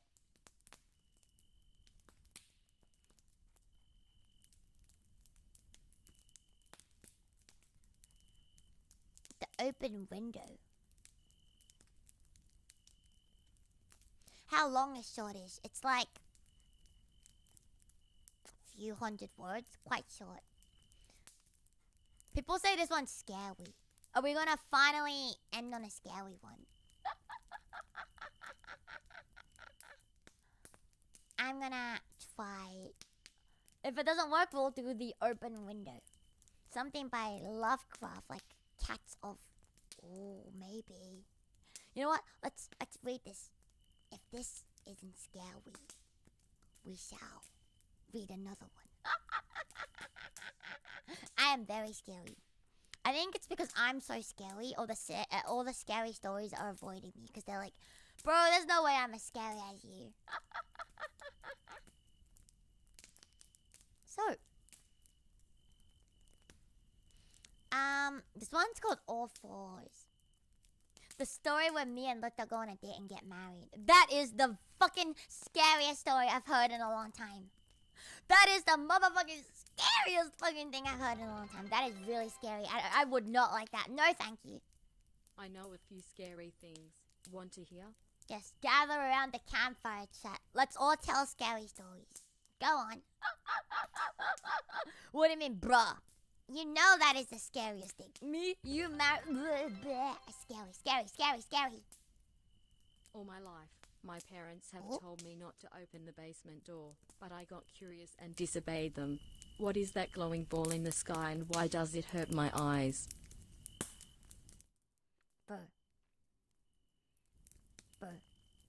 But that's called the motherfucking sun. My son, it is time for you to go outside and touch the motherfucking grass and see the motherfucking sun. Very scary. Why are you doing me like that, Luto? Come man, I mean, oh, seashore, I love you so much. Mama, mama, mama. Oh, it is time to be of marriage. Oh, mama, mama, mama. You happy now? That was very scary. I think that's like the fucking creepiest, scariest thing I said all day. All right, let's see. Let's see if this one is scarier. R/2-sentence horror is sometimes good. Oh, I do like the 2-sentence horror ones. Like, they make you think. And you're like, ooh, ooh, ooh, ooh, oh. So this one is from No Sleep, and it was from 9 years ago. It's called All Fours. I don't know if you guys have heard of it. I feel like it's a little bit scary, because it sounds like it's a real story. So yeah, it's called All Fours. Thinking is very scary. So this one starts like this. I was reading an Ask Reddit question about paranormal experience and was reminded of something that happened to me as a child. Although this event occurred 2 decades ago, I find it sufficiently creepy to share with all of you. I feel like this is pretty, I feel like the real stories are a bit more scary, but maybe it's just me. When I was 8 years old, I lived with my dad, stepmom, and 2 stepsisters, ages 7 and 6, in a very large house. My dad and stepmom went away for the weekend and left us with a babysitter. She slept in our parents' bedroom, and us kids had a blanket fort or camp out in the living room. In the middle of the night, I heard a weird sound. Something scraping around on the wood floors in the hall. Our house had no carpet except in the bedrooms. All of the halls and the common areas had wood floors. We had 2 dogs at the time, a golden retriever and a chocolate Labrador. So when they ran around, they made a hell of a lot of noise.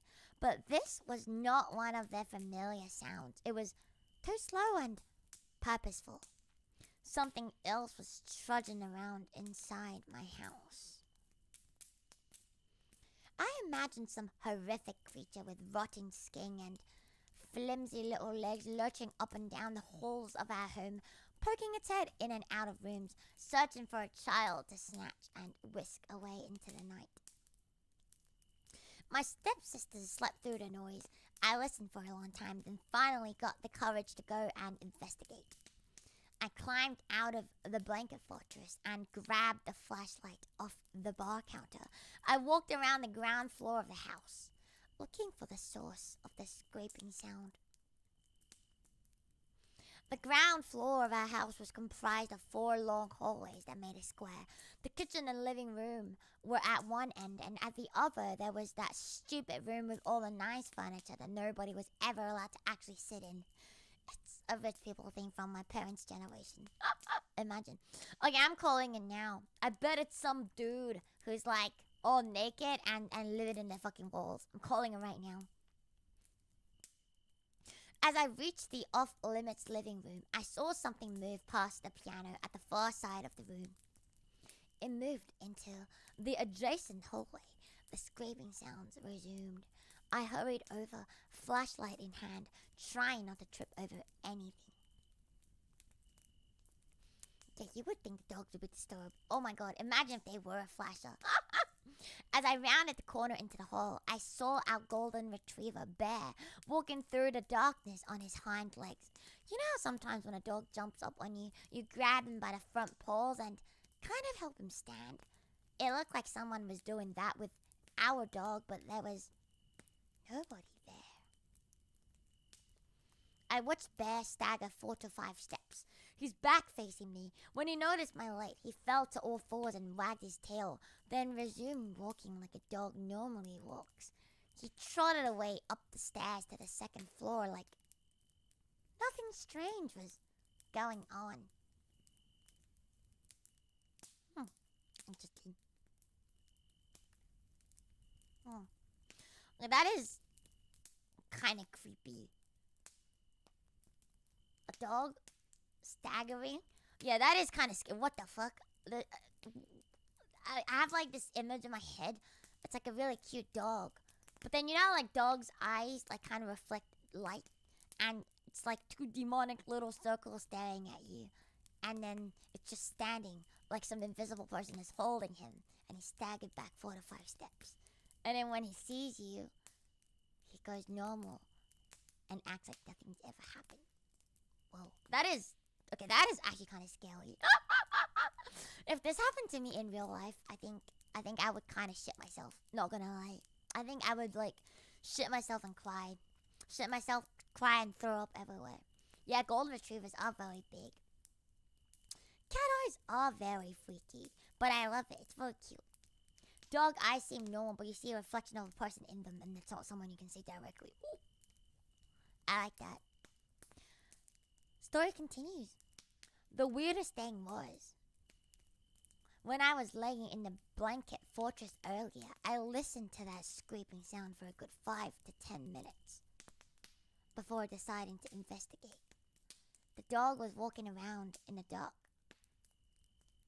for that long, on his hind legs, in slow circles, around the house.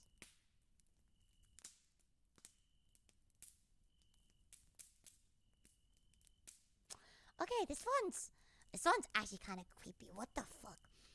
To this day, I have never figured out why. He never did before, and never did it again after that night. But he apparently freaked out the babysitter too. The next morning, she told me that he pushed the door open to my parents' bedroom, went over to the bed, and started making vocalizations that sounded like he was trying to mimic human speech. He did this for several minutes before she locked him out of the room and looked pretty rattled the next day when we talked. It's probably not a coincidence that as an adult I'm a cat person. I love the ending of the story, but bro, this is... Whoa, that's actually... Oh god, what the... Bro, if I... Now I can't get that fucking image of like this fucking demonic dog out of my fucking head. Like what the fuck? Why is this like the scariest thing I read all day? Like, why is this like the scariest story?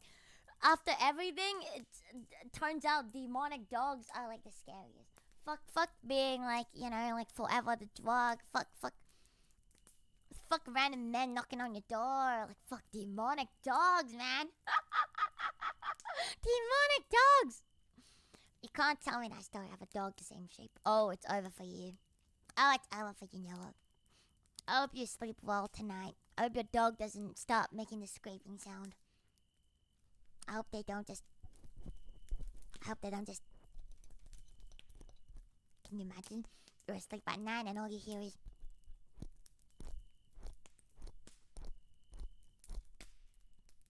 And when you investigate, it's your dog.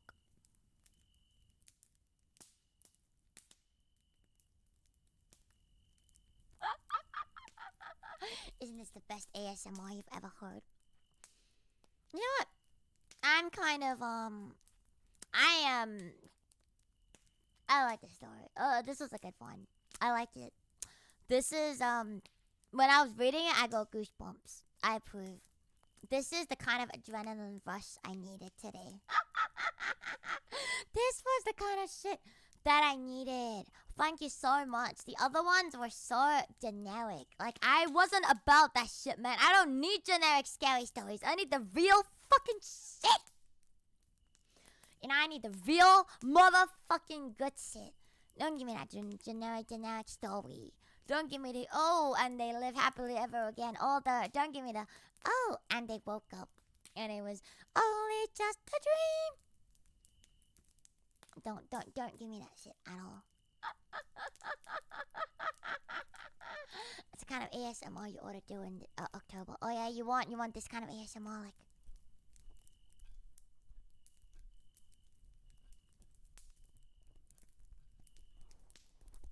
like that.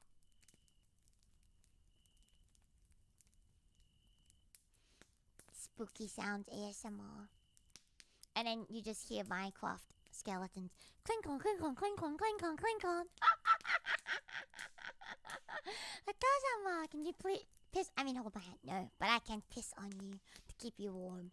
I had a dream once that I got up in the middle of the night and my cat was pawing at the door. Then he started meowing and I was going to open the door. And then what happened? But then at that moment I was going to open the door, his meowing got lower and lower and lower. And then what? And then what? Best horrors are the ones that leave your mind Yep, I agree. I like the ones where, like, you go away and you think about it and you're like, okay, that wasn't that bad. Or, like, you thought it was bad, but it was like, okay, whatever. Like, it's in daylight. And then you're like, okay, it's okay. And then when you lay to sleep and you're like, oh, shit. I like those ones. The ones that fuck with you for, like, a few days. I like those. I woke up. Bro! I hate that so much. Real stories. I got a couple experiences of my own, though very simple, just puzzling. Oh, I am here to chat. Do share your experience around the campfire. We are telling each other spooky stories after all. I need me some nightmares. I missed. Not even nightmares. I don't even have dreams. I, like, never dream, and I never, like, so, like, I don't have nightmares, and I don't dream. So, like, I don't have any of that shit, man. I remember saying I woke up from 2-sentence horrors. You know, if, like, I feel like there's a good way to do, like, the I woke up from, like, the 2-sentence horrors. If it's something like, you know, you thought everything was fine and dandy, and then you wake up, and then that's pretty bad. You know, like, you thought you were in a dream, and you're like, oh, this really scary thing's happening. And then you woke up. I feel like that is a good story. But then if you just woke up and everything went back to normal, then curse you. That is a shit story. Don't ever tell me that story ever again. I specifically want nightmares. Well, I hope you have a nightmare tonight after hearing all fours. You close your eyes, see black, and just wake up. Oh, how scary. I am scared shitless. I am shitting myself. Ooh, what is your story? Creepiest experience was me walking with a workmate in an empty, unfinished ship during a night shift. We were going down a corridor with cabins when we both heard a door close in front of us. Checked a couple doors, but there was nobody around, and obviously no windows or such that could be open to cause airflow. Still don't know what we heard.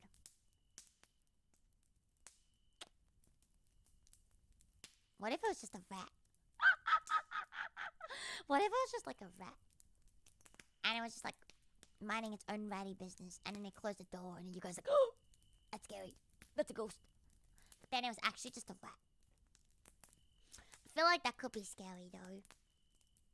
I feel like that could be kind of scary though. But like, you don't know. It could just be an animal just because you don't see that. Just because you haven't seen them around doesn't mean a stray one couldn't have wandered in.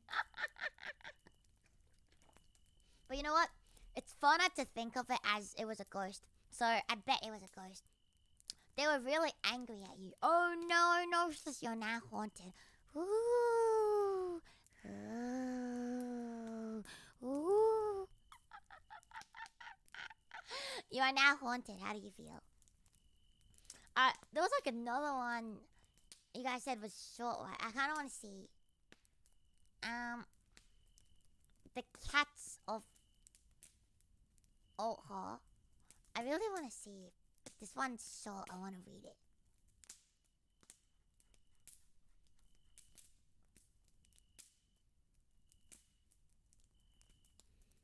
Time I got blasted with Adele calling from beyond the grave. Adele? What? Adele? Calling from beyond the grave? The night after someone died at the shipyard was weird, but unfortunately I figured out how it happened. What the fuck? What do you mean Adele? What do you mean Adele? What do you fucking mean Adele?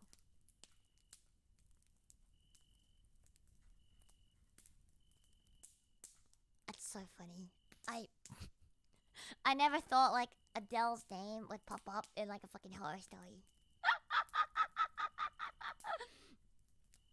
Wait, I'll only do like one or two more. This one is The Cats of Ulfa by H.P. Lovecraft. It's short enough. It's short enough. I think it's okay. This one looks kind of creepy. I'm hoping it is very creepy. Are you ready? Are you ready for some creep? Speaker randomly started playing Hello at 5 a.m. when I was alone in a ship. Okay, that's kind of scary. H.P. Lovecraft loves cats, and so do I. The cats of Altar? Before I read it to you, I must let my own cats out because they're fucking screaming at me. Get out of here.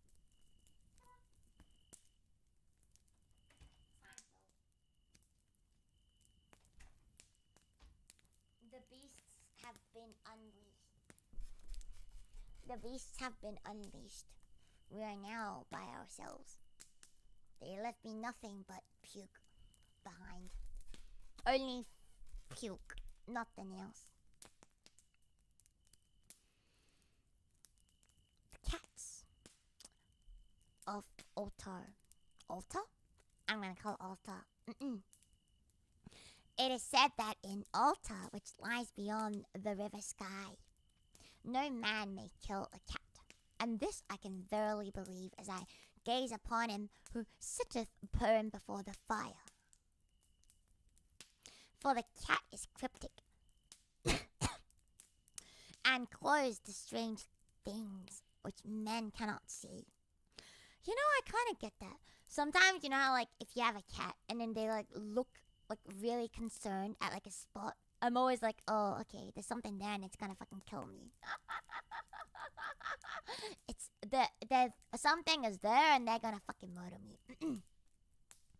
Anyway, he is the soul of antique Egyptus and bearer of tales from forgotten city in Meroe and Ophir.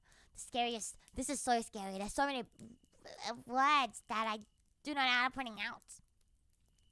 He is the kin of the jungle's lords and heir to the secrets of hoary and sinister Africa. The Sphinx is his cousin and he speaks her language, but he is more ancient than the Sphinx and remembers that which she hath forgotten. In Altar, before even the Burgesses forbade the killing of cats, there dwelt an old carter and his wife who delighted to trap and slay the cats of their neighbors. Wow. Why they did this, I know not, save that many hate the voice of the cat in the night and take it ill that cats should run stealthily about yards and gardens at twilight. You know, like, apparently they used to kill a lot of cats because they thought like they were evil and stuff. Wasn't it like the Black Plague or something caused by like the lack of cats? So there were too many rats because there weren't enough cats to keep them in check. And then there were so many rats, and then the fleas on them killed everyone. Wasn't it? It was. So I guess the killing of cats has been an historic event that has happened in real life. Oh, the gal feed. Thank you. A reading about you just made it in time for the Cats of Altar. Seemed like a scary story. It started with, you shall never kill no cat. To this old couple kills cats for no reasons. But anyways, whatever the reason, this old man and woman took pleasure in trapping and slaying every cat which came near to their hotel. Oh, not hotel, hovel. I cannot read. I'm dyslexic. Oh, the horrors.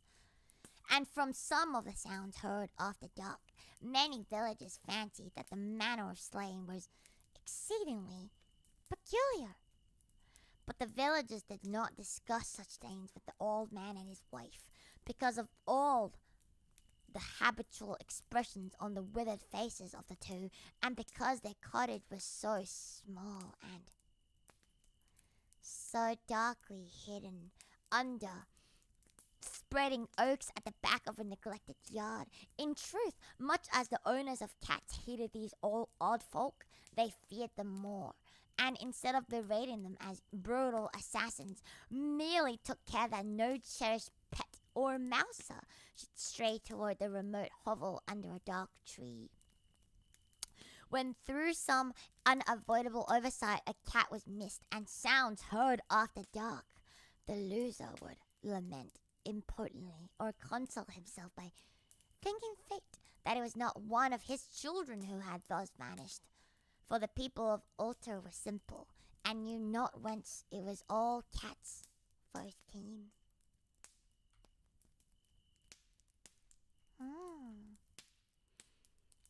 Okay. Is this one of the stories where the couple is gonna the cats are gonna get them?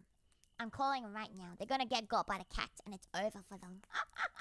It's fucking over for them, isn't it, chat? So motherfucking over for you. So, one day, a caravan of strange wanderers from the south entered the narrow cobbled streets of Altar.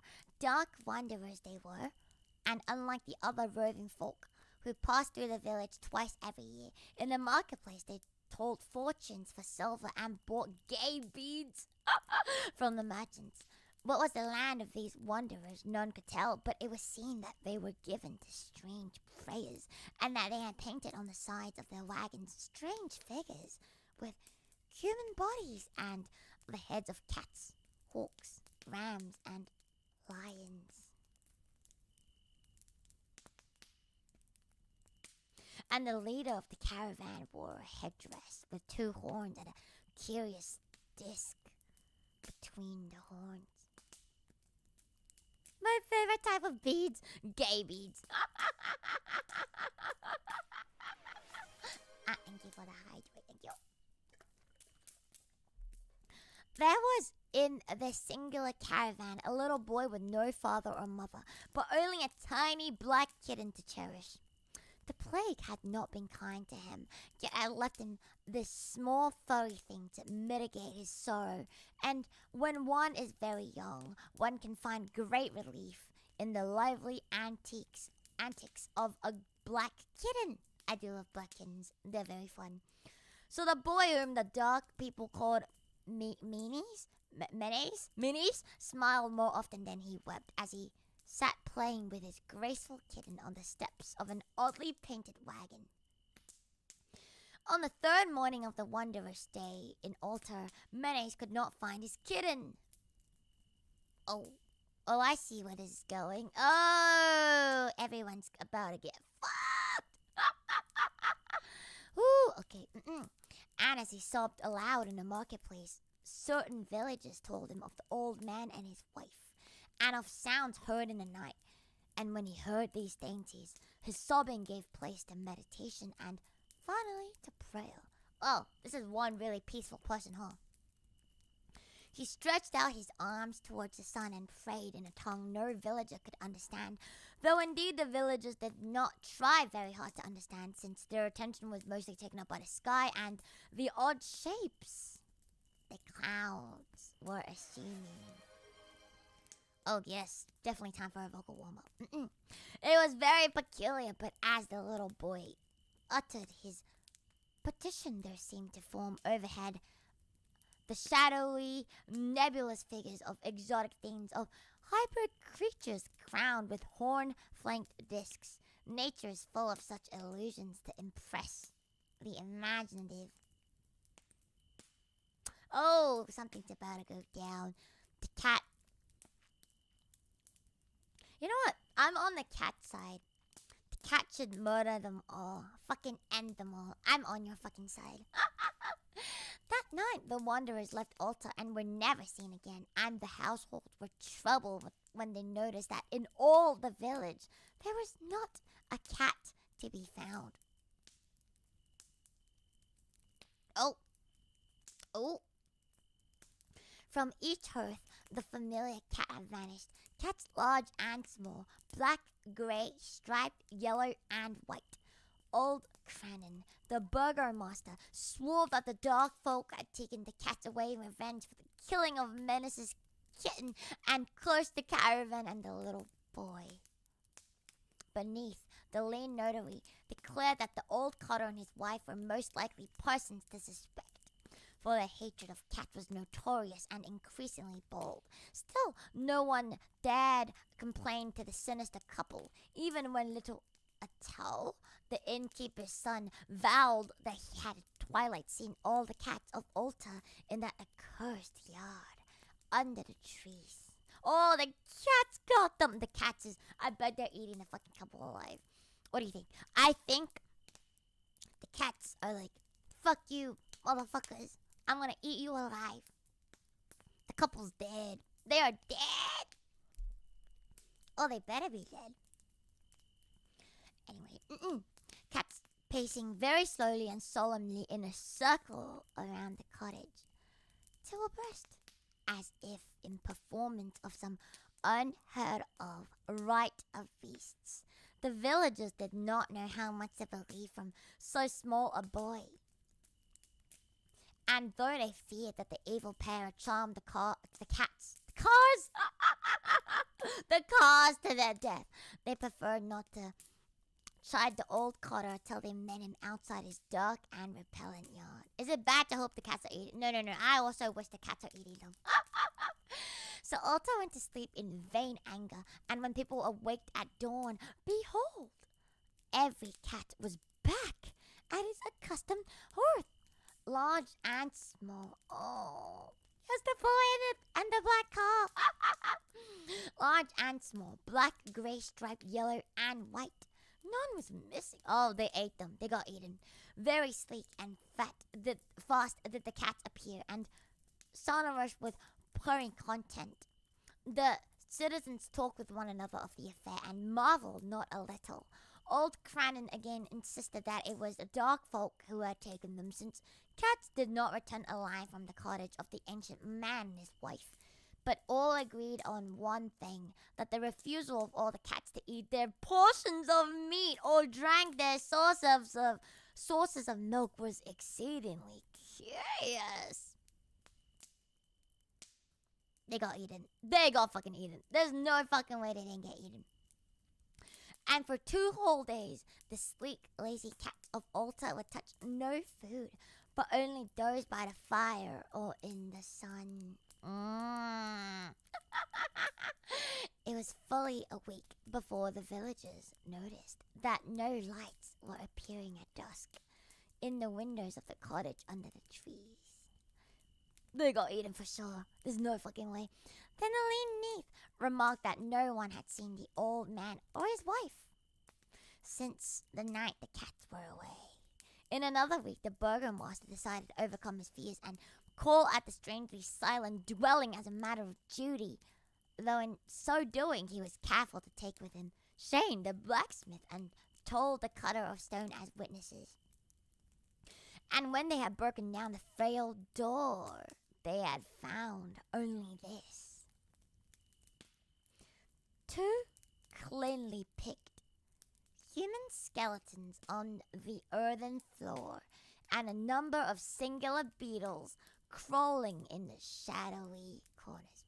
Called it. They got eaten. They got fucking eaten. They got fucking eaten. Called it. I love the story. You go, cars. Let's fucking go eat them motherfuckers. I liked it. I like this story. Great story. There was subsequently much talk among the burgesses of Ulta. That the coroner disputed at length with Neath, the lean notary, and Cranen and Shane and Thole were overwhelmed with questions. Even little Atal, the innkeeper's son, was closely questioned and given a sweet meat. What the fuck is that? As reward. They talked of the old cutter and his wife, of the caravan of dark wanderers, of small menace and his black kitten, of the prayer of menace and of the sky during that prayer, of the doings of the cats on the night the caravan left, and of what was later found in the cottage under the dark trees in the repellent yard. And in the end, the burgesses passed that remarkable law, which is told of by traders in Tathig and discussed by travelers in New, namely that in Ulta, no man may kill a cat. I like the story. This is a great story. Let's fucking go, cats.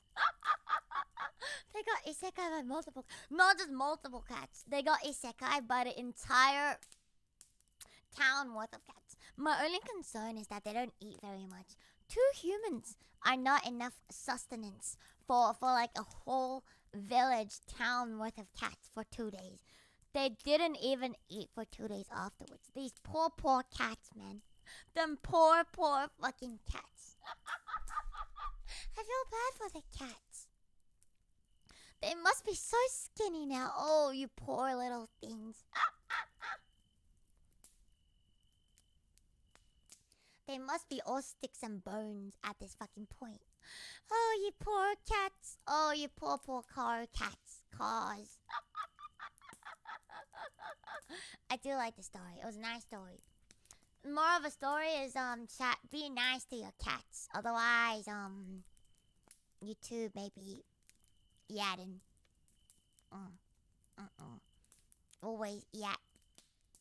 Never yat your cats, or they may yat to you.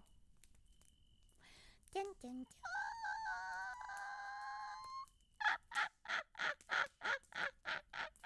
Lovecraft is my favorite author. I really recommend the rest. I'm gonna have to check it out now. I really like the way the story was written. It was nice. I liked it. I love the story too. Fucking let's go, fucking cats. Eat those motherfuckers. Reminds me of that rumor where if you died in your apartment with a cat, the cat might eat you. Is it really like a rumor? I thought it was like proven that like both cats and dogs will eat you if you die because they have nothing else to eat.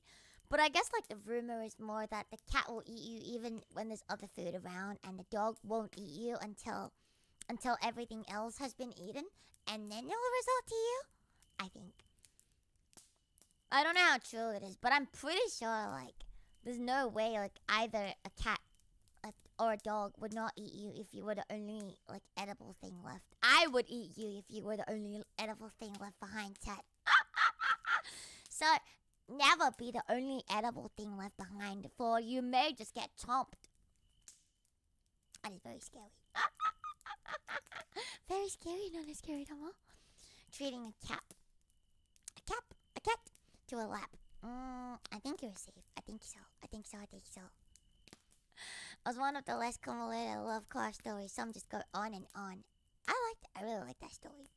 Makes sense if they're trapped in a house and starving. Nah. It's a bit different from his usual stuff though. He's basically the creator of cosmic horror, which are more cryptic and mostly just trying to fill you with a sense of dread. I really like the stories that like make you think. Because thinking is very dangerous and very scary. What if there's a cat in a room that you're locked in and no other food? I would eat chat first. And then I will starve myself to death. and then I will let the cats eat me. Praise be the cats. I'm not saying this so they won't eat me. I'm not saying this so they'll revenge on me. I bow down to my cat overlords, my feline overlords. My kami, oh shit, eating me as the means to survival is the best thing. I will eat you all, don't worry about it. The Mountain of Madness story is really good. Ooh, I see. Look up Night Gaunt.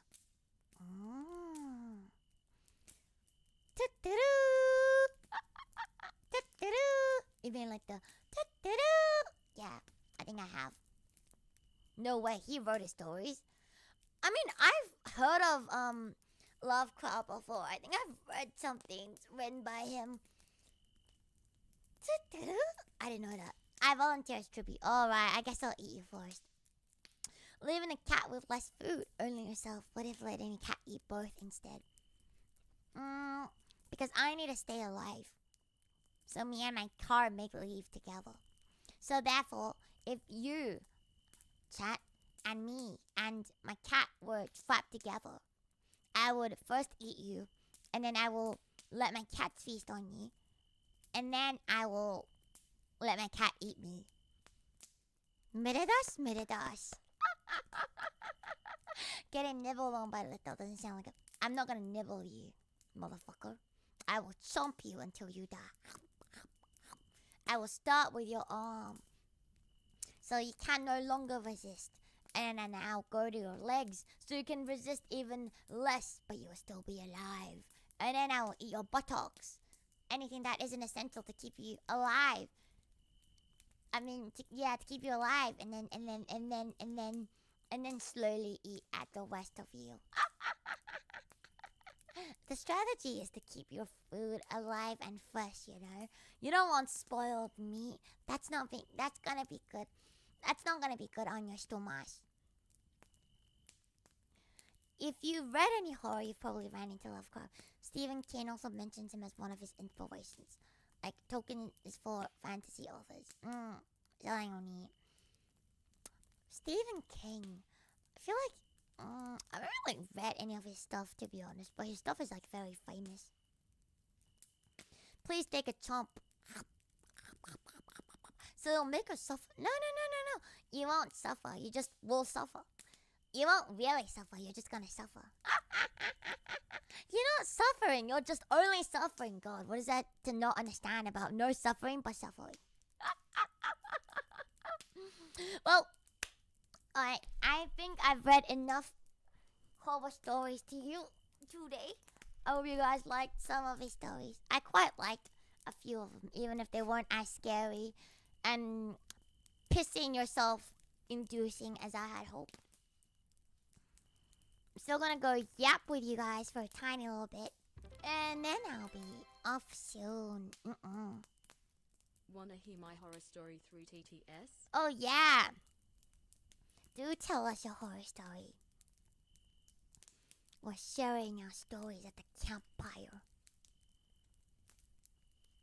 Suffering isn't the goal, it's just a free bonus. Don't worry, I'll make sure you suffer real good. Yippee! Oh, there we go. When I was in high school, I was doing homework late at night. I haven't really slept the night before, so I was running on fumes. It was getting close to midnight and everyone already went to bed. I was alone in the dining room that connects to the living room, kitchen, and the hallway to the bedrooms. We have a few dogs that sleeps in the kitchen behind a gate so they don't piss on the furniture at night. I was sitting down in view of the dark living room. Oh, it continues. There is a small entryway between the dining and living room. I decided to look up to stretch as I struggled to stay awake to finish my homework. I could see something in the darkness, floating in the air, 5 feet off the ground. It was one of my dog's head. My first reaction I did was say out loud, "Go back to your bed, you shouldn't be here." And then, I realized, that couldn't be my dog. My heart froze as my brain tries to process what I am seeing.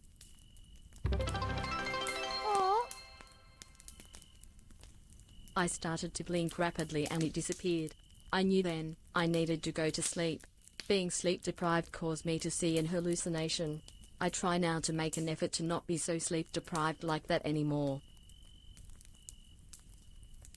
Damn. That is kind of scary. What are all like the scary ones from today? Like the animal related ones.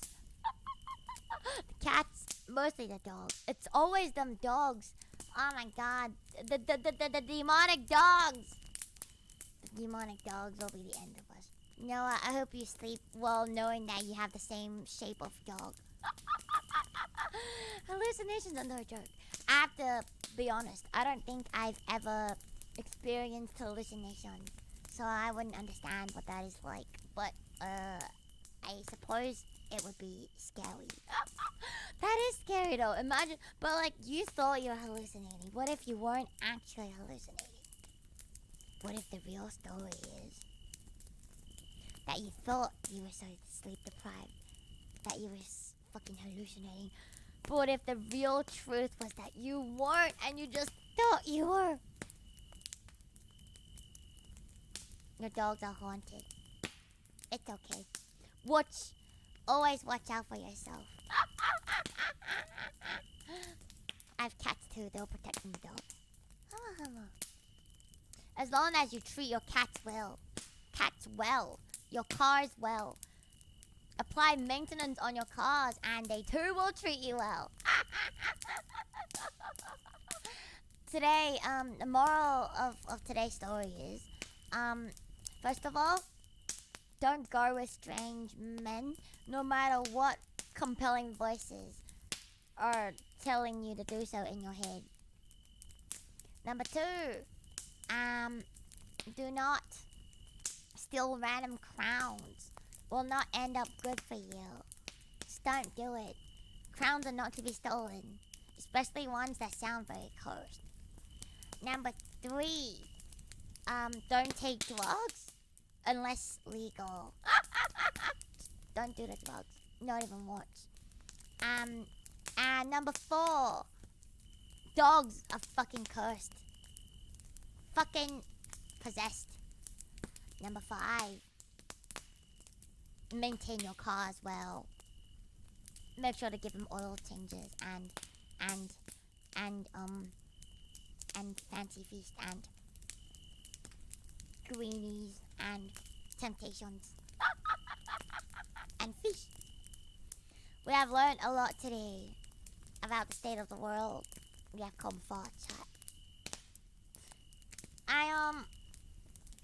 To be honest, I was a little bit disappointed that there really was only one story that gave me the goosebumps. The rest of them were kind of mid. Maybe I need to like go on a hunt for like some better stories. But then I thought about it and I'm like, maybe there just aren't that many scary stories out there anymore. Maybe the only scary medium is like short films and games, you know. Oh well, we'll never know. I swear to God, I've read some like really scary horror, like short horror stories in back in the days, but maybe I just grew up and it's no longer scary.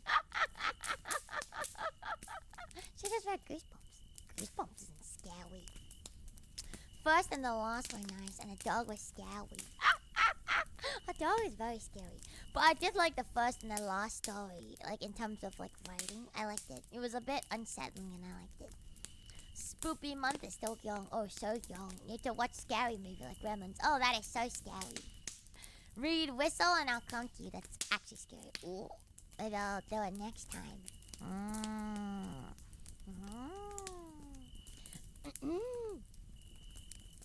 The good horror stories are kind of depends on the situation. Like being outside and talking about the hook on the car's handle story.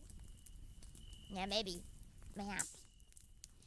If you're reading Goosebumps, you always have... That's not how this works. I have to check the vids. I remember you read some good ones in the past. Yeah, I thought the last time I did like a creepypasta read, what you call a read, I thought there were some like scarier ones than this. So I was like, surely like the more like classic horror stories would be scarier than Reddit stories, and it turns out it wasn't. I have been fooled. Hello, the Violet. Yes, I. I've been absolutely full. Oh, swell.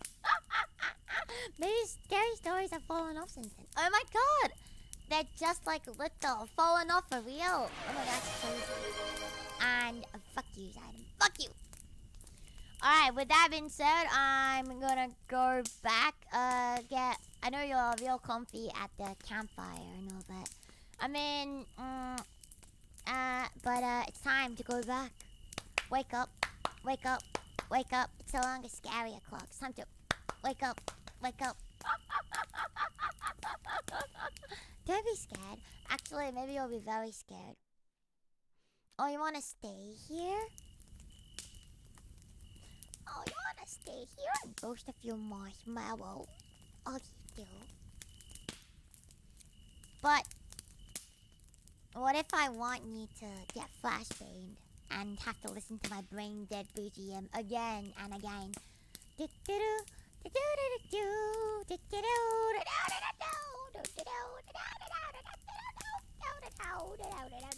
What if that's what I wanted for you?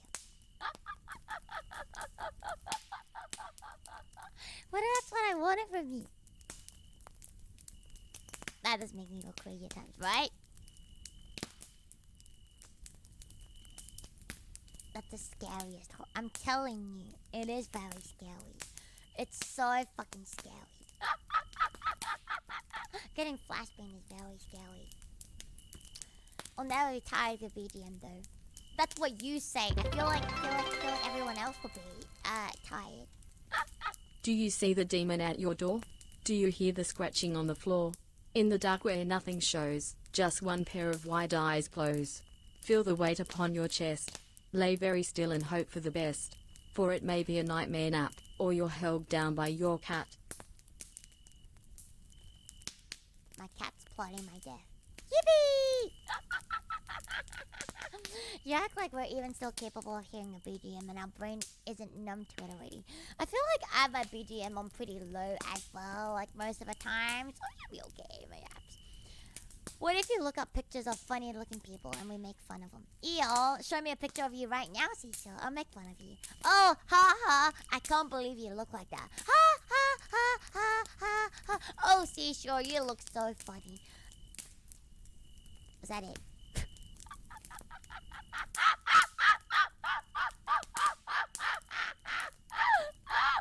You actually got owned. You actually motherfucking got owned. That's what you get. That's what you get, though. We're laughing at other people. That's what you get.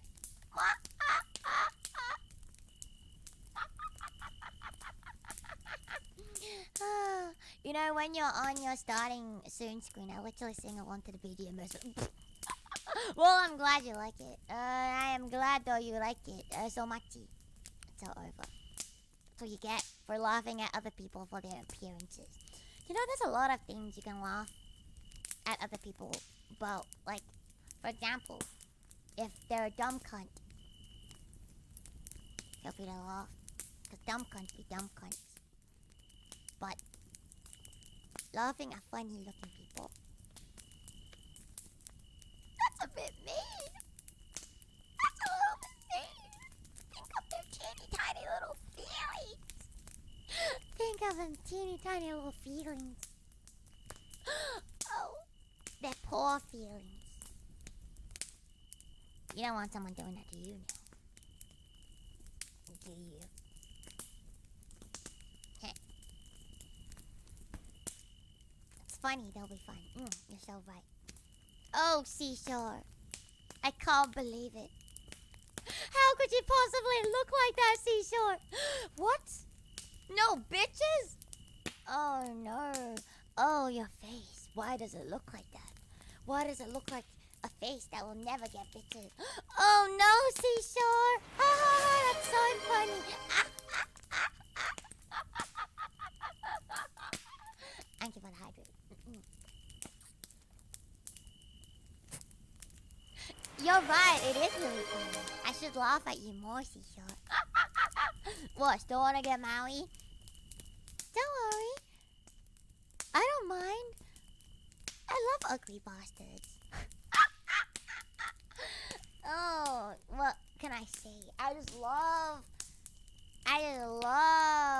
ugly bastards. I love your beer belly. Oh yeah, it's beautiful. It looks so weird. I just love laughing at you. When can we get a clown redeem on Twitch to put a red nose on Luto and call you bird? That's very delulu of you, actually. That is actually very delulu, actually. You'll be laughing at us on the ASMR later, though. That's true. But here's the thing. I don't exactly know what you look like, so I'll be laughing at you in a different way. In a different way. The ugly bastard gets the Akuma. You know what? Maybe women do love ugly bastards. So maybe we shouldn't laugh at the ugly bastards, because maybe they're the ones who get all the biddies at the end. The real friends we made along the way are the ugly bastards.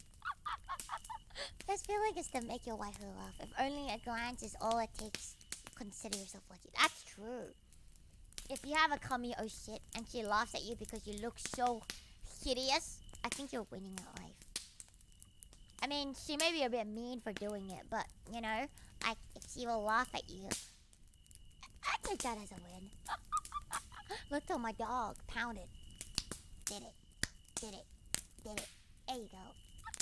Horrifying Luto, to look at Luto. Old ladies cry when they gaze upon my visage. Oh, you poor child. That is okay. I will laugh at you for you to make you feel better. Oh,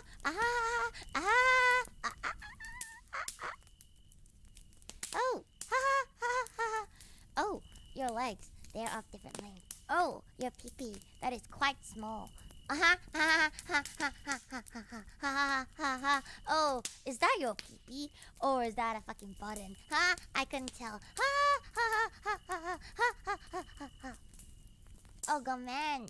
I didn't realize that was your manhood. I thought some baby had gotten lost and wandered here in one of his fucking diapers or something. There you go. Do you feel better now? Is this everything you've ever wanted? Oh, it's okay, you poor child. You took off your pants so I could change your diapers, didn't you?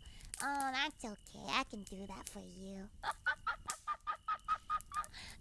There. Don't shit yourself again, child. Now go along and play with all the other kindergarten children. They're right there.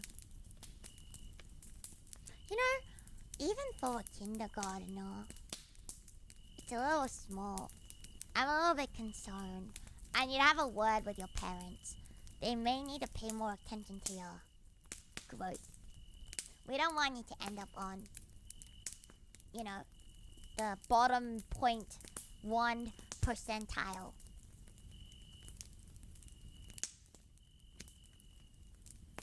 You know? So I'm gonna have to have a word with your parents. I don't think they're feeding you nutritious enough meals to support certain development. No worries, I got you. You think parents should make it? Yeah, of course. It's the parents' duty to provide children with nourishment so they can grow up big and strong. And you're growing up very small and weak, so I think it's on the parents. I never once said anything about your pee-pee. I just said you're very small. What? Don't look at me. Look at your parents. They're the ones who didn't feed you, and I can tell. You know what? Maybe making fun of someone's appearance that I can't even see is quite fun, huh? I like it. I understand now. I get it now. I get why you think it's funny now. I get it. I understand. Completely understand. Thank you. My parents fed me sardines and pickles growing up. Oh, you poor child. But you know, I feel like sardines are not that bad for you. I feel like it's worse. They could have given you nothing but bread. Plain old bread. That would have been a lot worse. So you have no excuse. Wait, growing up? You have grown up? Well, it certainly doesn't seem that way. It's okay, child. Shh. I know you think you're all grown up, but it's okay. Now run along with the other kindergartens. You know who else is small? Yeah, your mom. I didn't have a burger until I was a grown man. That is quite impressive, actually. That is actually quite impressive. That is actually quite impressive. Totally haven't posted photos of me in any of your tags. I've gotten like a lot of like face reveals from. Yeah, I've gotten like a few face reveals from you guys, and I'm just like, whoa. I'm like, whoa. I never thought I would get chat face reveal, but I got it, and I'm like, I don't know what to deal with this fucking information, man, but. Toast sandwich, my favorite. Me too. My favorite is water sandwich. That's right. You cup your hands full of water and you put more water in between and you eat it. Itadakimasu. I'm never gonna financially recover from this. Don't worry. You have never financially even started, Seashore. Don't worry. You don't have to recover when you have never started. It's okay. You can start now. There's a chance to recover because you have never began. I believe in you. 2026 is your year. I can feel it. Hey guys. Hi guys. I'm no competition there. No face reveal. I'll get I don't know, like, you know, like when you see chat and you're like, oh yeah, you guys are chat, and then you get like a face jump scare and you're like, okay, well that's a real person. You know, like sometimes you kind of, I mean, you don't forget, but like, you know, some of these days you get it a bit like, you're like, is chat really real? And then boom, you get a face reveal and you're like, okay, I guess they were a real person after all. There's a water pie. I'll make you a water pie. I look after all my children and irasai. I look up all my orphans and children with care, love and care. I will make you all a water pie. If you ever have a meet and greet, I'll be face reveal. Alright, I'm doing it. Does that mean if I never start, I'll never go broke? So. If you never start, you will never go broke. That's why you should all live in your mother's basement, like me. Deep fried ice if you want to be fancy. I'll make you a water pie, a deep fried ice as dessert, and for sides, I will give you some gelatin, nice jellied water. Oh, what a meal. I treat my orphans so well.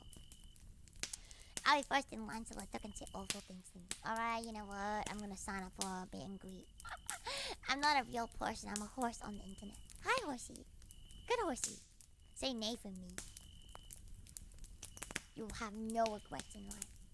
Don't worry. Because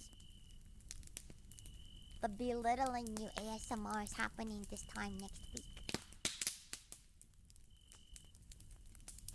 Did you know that? Did you know that it was happening this time next week? You're getting what you want, chat. Arama, injanai. Injanai, isn't that nice? Some of Nonya too. No, you cannot have Nonya. Nonya is for me and myself and I only. There ever was a meet and greet, I make sure to be there. Time to gouge my savings.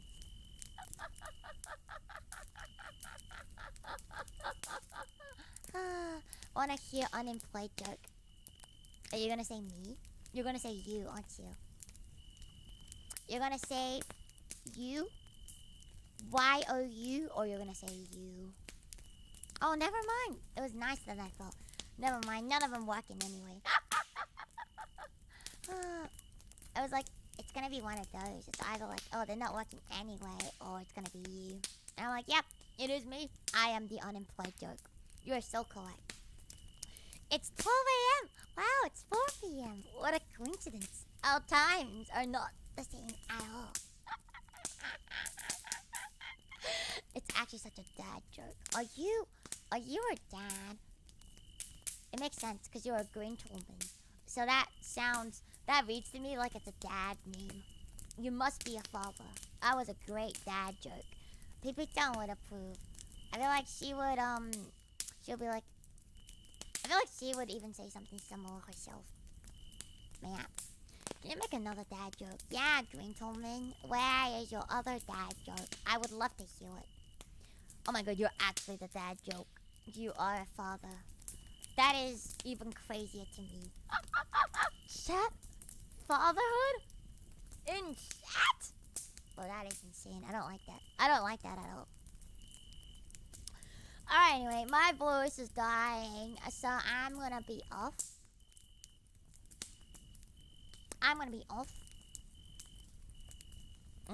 Chat be fucking. Chat is fucking. Isn't that crazy? I can't believe chat be fucking. Chat has bitches. Oh, it's crazy. We can be a mommy and daddy. Yup. We can be a mommy and daddy. After you go to kindergarten and really study and listen to your teachers, okay? Okay? When you grow up, of course we can get mommy. When you're all grown and a big boy, of course we can do that, teacher. Now go and play in the sand pit. No, you can't eat the sand. It's not good for you. And remember, don't eat the crayons. And don't sniff the glue. I hope you have a good day at kindergarten.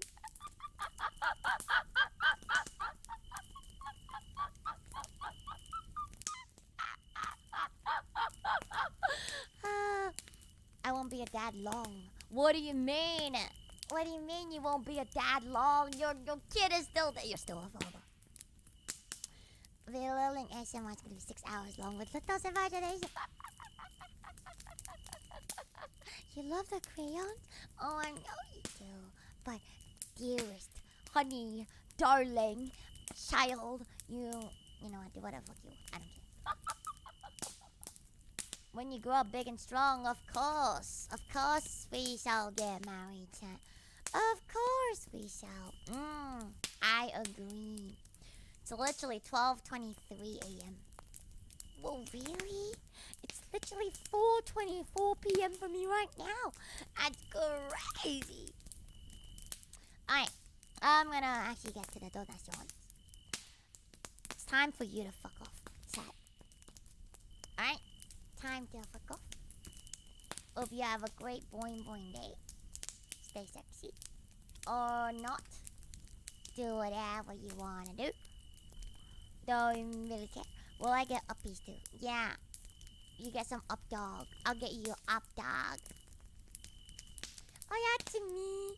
Oh yeah, to me. I hope you guys have some nice little nightmares. And if you do, tell me all about it. Uppies? Like walkies. I'll give you some walkies. Ooh, you want a walkie? Walkie.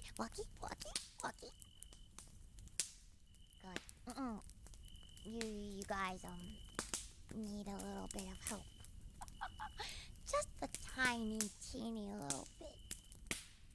But you need the help nonetheless. A tiny bit. I just see you guys on Wednesday. Hopefully I get to finish Silent Hill 2 on Wednesday. Hopefully it's the last one. I have a feeling. I feel it in my tickle bitties that this is my last. It's going to be my last Silent Hill 2 stream, and then I can finally play Silent Hill F. Or even like little nightmares too. But like I just finished Silent Hill, so obviously I gotta play another Silent Hill game. Right? That's how that works. Right? Whoa! Do not miss. I don't need to miss me. I will be back. Not miss time. Do not miss. I'm right here. Not going anywhere. In fact, I'll be back like on Wednesday. Why are you missing me? Do not. But thank you, Chucky. Do not love me. It is very cringe. But I will forgive you because you're in kindergarten. And kindergarten children say I love you to everyone. I forgive you. I forgive you very much. I'm gonna get to it now. Bye, Chato. Nothing interesting is gonna happen from now on anyway. So, you may leave. I give you persimmons. Not that you need my persimmons to leave anyway, but you may leave now. Done it. Goodbye. Bye. Bye. Oh, wait. So, pasta ball. Thanks for the hydrate. Thank you. Okay. Okay. Wow.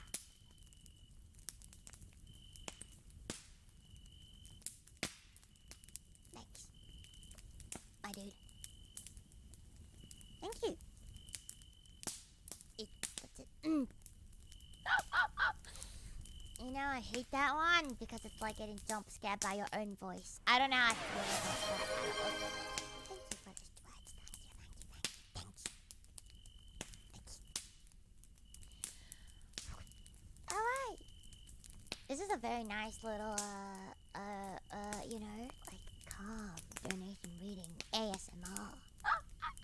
We don't need to ruin it now, do we, chat? No. Alright, first of all, thank you to your nose. Thank you for the behind you. No, it's actually behind you. Now I didn't see that coming.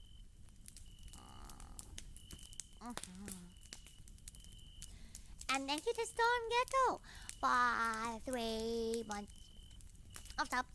Thank you for being a sub. Thank you. What is up? Thank you, sir. How is there another time check? Did we not do the time check already? Something is wrong. Something is wrong, and I don't know what it is, but something is awfully wrong. I swear to God, that time check should only be able. You should only redeem one. Anyway, thank you, Charles. Thank you for the super chat. That was almost as spooky as when my HH43 Huskies ARC 27 UHF logged on to a 243 megahertz ghost frequency over the Bermuda Triangle. It was from me from like 1863. Still not sure how I made it out there. I'm not sure either. The Bermuda Triangle is still one of the scariest things in the world to me. So I'm so glad you made it out alive. Oh, thank you. Thank you, Diwayaku. Waking up in a white room.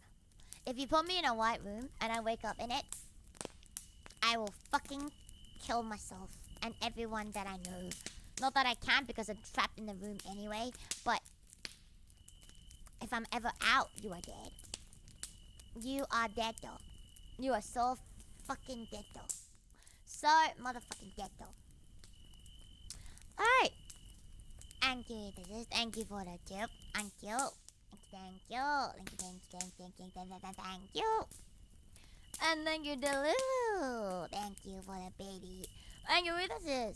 Wow, you gave me a crown.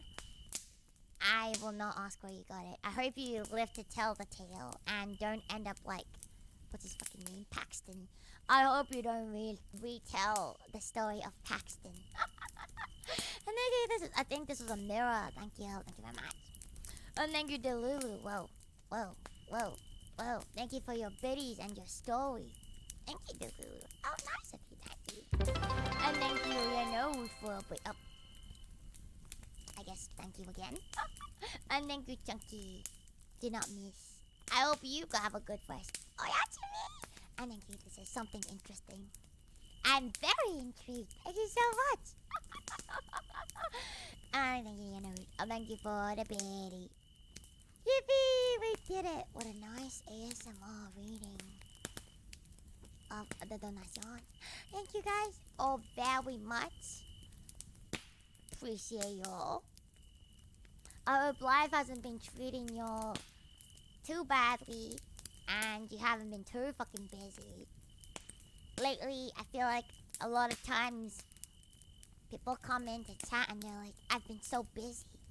And I'm like, oh, I hope it gets better for you. Even if you're but a kindergartner. I'm glad you had a good nap. Hi, with that being said, Stay boing boing. Stay sexy. Don't let the life of working get to you too hard, I suppose. And remember, dogs are scary. I love dogs, but they're scary. And remember to treat your cats well, lest they eat you. And never dig up crowns. Just don't do it. 어쩌고는 어쩌가오케.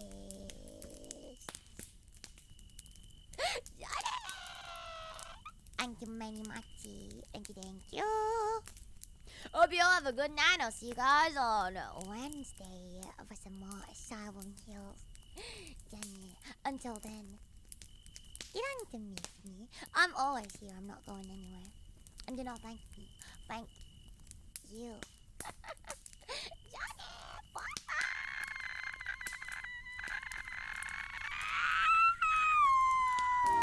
oh, now you're gonna get. Now you got flashbang.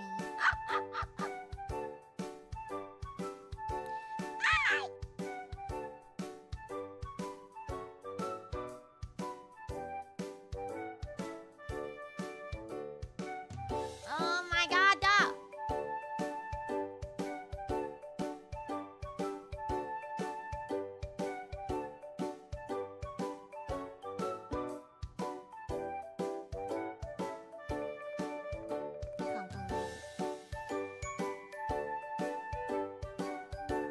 Can't fucking believe it.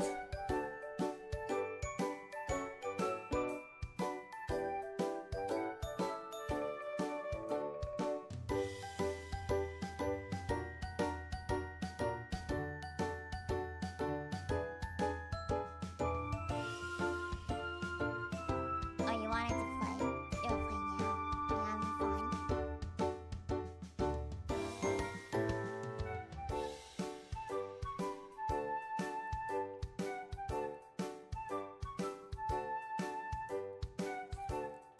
I will turn on TTS just for you, and only you have to listen to it, chat. That's right. You thought you can win. You thought you could win against me. No one wins against me. I'm Luto.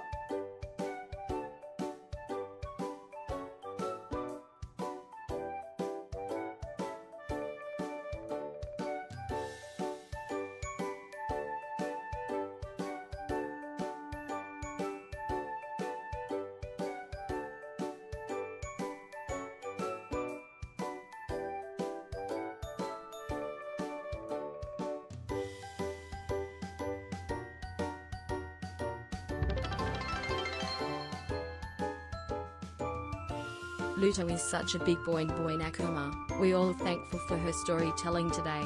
Thank you Luto Summer. I know. Thank you.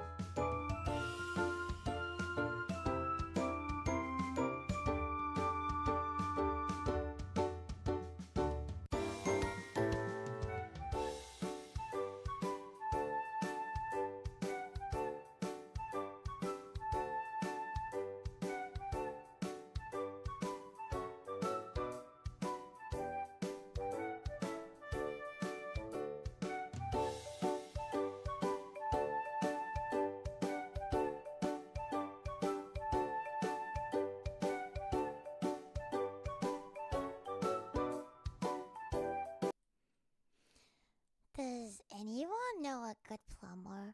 I didn't want to those stupid rituals, and now my shower is leaking. and there's a faceless guy in my kitchen.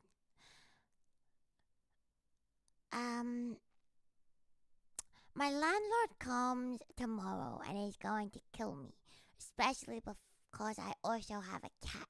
I'm not even supposed to have pets. It all started when I was drunk messaging a girl on Tinder, and she said that the only way we would meet up was if I did this weird ritual thing where I summoned a ghost or some shit. I think she called it me corpo or something. Actually, her exact message was, the decaying flesh will not rest. I am the Alpha and Omega. I have seen the burning cities consume the earth. Link to ritual instructions. Our souls meet when the darkness spills. Me culpa, me culpa, me coca. She was a weird chick.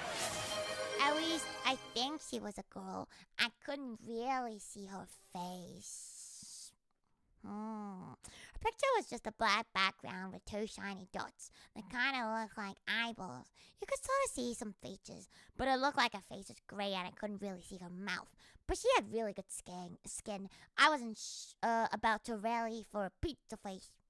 So anyway, I weighed the pros and cons of spooky rituals versus trampoline booty as best I could on 5 shots of Patron. It was totally worth it. I set myself into 3:26 a.m., but since my phone is a 2005 Motorola Razr that was dropped in the toilet several times, it went off at 4 a.m.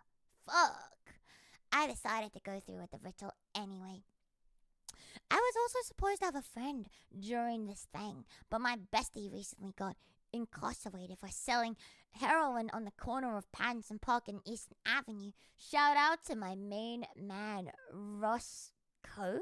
Anyways, I sat up and I turned off my alarm, but the moment I turned it off, I drunkenly passed out again. I woke up 20 minutes later and actually got out of bed this time, stumbling around the room in the dark because apparently you're not supposed to turn on the lights. Because if you do, a ghost will pop out.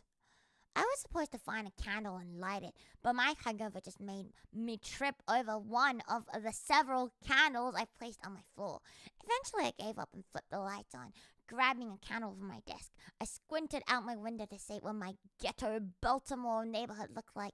At 4:20 a.m., the street was empty except for some rando wearing a black robe and a giant pointy black hat. He was staring up at me through the window. I couldn't really see his face. You know, Baltimore has gone to the fucking dogs. First gang wars, now an updated KKK, for God's sake. Interesting. I lit the candle and looked at my phone. I was supposed to knock on my bedroom door 66 times. The 66th knock timed on a 4:06. But since I fucked everything else up, I just did a shave and a haircut knock and then walked into my hallway. My bedroom door is opposite the stairs, and looking down that dark stairwell was pretty spooky. I thought I saw something move on one of the lower steps. For the next step, I was supposed to close my eyes and walk forward while chanting "Mi colpa, mi colpa, mi colpa," which is Italian for "my colpa." Which is probably some kind of shitty Italian car. I tried to close my eyes and walk forward while talking about Italian cars, but my cat, Fish Sticks, ran under my feet and I ended up tripping over him and falling down the flight of stairs. At some point, the stupid candle went out as I flailed down the stairs, but I was too concussed to care. I rolled up from the ground, groaning, and decided that I would just continue to go through the motions, which meant hiding in the closet and waiting for the ghost to play hide and seek with me. I chose the kitchen pantry because I had some open potato chips in there, so I made my way back. As I stumbled, I heard several soft whispers behind me. I spun around, hoping that I was right about Fish Sticks knowing how to talk, but there was no one there, except for the figure standing in the corner. I stopped, blinked, and it was gone. I really needed to lay off the patron. As I honed in on the closet, the alcohol and concussion finally caught up with me and I stumbled to a stop, doubling over and vomiting watery patron all over my kitchen floor. Fuck! My ass was landlord grass. The hellish combination of alcohol, concussion, post-vomit, and a looming eviction notice caused my emotions to go haywire, and I unleashed a violent sob.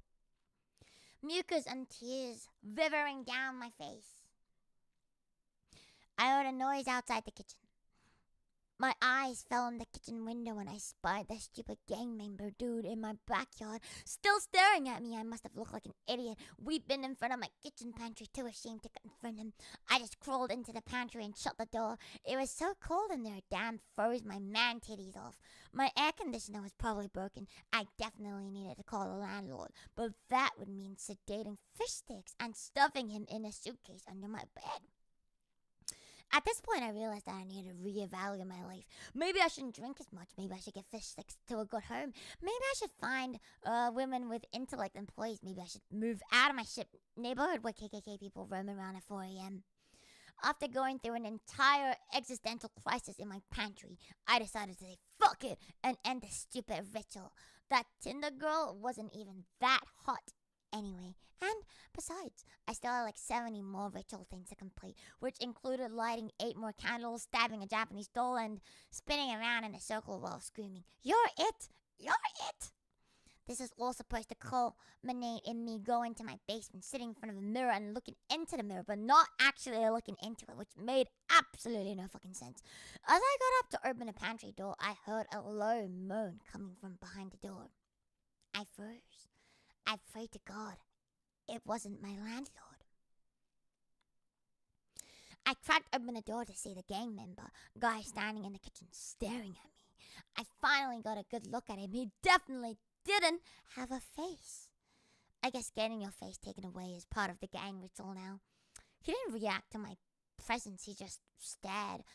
I didn't know how the hell to deal with gang members or faceless KKK members, so I just stared back. We did this for about 5 minutes before I slowly inched out of the kitchen and back upstairs. He turned to watch me as I went, but didn't move. So after that, I went up to my bathroom to take a shower, and now my shower head is leaking, which I blame on the stupid ritual. So if you guys know any good plumbers in the Baltimore area, I would really appreciate it. Yippee! Give